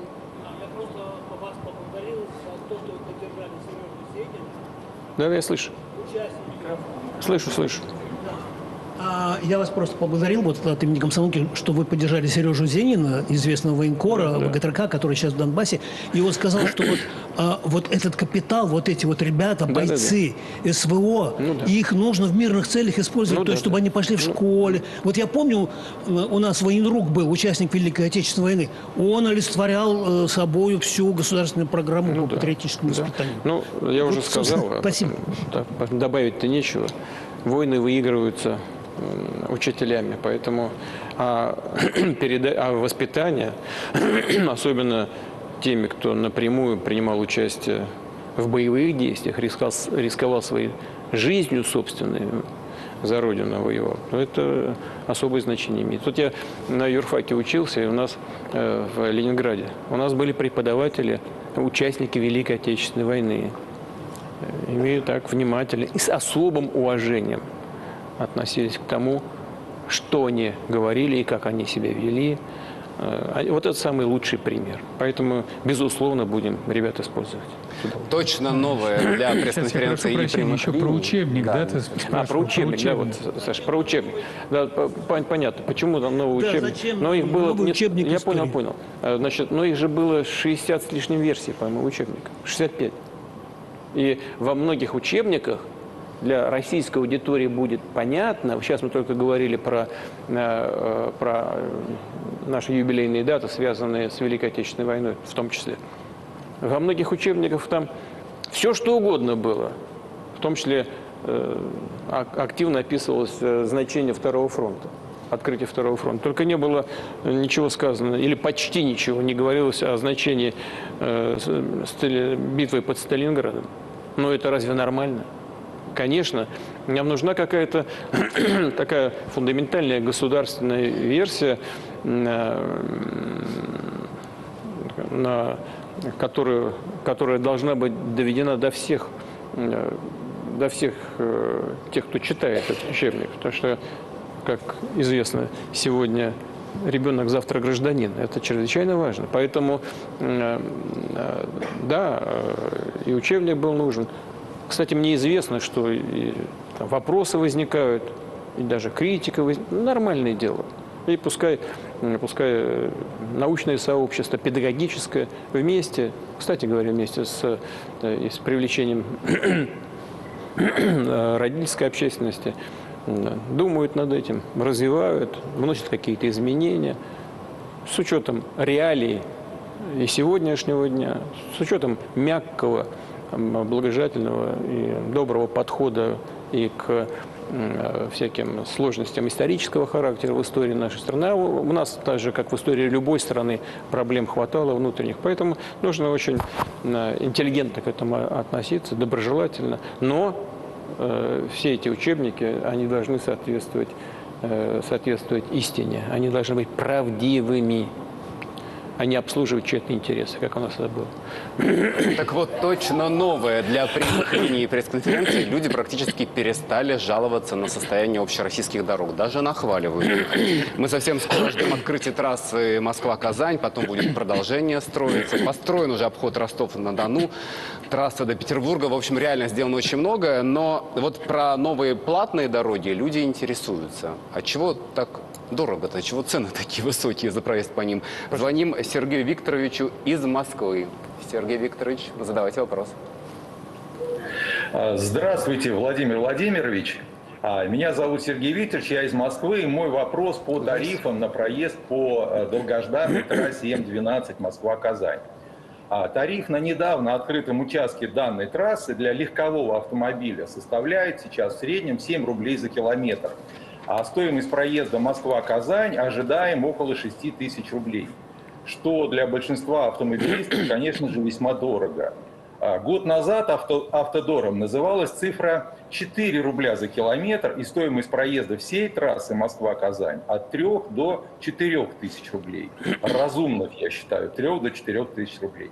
Владимир Владимирович, пожалуйста, рассмотрите возможность дать соответствующим ведомствам поручение пересмотреть тарифы на проезд по М12 в сторону уменьшения, чтобы она стала доступной по стоимости для широкого круга автомобилистов. Большое спасибо. Сергей Викторович, да? Да. Угу. Да. Да. Сергей Викторович, ну, я, честно говоря, не знаю, откуда такая вот цифра-то 6 тысяч Москва-Казань. Это что уже... Вот смотрите, 2800 Москва-Арзамас умножаем на 2, получаем 5600 Москва-Казань. Ну, может быть, не на каждом участке будет одинаковая стоимость, потому что вот я знаю, что цифра должна быть, ну, не 4, 4,5 тысячи. Я проверю.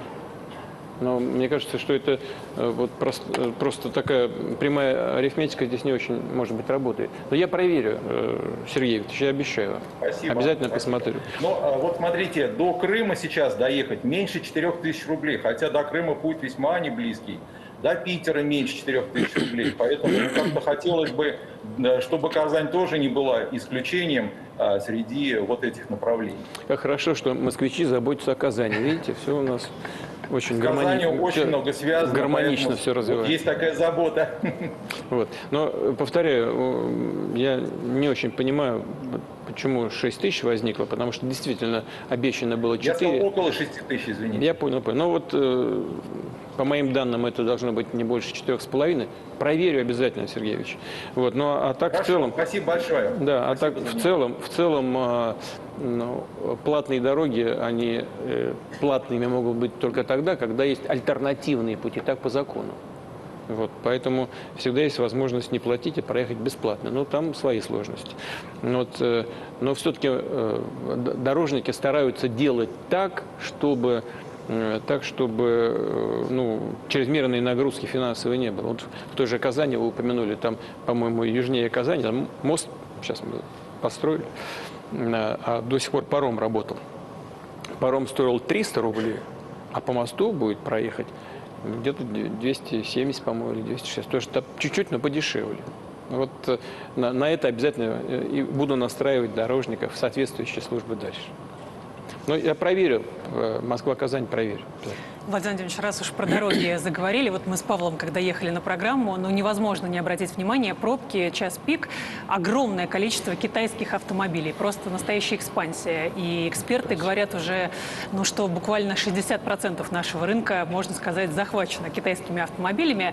Мало того, что они не дешевые, но так и наши, в общем-то, им подстать. И многие граждане пишут, задают вполне резонный вопрос, почему ценник на продукцию АвтоВАЗа улетел в космос. Ну, не в космос, он улетел, по-моему, процентов на 40. Ну, практически не осталось уже машин, которые вот такого среднего класса до 1 000 000 рублей практически ничего невозможно найти. Ну, согласен, да, согласен. Но 40% тоже много, я понимаю. Ну, связано с чем? Здесь мне объяснять-то, мне кажется, не нужно. И так всем все понятно. Но, тем не менее, скажу, если такой вопрос есть. Конечно, когда европейские бренды ушли из России, европейские, японские, южнокорейские, то здесь несколько вопросов возникло. Ну, и, конечно, они с компонентами ушли. Возник вопрос развития собственной базы.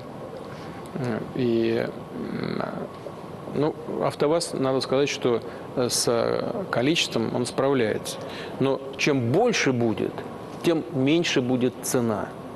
И определенные издержки все-таки связаны с тем, что так или иначе все-таки производитель добывает эти самые импортные компоненты, но уже по другой цене. И это ведет к удорожанию. Плюс к этому еще небольшое количество. Чем больше, тем дешевле. Вот АвтоВАЗ идет по этому пути. Надеюсь, что это приведет к снижению цен. Но самое главное создавать свои собственные платформы и их развивать.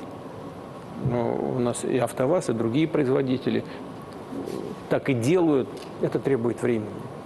И очень хочу надеяться, даже уверен, что так и будет, и цены пойдут вниз. Ну и вторая очень важная задача – это создание своей компонентной базы.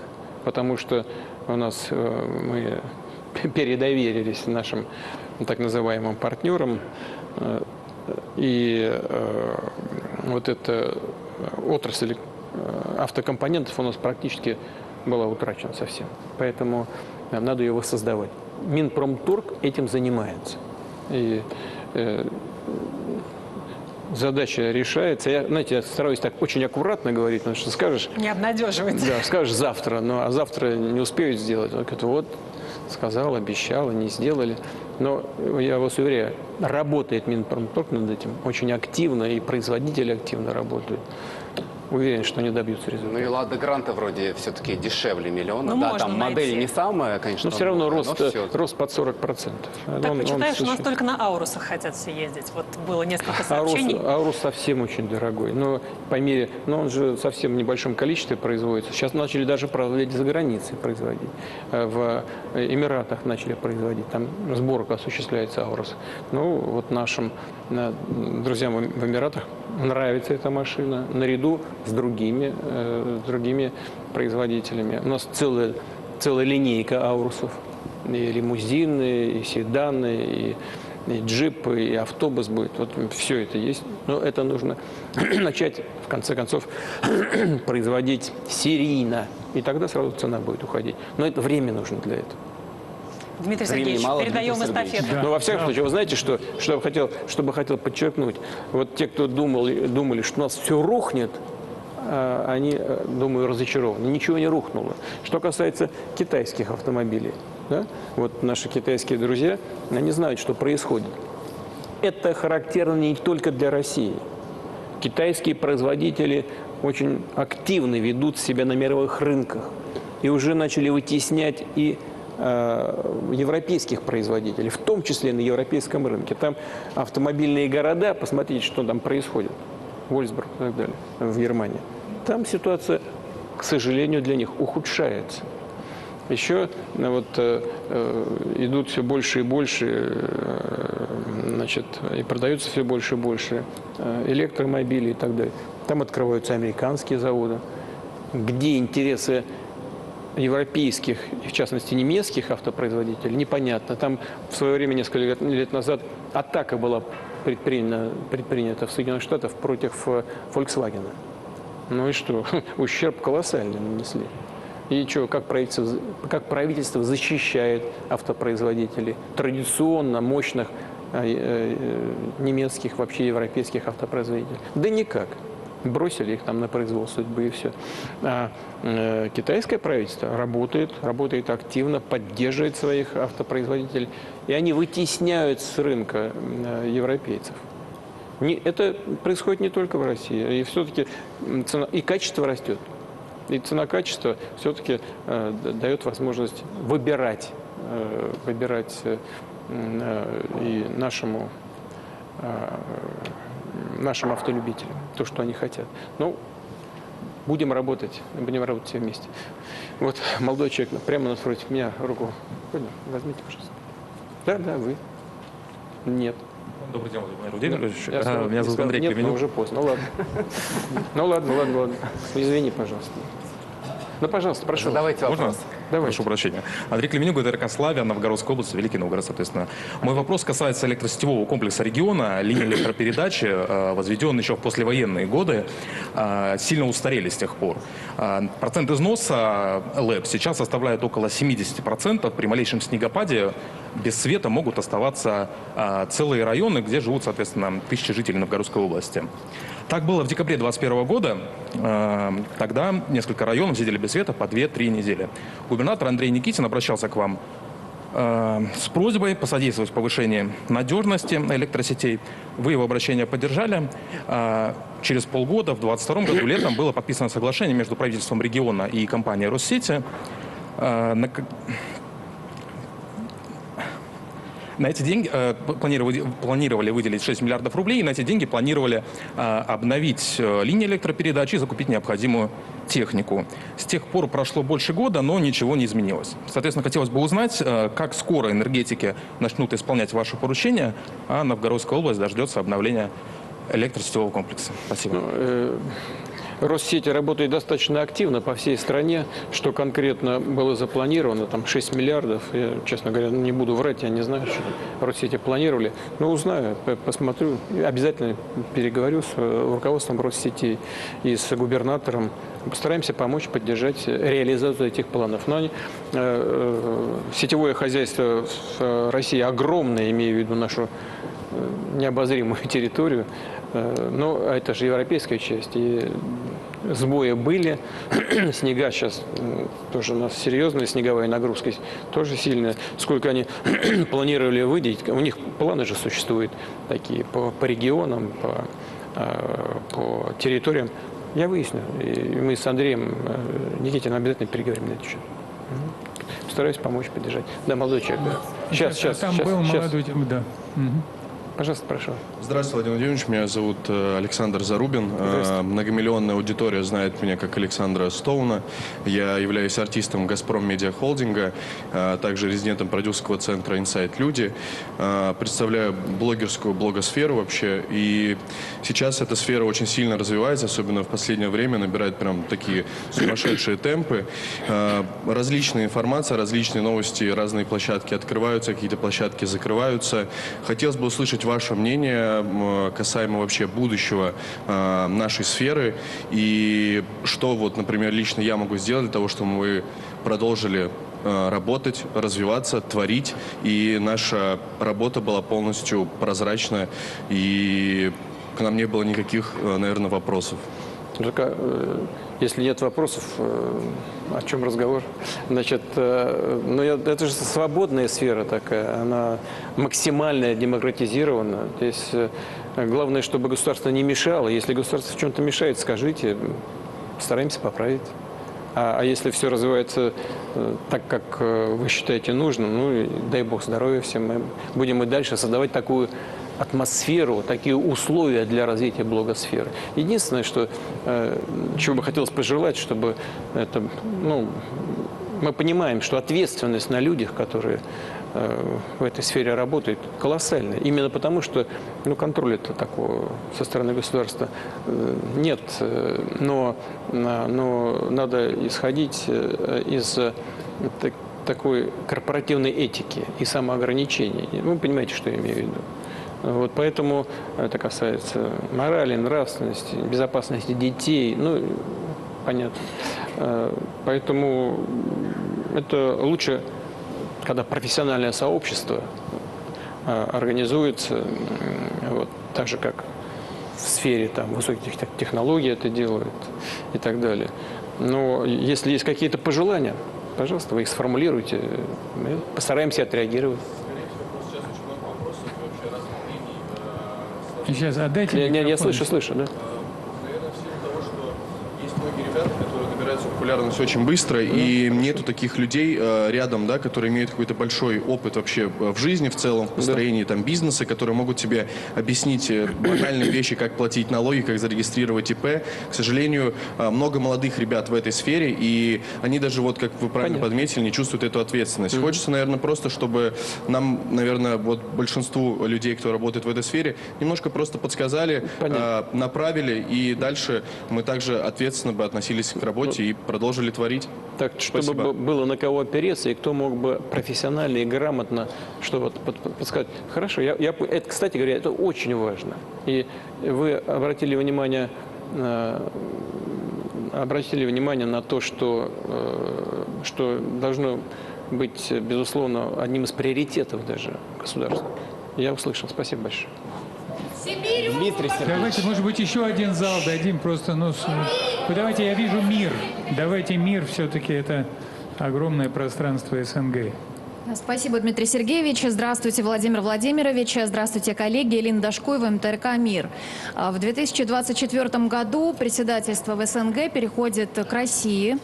И в Бишкеке 13 октября вы сказали, что Россия настроена на активную работу по продолжению, по поддержанию продолжения авторитета Содружества. Но дело в том, что Молдова говорит о том, что, возможно, выйдет из Союза.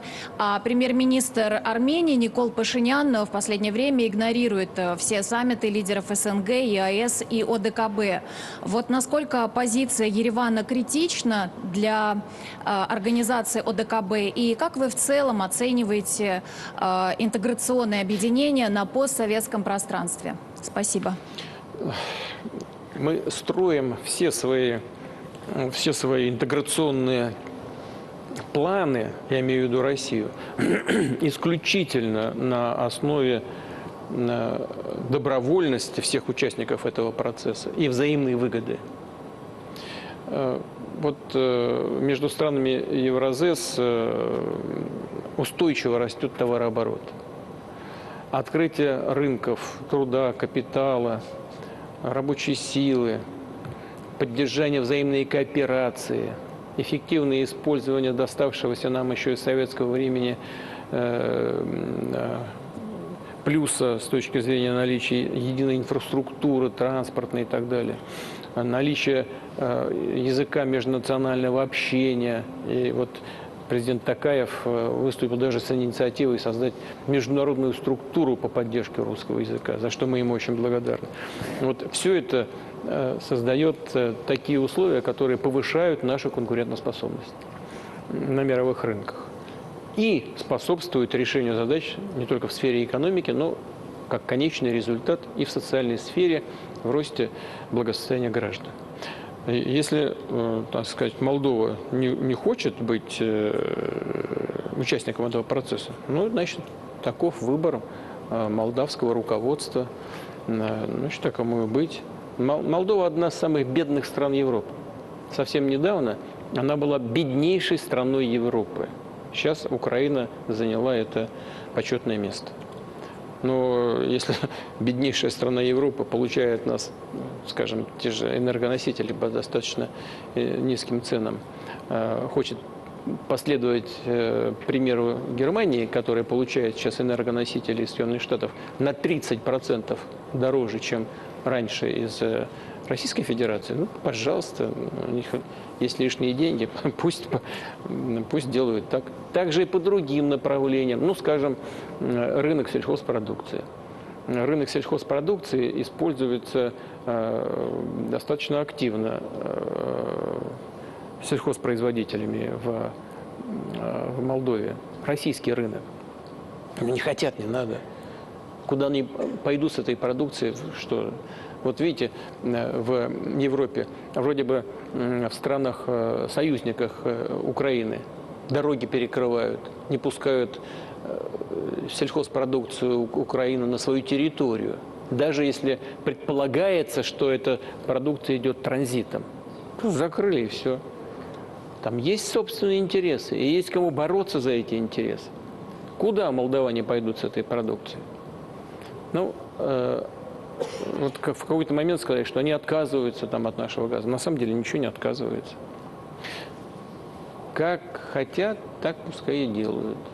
Для нас большой ценности присутствие этой страны в СНГ не имеет. Но мы готовы, мы не отказываемся, ни от кого не отпихиваемся. Хотят работать, мы рады, пожалуйста. Не хотят, это их выбор. Что касается Армении, там же непростые процессы происходят, связанные с Карабахом.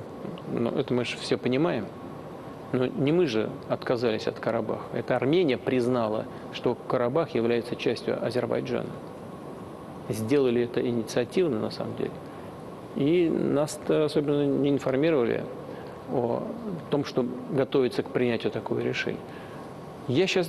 Это просто констатация факта. Потому что там есть в этом и плюсы, и минусы. Значит, ну, так произошло. И процессы сложные внутриполитические. Не думаю, что в интересах Армении как-то прекратить свое членство в СНГ, в Евразес, в ОДКБ. В конечном итоге это все равно выбор государства. Но что касается отсутствия премьер-министра Армении на мероприятиях общих, ну, мы знаем, что это связано, ну, во всяком случае, так как мы знаем, связано просто с некоторыми процессами в Армении и не связано с желанием или нежеланием продолжать работу в этих интеграционных объединениях. Мы посмотрим, как будет ситуация развиваться. Вопросов очень много. Ускоряемся. Малый и средний бизнес. Люди, которые тоже очень помогли пережить России удар санкций. Смотрим видео. Вопрос от Василия Бабинцева из Ижевска. Хорошо. Уважаемый Владимир Владимирович, добрый день.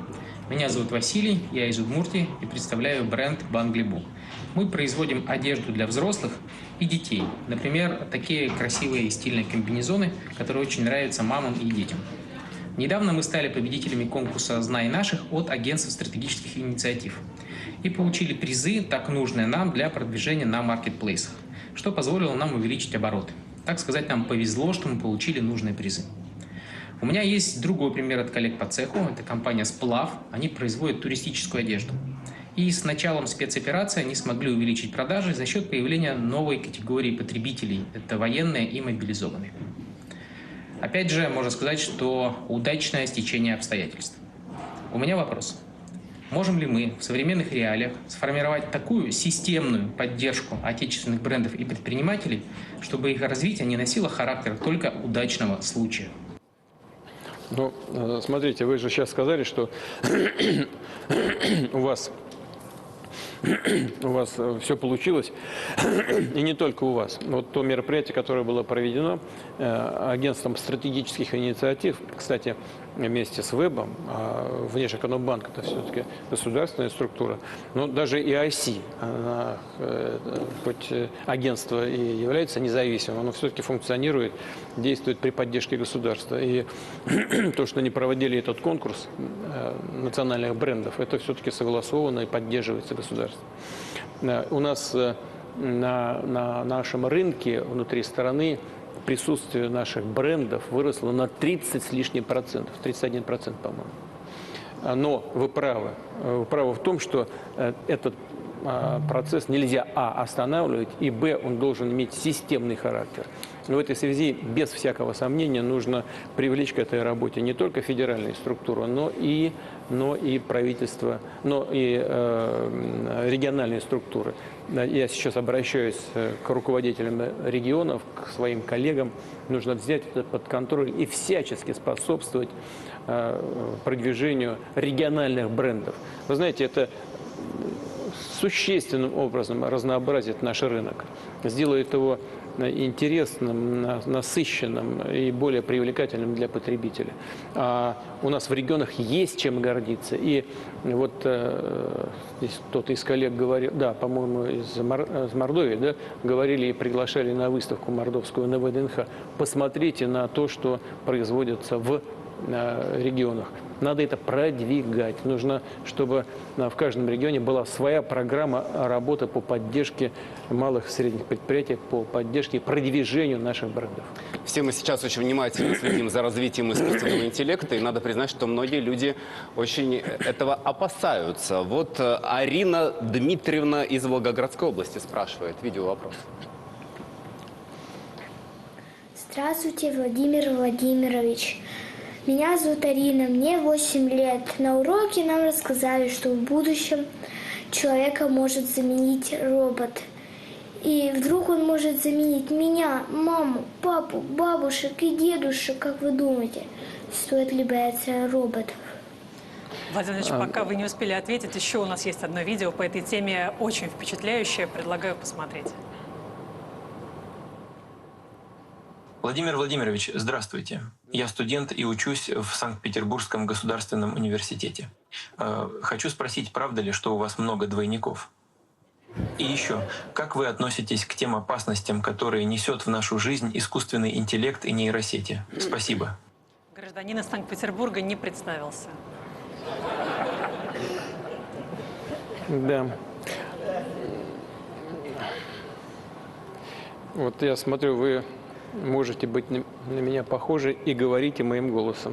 Но я подумал и решил, что похожим на себя и говорить моим голосом должен только один человек.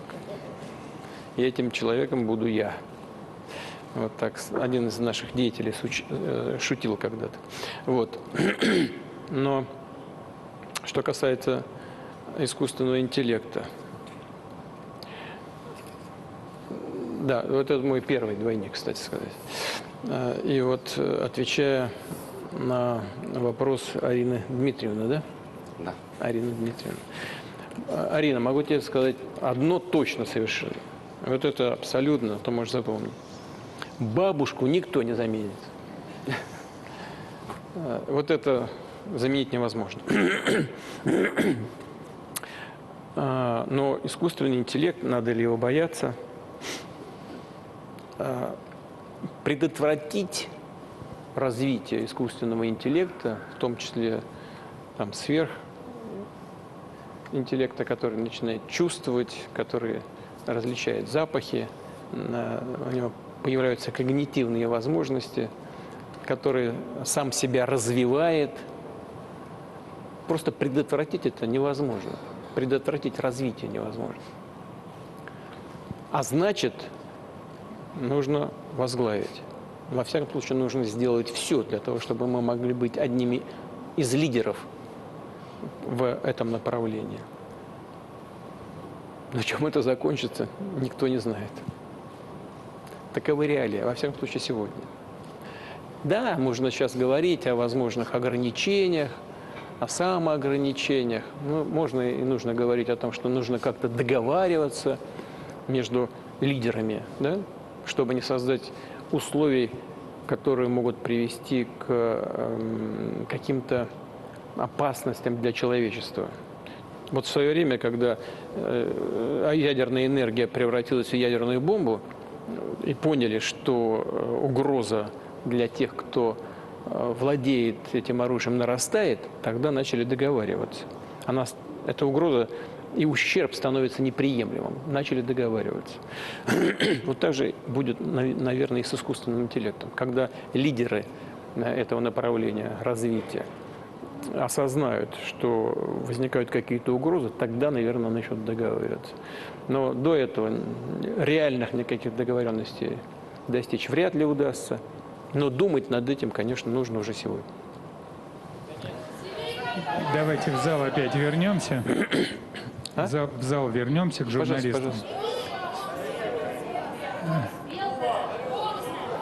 Мы не давали, я предлагаю вот сюда два вопроса, Пожалуйста, вот РИА Новости дать и дать дальше Республика Сербская. Наши друзья, вот сначала РИА Новости давайте, а потом Республика Сербская. Добрый день, Лена Глушакова, РИА Новости. Вообще на большой повестке очень много говорится и про СВО, и про новые регионы. Вот сегодняшняя пресс-конференция, в принципе, отражает эту повестку. Но, тем не менее, есть регионы, которые испытывают не меньшие проблемы, не меньшие сложности, но про них, наверное, меньше как-то говорят и меньше упоминают. Я хочу сказать про Белгородскую область, про Курскую область, которые подвергаются обстрелами, которые живут в очень непростых условиях. Мы вот разговаривали с коллегой из газеты «Валуйская звезда». Она говорит, что обстрел – это ежедневная их жизнь, их обычная жизнь. На ваш взгляд, достаточно ли делается для того, чтобы как-то поддержать жителей, чтобы защитить их права, чтобы восстановить их дома? И второй вопрос – это про бизнес, который там продолжает работать. В Шебекино огромная фабрика, в других регионах и районах Белгородской области, которые подвергаются обстрелам. Как вы считаете, достаточно ли правительство помогает им? И нужно ли вообще продолжать там работать, развивать там предпринимательство с учетом того, что пока СВО продолжается? Спасибо. У нас есть как раз из Шебекина видео вопрос от предпринимателей. Пожалуйста. Косицына, директор завода в городе Шебекино. В июне месяце многие предприятия в Шебекино подверглись террористической атаке со стороны вооруженных сил Украины и были значительно разрушены. В связи с чем хотим попросить и привлечь ваше личное внимание к этой проблеме и помочь с восстановлением в виде федеральных грантов, которые позволят сохранить более 3000 рабочих мест, а также восстановить уникальные производства продуктов, которые сейчас находятся в санкционном списке, но мы их производим на территории Российской Федерации, в частности в городе Шебекино. А также ввести особую экономическую зону в городе Шебекино хотя бы на 3-5 лет для того, чтобы помочь восстановиться производством после террористической атаки со стороны Украины. Да, ну, я отвечу коротко. Думаю, что условия особой экономической зоны в Шебекино, создание там такой зоны надо поддержать. И попрошу правительство внести предложение в самое ближайшее время. Нужно сохранить там рабочие места и обеспечить в ближайшем будущем восстановление экономики, в том числе вот в этой зоне, о которой вы сказали. Вот, пожалуй, это ответы на ваш вопрос. Сейчас, вы знаете, мы Сербской Республике обещали. Да, вот смотрите, сейчас, одну секунду. Пока задавали вопрос, я прочитал один из тех, которые здесь вот слева на большом экране. Он важный. Семья с детьми, 2 детей, ипотека. Ну вот она заканчивает, это правда. Ипотека у нас скоро заканчивается, по-моему, она семейная, до июля следующего года только действует. И правительство сейчас думает на тему о том, чтобы ее продлить. Тоже, конечно, правительство должно исходить из реальных возможностей федерального бюджета, но я думаю, что лучше думать в направлении продления этой семейной ипотеки.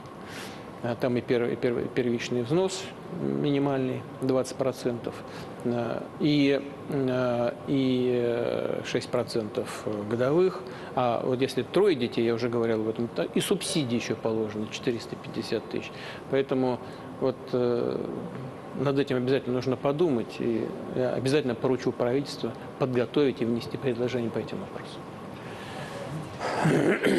Давайте Сербская республика, а потом еще регион какой-нибудь. Давайте. Здравствуйте, Владимир Владимирович. Меня зовут Даринка Петрович. Я журналист из Республики Сербская, альтернативное телевидение.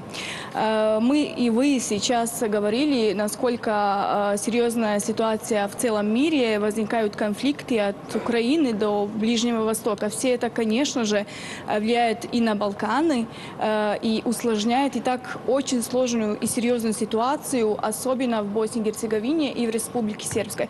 Вы очень хорошо знаете, какая сейчас политическая ситуация в Боснии. Она является де-факто западным протекторатом. У нас работает нелегитимный аппарат высокого представителя. Сербов обвиняют за то, что они поддерживают Россию, то есть за то, что у нас хорошие братские дружественные отношения. И как русских просто и граждан, и наших граждан, и руководство Республики Сербской обвиняют за, как они это называют, за расширение так называемого злокачественного русского влияния. Пока в Республике Сербской вообще нет ни одного российского СМИ и негосударственных организаций. С другой стороны, идет наводнение западных СМИ и разных организаций. Я хочу вас спросить, как вы видите будущее Республики Сербской и целого региона, и как это все прокомментируете, если имеется в виду, что самые большие войны всегда начинались на Балканах? У меня, конечно же, еще много вопросов, но я не буду терять время коллегам. И это оставим на потом, когда у нас одного прекрасного дня будет с вами интервью. Спасибо. Спасибо. Ну, я постараюсь тоже коротко ответить. Нам действительно известна ситуация в Республике Сербской, в Боснии и Герцеговине. И оценки этой ситуации наши с вашим политическим руководством полностью совпадают. Это первое. Второе, что касается российских СМИ, да, действительно жалко, что их там нет. Я не знаю, РТ там принимается, нет у вас? Не принимается, да? Ну, надо подумать над этим. Я попрошу коллег Олега Борисовича тоже из ВГТРК посмотреть, что можно сделать в этом направлении. Ну и что касается будущего. Свое будущее должны определять люди, которые проживают на этой территории.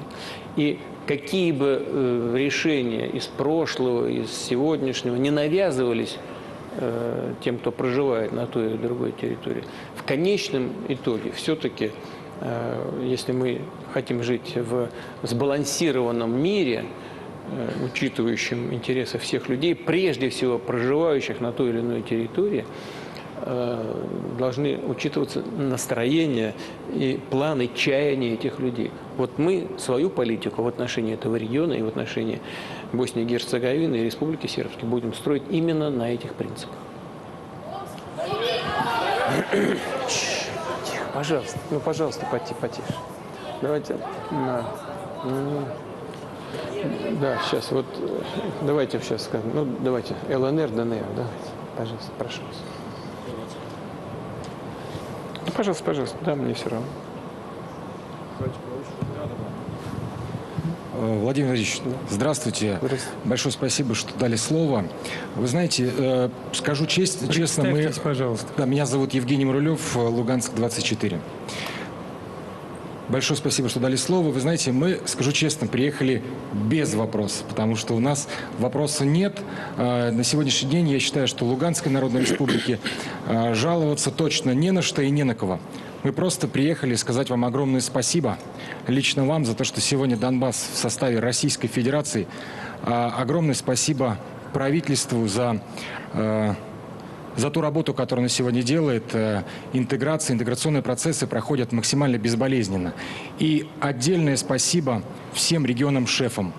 Они проделали огромную работу, и сегодня днем и ночью они трудятся. Наши дети наконец-то начали выходить на детские площадки, новые, современные, детские сады, школы. Спасибо вам, низкий поклон. Мое рукопожатие вам от всего Донбасса. Большое спасибо. Вопрос, собственно, маленький, один. Когда в гости? Спасибо большое. С удовольствием приеду. Ну, я вот был, ну, правда, был так незаметно, но, тем не менее, по Луганску проехал, посмотрел. Еще раз хочу повторить то, о чем уже сказал, говорил. Вы знаете, все выглядит довольно скромно, но не так, как в Москве, да? Москва – один из лучших мегаполисов мира, это безусловно. Сегодня стал таким. У вас все скромно, но все так убрано, чисто, аккуратно. Это говорит об уровне общей культуры людей, которые там живут и работают. Ну, о характере тех, кто на Донбассе, в том числе в Луганской Народной Республике проживает, уже говорить не надо. Столько лет боролись и не сдавались, и побеждают. И уверен, победа будет за нами общая. Так что я в ваш адрес и в адрес тех, кто проживает на Донбассе, хочу направить слова благодарности и пожелать всяческих успехов. У нас продолжает поступать массовое количество вопросов. Давайте посмотрим, пожалуйста. Ну, вот, стоит же человек. Да. Здравствуйте, меня зовут Микаэль Минасян, я волонтер из Донецкой Народной Республики. Мы уже на протяжении 9 лет в Донбассе всегда помогаем своему региону с самого начала боевых действий. У меня погибли мои друзья-волонтеры во время выполнения гуманитарной миссии. Я также получил ранения и видел их смерть своими глазами. Владимир Владимирович, мы каждый день являемся вот на грани жизни и смерти, выполняя гуманитарную миссию. К нам приезжают ребята, волонтеры из других регионов, и когда они приезжают, они получают определенную страховку, и в плане, если они погибают или получают ранения, их родственники получают в том числе материальную компенсацию. Таких страховок для жителей ЛНР, ДНР сейчас не существует. То есть мы, находясь у себя дома, рискуем точно так же, как ребята из других регионов, и поэтому огромная просьба, если это возможно, уравнять всех волонтеров нашей большой России в своих правах. Полностью согласен. Я уже примерно на такую тему высказывался. Все должны быть поставлены в равные права. Какая разница нам, где этот человек живет. Это вне зависимости даже от того, был ли на момент получения травмы человек гражданином России или нет. Ну, а в вашем случае тем более. Особенно это касается волонтеров, которые по зову сердца помогают нашим ребятам и гражданским лицам на этих территориях, рискуют собой, своим здоровьем и жизнью. Конечно, это должно быть сделано. Обязательно будем к этому стремиться, и обязательно я добьюсь того, чтобы все это было соответствующим образом отрегулировано. Огромное количество поступает. Вам спасибо большое. Огромное количество поступает нам звонков, видеозвонков. Секунду, извините, пожалуйста. Все-таки очень важные вопросы из сел, в том числе, поступают. Давайте посмотрим. Вот, подождите, секундочку, можно секундочку, да? Да, конечно. Вот здесь прочитал на экране большом, когда будут ликвидированы микрофинансовые организации. А надо их ликвидировать. Вот, да, там, наверное, проблем много, но они в своей нише работают и многим людям помогают. Другое дело, что если они злоупотребляют доверием людей, там, и еще что-то делают такое, что не должны были бы делать, приводить их в чувство нужно. Вот это правда. Ну, я еще раз обращу на это внимание. Уже много раз говорил с соответствующими нашими финансовыми властями на то, как работают эти микрофинансовые организации. Посмотрим еще раз. Итак, вопрос от сельчан. Пожалуйста. Уважаемый Владимир Владимирович, к вам обращается руководитель предприятия АПК «Сокол» Дмитрий Иванович Панин, Донской казак, Волгоградская область, хутор Серебрянский. В течение нескольких лет мы возрождаем ферму крупного рогатого скота. Мясо-молочное направление. В принципе, у нас все идет нормально. Предполагаю, что вот такие фермы на 100-200 голов являются самыми оптимальными для развития мясо-молочной промышленности для будущего. В связи с этим такой вопрос. Планируются ли какие-нибудь новые программы Министерства сельского хозяйства по поддержке подобных предприятий? И второй вопрос. Возим молоко по бездорожью, страшно тяжело, тракторами. Хотел бы спросить, возможно, я доживу до того счастья, что нам все-таки построят много лет обещанную дорогу. И последнее. Хотел бы передать привет нашим землякам, нашим воинам, станичникам. Ждем их с победой. Все наше воинство. Слава России! И можно вот еще вопрос? Сейчас. Откуда это? Это вопрос у нас из Волгоградской области. И еще вот вопрос, интересуются тоже сельчане. Можно ли сказать, что продовольственная безопасность по основным видам продукции в стране обеспечена? Да, ну сначала вопрос, который Евгений Александрович задает. Ну, во-первых, у Минсельхоза много программ по поддержке сельского хозяйства, и большие деньги государство выделяет. Но, конечно, без активного, такого с полной отдачей труда селян ничего бы не было. А результаты в целом хорошие. Что касается небольших фермерских хозяйств, из всего объема помощи, которая выделяется государством на поддержку сельхозотрасли, 40% идет на поддержку фермерства. Правда, и фермеры все и больше, что сейчас не соврать бы, но, по-моему, 15% они обеспечивают в общем объеме сельхозпродукции на внутреннем рынке. Это много. Первое. И второе, их продукция разнообразит наш внутренний рынок, рынок сельхозпродукции. И это очень хорошо. Хочу обратиться ко всем тем, кто работает на селе, и в крупных предприятиях, в подсобных хозяйствах, фермерам. Хочу вас поблагодарить за результаты работы этого года. У нас опять один из рекордных урожаев. 150 с лишним миллионов тонн зерна. Правда, это общее количество. В таком очищенном виде это будет где-то 146.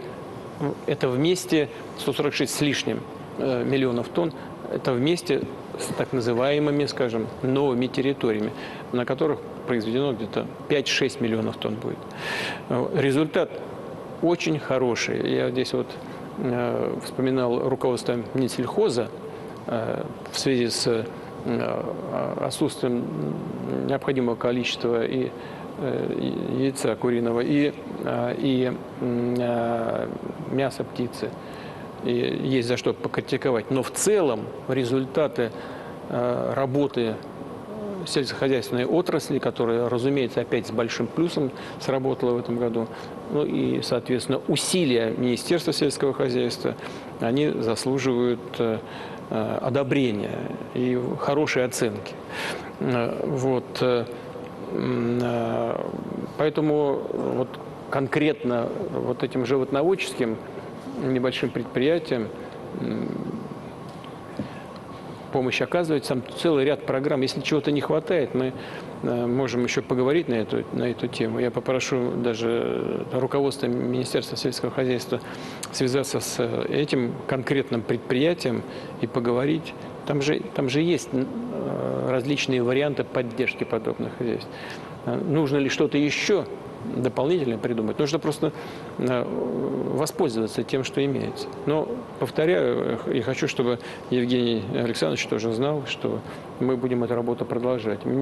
Руководство министерства тоже с вами свяжется и поговорит на эту тему.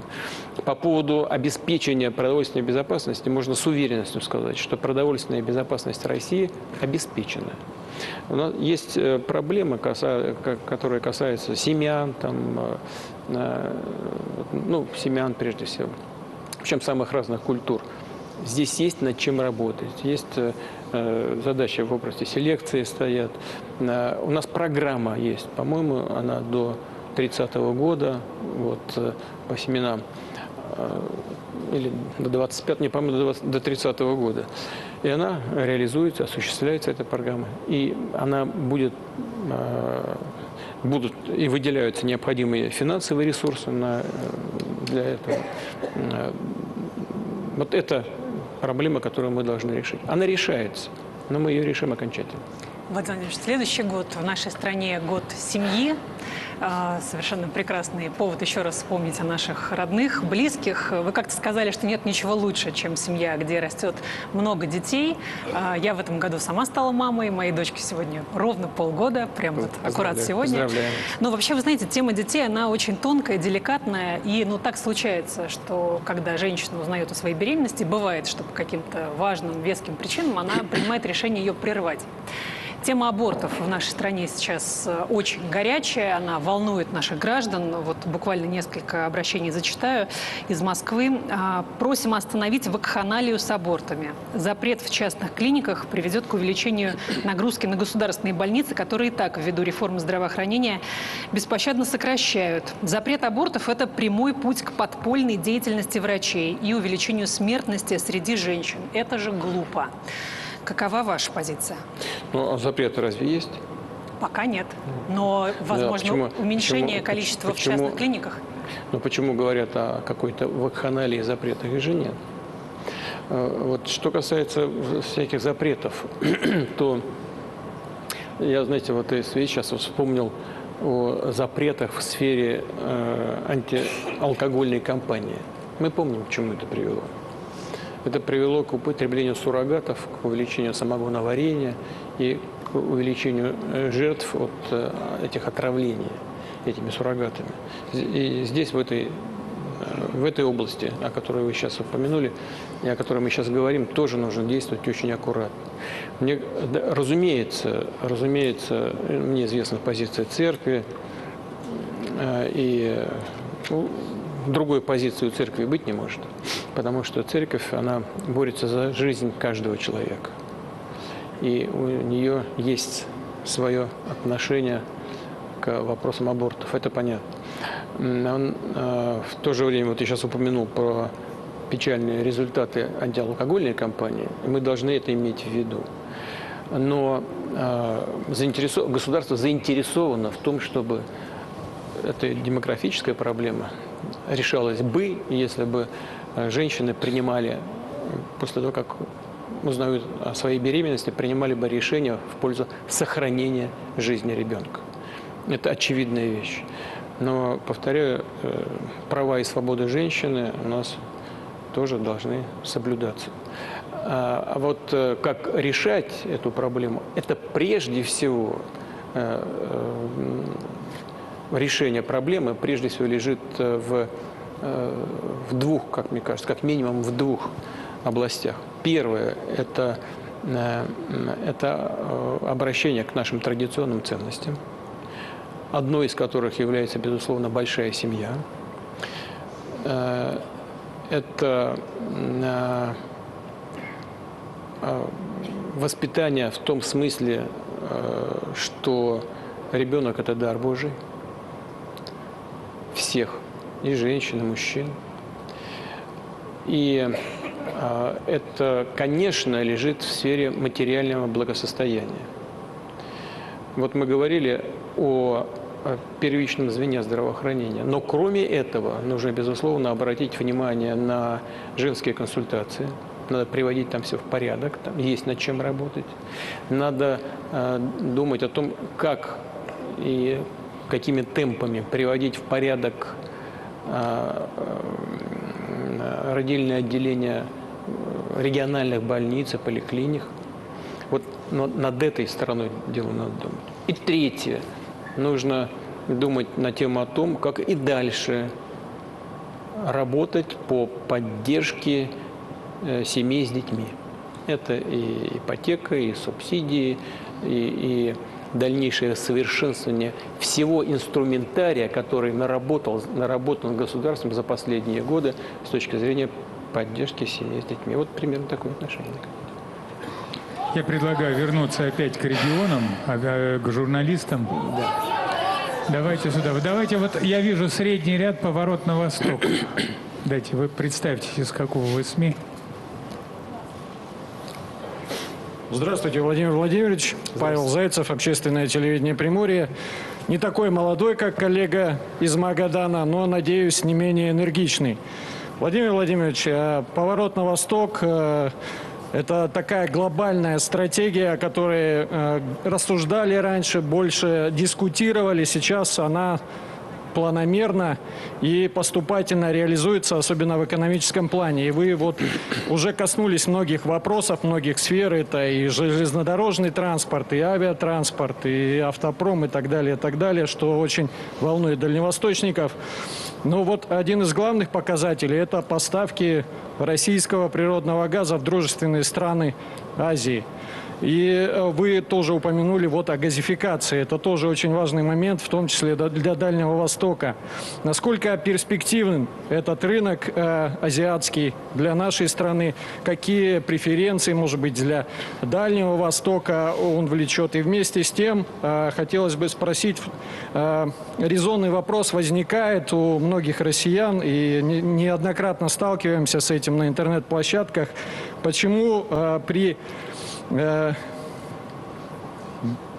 огромнейшем давлении санкционном на Россию в нынешней геополитической ситуации один из важнейших наших ресурсов, природный газ, до сих пор поставляется на Запад? Вы упомянули Молдову, в том числе и через Украину, в Европу.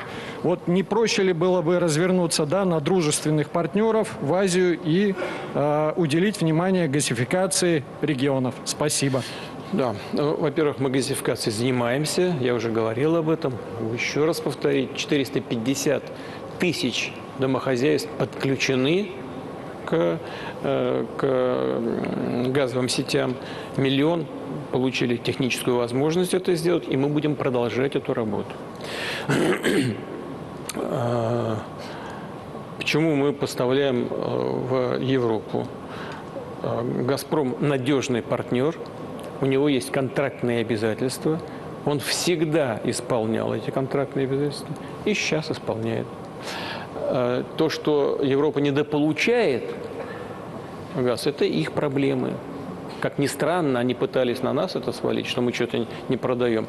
Это полная чушь, потому что не мы закрыли газопровод Ямал-Европа, это сделала Польша. Не мы закрыли вторую ветку газопровода через территорию Украины, это сделала Украина. И не мы взорвали Северный поток-1 и частично Северный поток-2. Это сделали, скорее всего, американцы или с их подачи кто-то сделал. И не мы не открываем Северный поток-1, потому что частично, наполовину хотя бы одна труба там работает. Это Германия не делает. Ну, не делает, не хочет, не надо.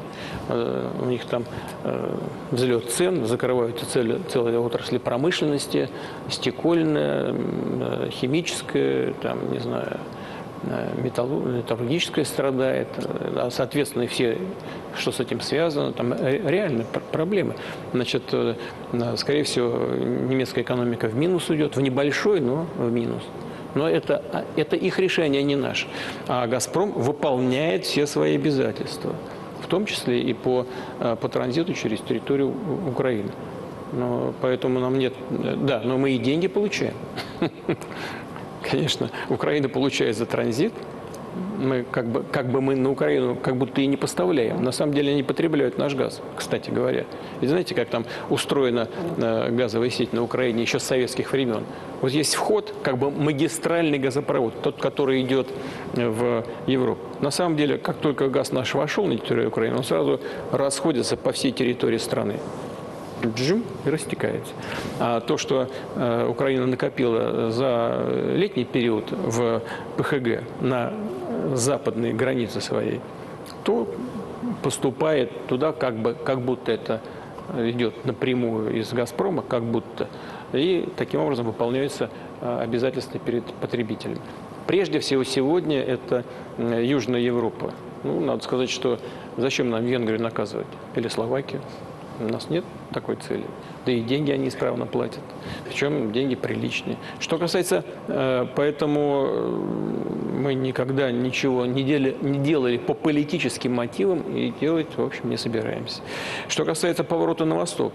Но он произошел не... Я уже много раз говорил. Не в связи с тем, что у нас обострилась ситуация на украинском направлении. Нет, мы же давно начали это делать. Газопровод «Сила Сибири» же построил не в связи с Украиной. Он раньше начал строить. Почему? А потому что мы видим тенденции развития мировой экономики. Создаются новые центры экономического роста. Там потребитель основной возникает. Мы туда и направляем, где покупают и нефть, и газ, и уголь. И дай бог здоровья всем этим экономикам, которые потребляют наш энергоноситель, и нам за это деньги платят. Мы думаем над дальнейшим расширением и поставок в Китай, думаем над другими странами, как возможными потребителями. Кстати говоря, Япония не отказывается, берет. Ну, пожалуйста, берет, и ради бога, пускай дальше это делает. Мы не против. У нас в Арктике компания «Новотек» развивает отношения, кстати говоря, и с некоторыми европейскими партнерами до сих пор, и с азиатскими. Китай там присутствует тоже, активно работает и намерен работать дальше. Мы это приветствуем. Так что в этом отношении у нас ситуация стабильная и имеет под собой и основана не на конъюнктуре политической сегодняшнего дня, а на таком основательном интересе России с ориентацией на растущие экономические центры мировые. Точно не можем не сказать о еще одной теме, которая очень сильно волнует людей. Трудовая миграция. Да, вот сейчас в крупных мегаполисах прошли сильнейшие снегопады, и многие благодарны мигрантам, помогли расчистить. Не факт, что сами бы пошли работать. Вот. Но, скажем, очень мягко, есть и озабоченность количеством мигрантов, последствиями такой миграции. Некоторые регионы даже вводят ограничения на работу мигрантов. Что вы вообще думаете об этой проблеме? Это непростая проблема. Она, в общем, характерна для очень многих стран мира, для нас тоже. У нас по разным подсчетам свыше 10 миллионов мигрантов трудовых. Но здесь и рынок труда у нас, я уже говорил в начале, 2,9% безработицы. То есть ее нет почти, а потребности в рынке труда есть. Но это не значит, что мы здесь любой ценой должны и в ущерб коренному населению в России должны решать экономические проблемы и закрывать проблемы рынка труда. Здесь привлекать нужно. Но, конечно, мы прежде всего заинтересованы в квалифицированной рабочей силе. Без рабочей силы более низкой квалификации тоже вроде как не обойтись. Но нужно, во-первых, вместе с нашими партнерами из стран, откуда эти мигранты к нам приезжают, начинать работу заранее. И надо сказать, что наши друзья из этих стран, они только за. Открываются русские школы с русским языком, открываются филиалы наших вузов, университетов. Мы это приветствуем и всячески будем это делать. Они нуждаются и просят нас о том, что мы прислали своих учителей, расширяли эти программы, учебники к ним прислали. Это надо заранее готовить. Первое. Второе. Нужно, чтобы все мигранты, без всяких сомнений, уважали наши законы и традиции народов Российской Федерации. А соответствующие органы власти следили бы за этим соблюдением и своевременно бы реагировали на нарушения. Третье. Нужно создавать нормальные человеческие условия для этих мигрантов. Вот здесь я видел на этих досках, на экранах вопрос, сколько мы будем тратить деньги, сколько денег будем тратить на решение социальных вопросов членов семей мигрантов. Да, конечно, я понимаю чувствительность этого вопроса. Но разве будет лучше, если мы вообще бросим этих людей, этих детей, там, жен мигрантов? Чего? Во что это превратится? Нам лучше влиять на них. Да, и здесь не все так просто, не черное и не белое. В некоторых школах у нас там детей мигрантов больше становится, чем местных граждан. Заранее надо решать эти вопросы, надо их готовить, надо с ними работать, а не делать вид, что проблемы возникают только прямо сейчас. И, наверное, нужен специальный орган, не только МВД, который занимается техническими правовыми вопросами. Нужен специальный орган, который бы смотрел на эту проблему в комплексе и своевременно бы находил решение по каждому аспекту этой проблемы. Это большая работа, но без всяких сомнений. Мы должны руководствоваться прежде всего, и я хочу обратить на это внимание все представители всех направлений и уровней власти. Прежде всего надо руководствоваться интересами местного населения. граждан Российской Федерации. Кстати, мы вот с Екатериной обратили внимание, очень было много посланий, очень много было просьб к вам от граждан разных европейских стран, граждан США.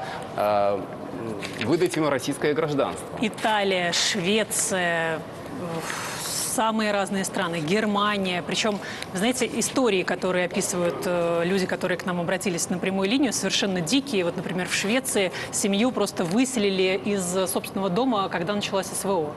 Люди хотят вернуться в Россию и жить там постоянно.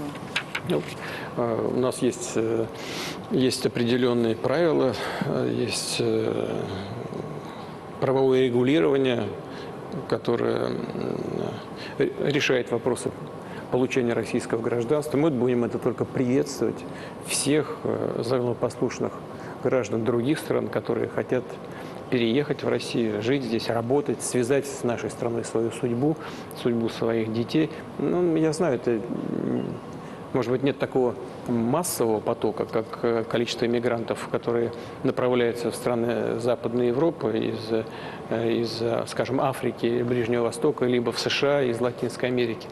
Там из-за этого меняется и скоро поменяется этнический состав, соотношение этнических групп в тех же Штатах неизбежно будет меняться, и увеличение латиноамериканского населения неизбежно. Но мы должны за этим внимательно следить, но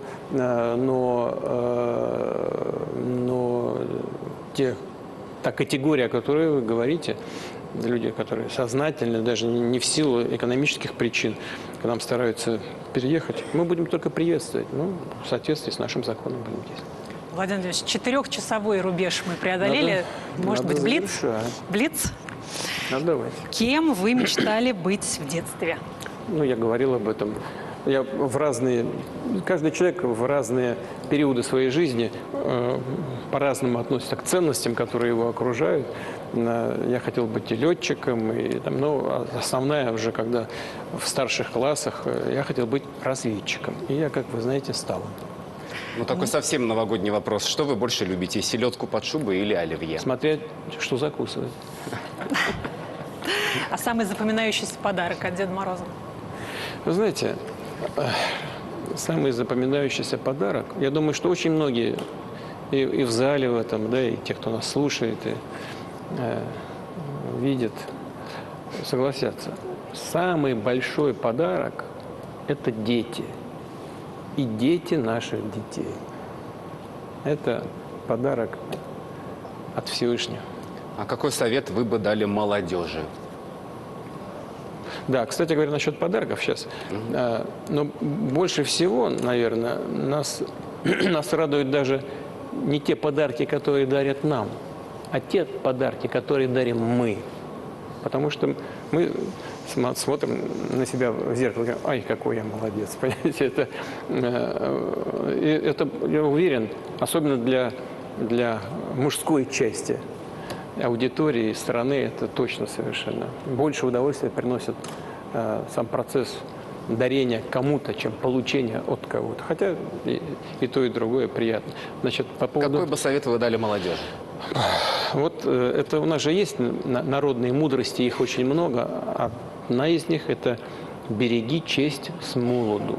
Это, вы знаете, это в самом широком смысле этого слова. Надо заранее думать, сегодня надо думать о том, что будет завтра. Но вот еще что я к этому присовокупил бы. Надо ставить перед собой всегда амбициозные цели и задачи. Ставить перед собой такие задачи, которые, может быть, и такие цели, которые кажутся, может быть, недостижимыми. Но если человек ставит перед собой такие цели, он всегда будет бороться, к ним идти и точно будет добиваться успеха. Владимир Ильич, а что читаете? Вот сейчас еще перечитаю Уголовный кодекс, потому что некоторые считают, что наказания у нас слишком суровые за определенные, незначительные, как ваши коллеги думают, правонарушения. Но по-разному. У меня мало времени на чтение. Вот у меня на тумбочке, так скажем, в спальне лежит томик Лермонтова. Я люблю. Он такой очень, ну, он гениальный молодой человек был. Да? Мне очень интересно, как такие вот гениальные люди того времени, как они мыслили, какие были ценности, как это соотносится с сегодняшним днем. И, ну и вообще он гениальный человек. Я с удовольствием читаю. Дмитрий Сергеевич. Уже действительно больше 4 часов. Все-таки, может быть, через общение с журналистами уже подведем итог, Владимир Владимирович. Как бы кто-то из... Владимир Владимирович, я видел здесь... Да, ну давайте, Бурятия. Вот. Бурятия? Да, сейчас. Буряты не отступают, я помню. Да. Буряты не бегут, как Буряты вы сказали. не бегут. Да. Это не я сказал. Это да, наш герой. Буряты, да. Владимир Владимирович, здравствуйте. Екатерина Елистратова, город Улан-Удэ, Республика Бурятия, ТВКом. Как вы знаете, в Бурятии есть уникальный центр восточной медицины. Это единственный центр в нашей стране, где лечат традиционными и даже нетрадиционными методами диагностики на восточных методах. Сейчас там изготавливают лекарственные препараты, а также огромную оказывают помощь участникам СВО в реабилитации. И очень хочется, чтобы произошло расширение мощностей, потому что спрос большой. Хочется, чтобы бойцы получали лечение в достаточном количестве, как можно больше бойцов проходило там реабилитацию, потому что там реально людей ставят на ноги, есть этому примеры. Вот. Поэтому просим поддержать создание нового корпуса Центра восточной медицины, ну и придать центру статуса научно-исследовательского института. Просим поддержать. Мне нужно только побольше конкретики. Какой конкретно, где это? Центр. Медицины. Хорошо, я пометил. Он один у нас. Ладно, Да, хорошо, мы возьмем все координаты. Возьмите, все координаты. Договорились. Давайте, прошу прощения, давайте вот мы в этот сектор, давайте вот Югра.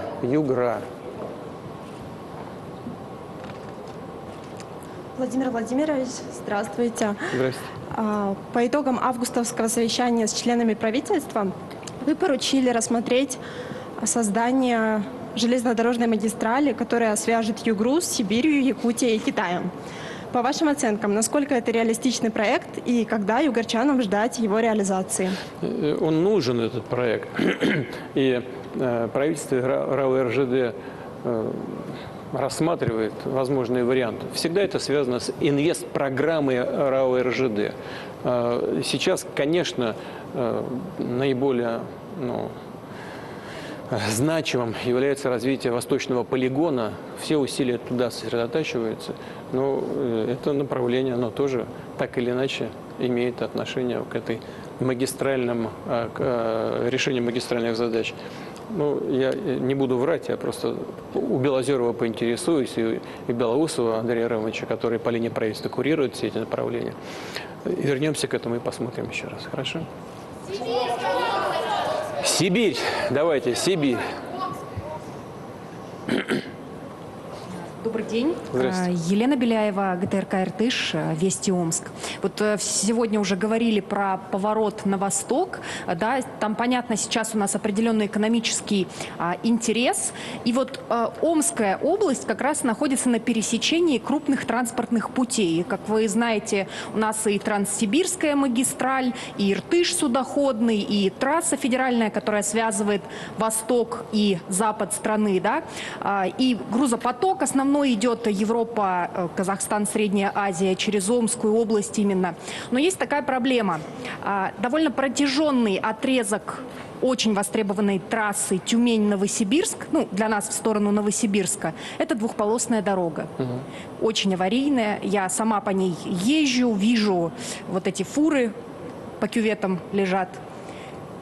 И, соответственно, планируется ли расширение этой трассы? Это первое. И второе, чтобы нам максимально эффективно решать вот те логистические задачи, которые страна сейчас ставит перед нами на благо страны, нам нужен и аэропорт большой, современный, международного класса. Можем ли мы рассчитывать на федеральную поддержку? Вот смотрите, у нас, вы знаете, сейчас вот, ну не сейчас, в начале нашей беседы мы говорили о трассе на Казань, а потом, кстати говоря, на Тюмень и Новосибирск. Мы кольцо хотим там сделать. Вот на это средства есть, они выделены, мы будем реализовывать. Они реализуются, эти планы. Значит, вот конкретно этот участок надо посмотреть. Я обязательно Марату Шахрияновичу Хуснуллину скажу об этом. Но это требует больших инвестиций.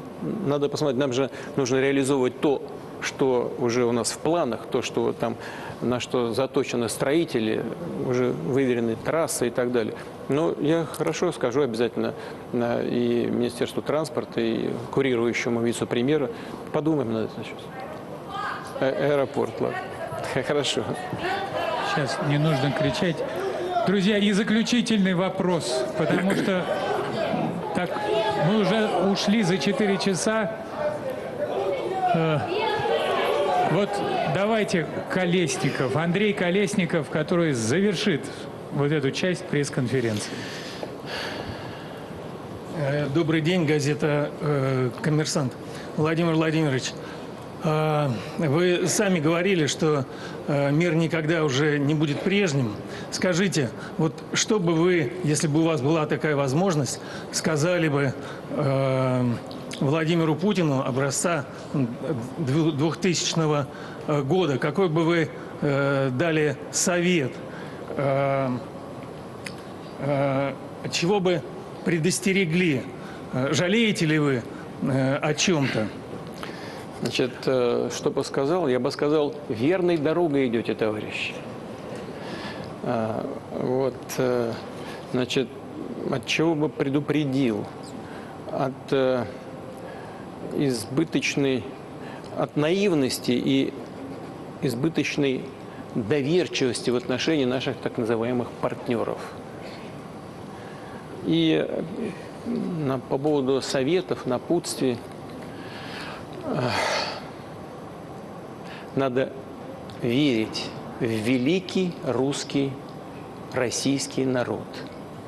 В этой вере залог успеха, возрождения, становления и развития России. Спасибо. Спасибо. Спасибо вам большое. Пожалуйста. Пожалуйста, не сердитесь, если не на все вопросы ответил. Ну, действительно, надо же и честь знать. Спасибо. Всего хорошего.